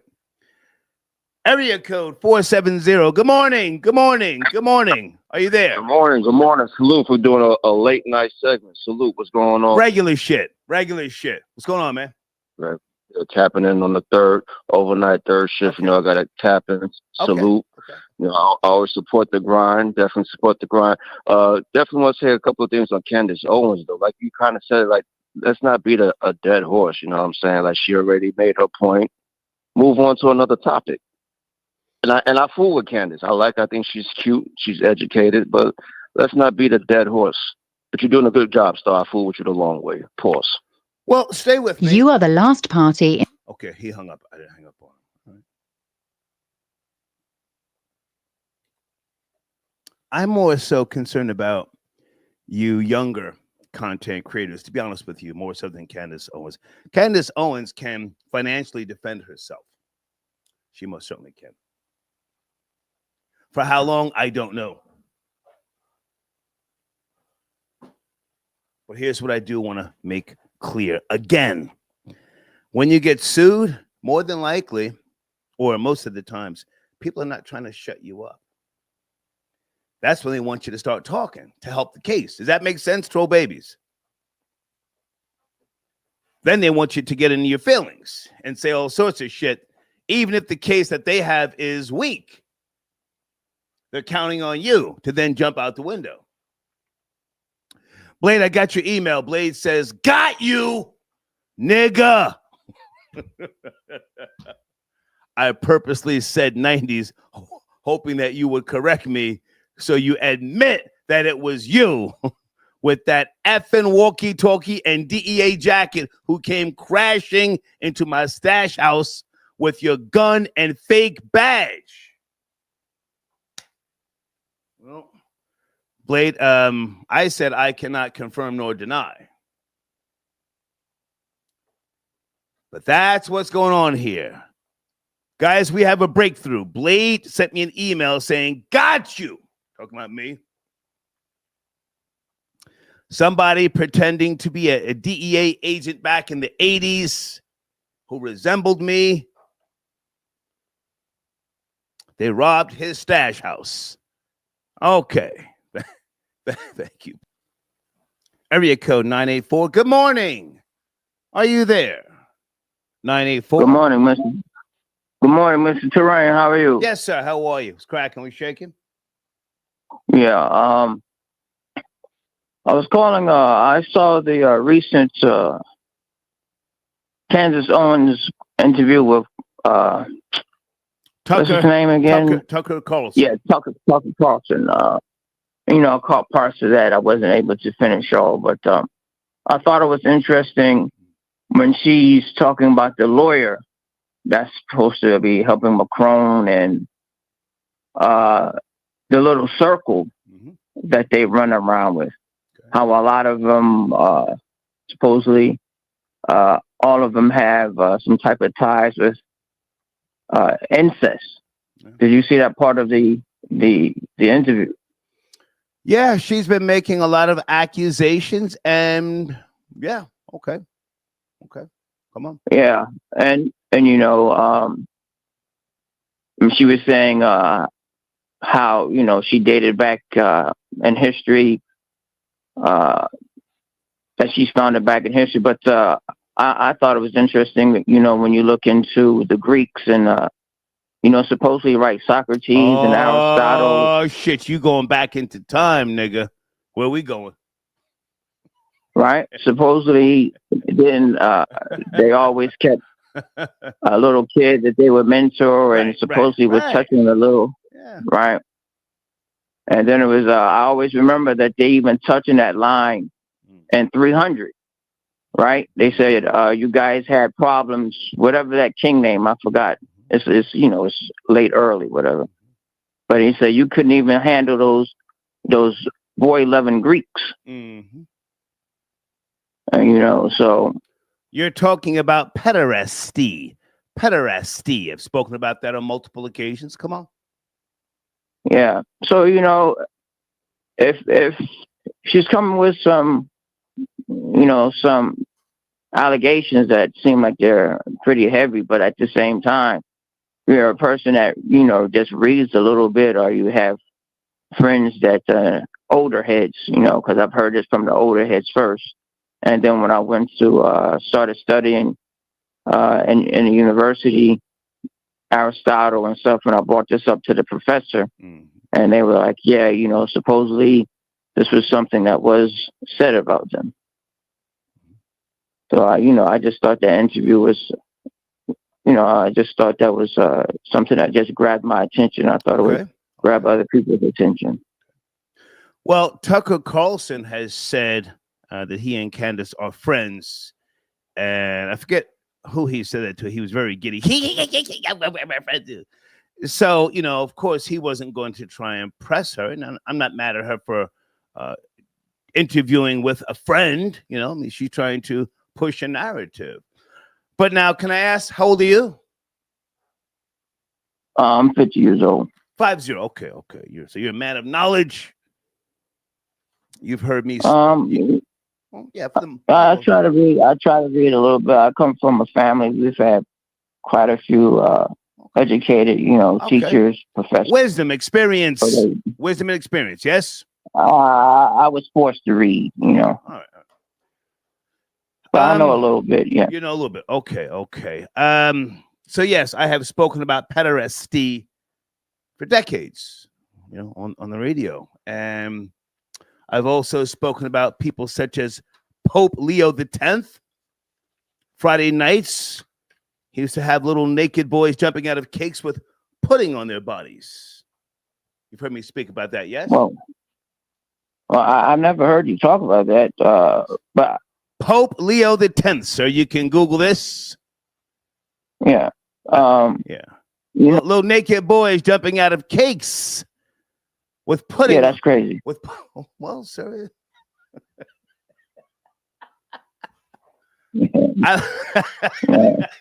I learned about that in the 8th grade in a school called the Ward Law in New Jersey. You can Google all this. So the white man's a freak, sir. No questions about it. White man's a freak. Would you agree? Are you a white man? No, I'm not. Far from it. My father told me the white man's a freak, son. Sit down here at the table so I can tell you about something called NAMBLA. You've heard of NAMBLA, yes? Yes, I've heard of that. Now, I can't repeat to you the way he spoke to me because he was, a Southern man, hardcore. But, he used to say the white man's a freak. And the black man don't owe the white man shit. Gave him 400 years of free labor. Have you ever heard I think his name is Anthony Pinois? So I've heard of all those. I've heard of all those crackers. So I paid attention in school. I think it was the. But now hang on a second. Let's have this conversation here because you put out some names there and you spoke about Tucker Carlson. Why did Tucker Carlson get tossed from Fox? I forget why they tossed him like a Caesar salad. You remember? I don't remember the exact story, but I thought it was a story that he reported on and kept following up on, and they didn't like. But I'm not exactly sure. Tucker Carlson was fired from Fox News in April 2023. His mutual agreement part ways. However, reports suggest his firing was related to a combination of factors, including a lawsuit filed by a former producer. Okay, what was he groping on bitches? Was he grabbing them by the pussy? What was he doing? Toxic and misogynistic work environment. Oh, wow. So he was on that Bill O'Reilly shit, huh? I guess so. I don't exactly remember that, but I remember he was a big guy over there, a big shot over there, and then next to Abby Grossberg's lawsuit, offensive text messages, some type of settlement. Damn. So he was doing the most. And what's the other Caucasian freak? Matt Lauer. Right. I remember. Yeah. Matt Lauer, Bill O'Reilly. Son, the white man's a freak. He will lay down with dogs, pigs, and all sorts of shit. So you get dirty and you get clean. So yes, sir. Pope Leo X. Did you Google it yet? You in front of your computer? Little boys jumping out of cakes with pudding on their bodies. No, I'm not able to look that up at this moment. No. No, but go ahead, sir. Go ahead. I remember seeing those pictures of the statues where they have, I guess, in Rome, where they have the little kids in very odd positions. Also, the Shriners. I believe it's the Shriners. There's always like at least the one around our way, the Shriners building. They have a man holding a little kid in his arms and holding them up high. And I'm like, what's that about? So, man, boy love, sir. Man, boy love. Right. Have you ever had a mentor, sir? A mentor. I have successful men in my family. That's who I've always looked up to. but a mentor outside of your father or maybe your uncle, somebody who at the workplace or, just somebody to guide you? No, I think... Me neither, sir. Fuck a mentor. Never needed no man to give me direction or advice. I had a father. Right, exactly. Be careful with that. Father. Be careful with that mentor shit, Next thing you know, somebody's trying. Next thing you know, somebody's trying to blow your bagpipes in B flat. But listen, man, I gotta slide off. You want to finish up on Candace Owens? Where we going? I'm sipping. We're just rambling here. Land your plane. Yeah, just rambling. Just that when I heard you guys talking about it, and that was something I saw today that stood out. And like I said, I knew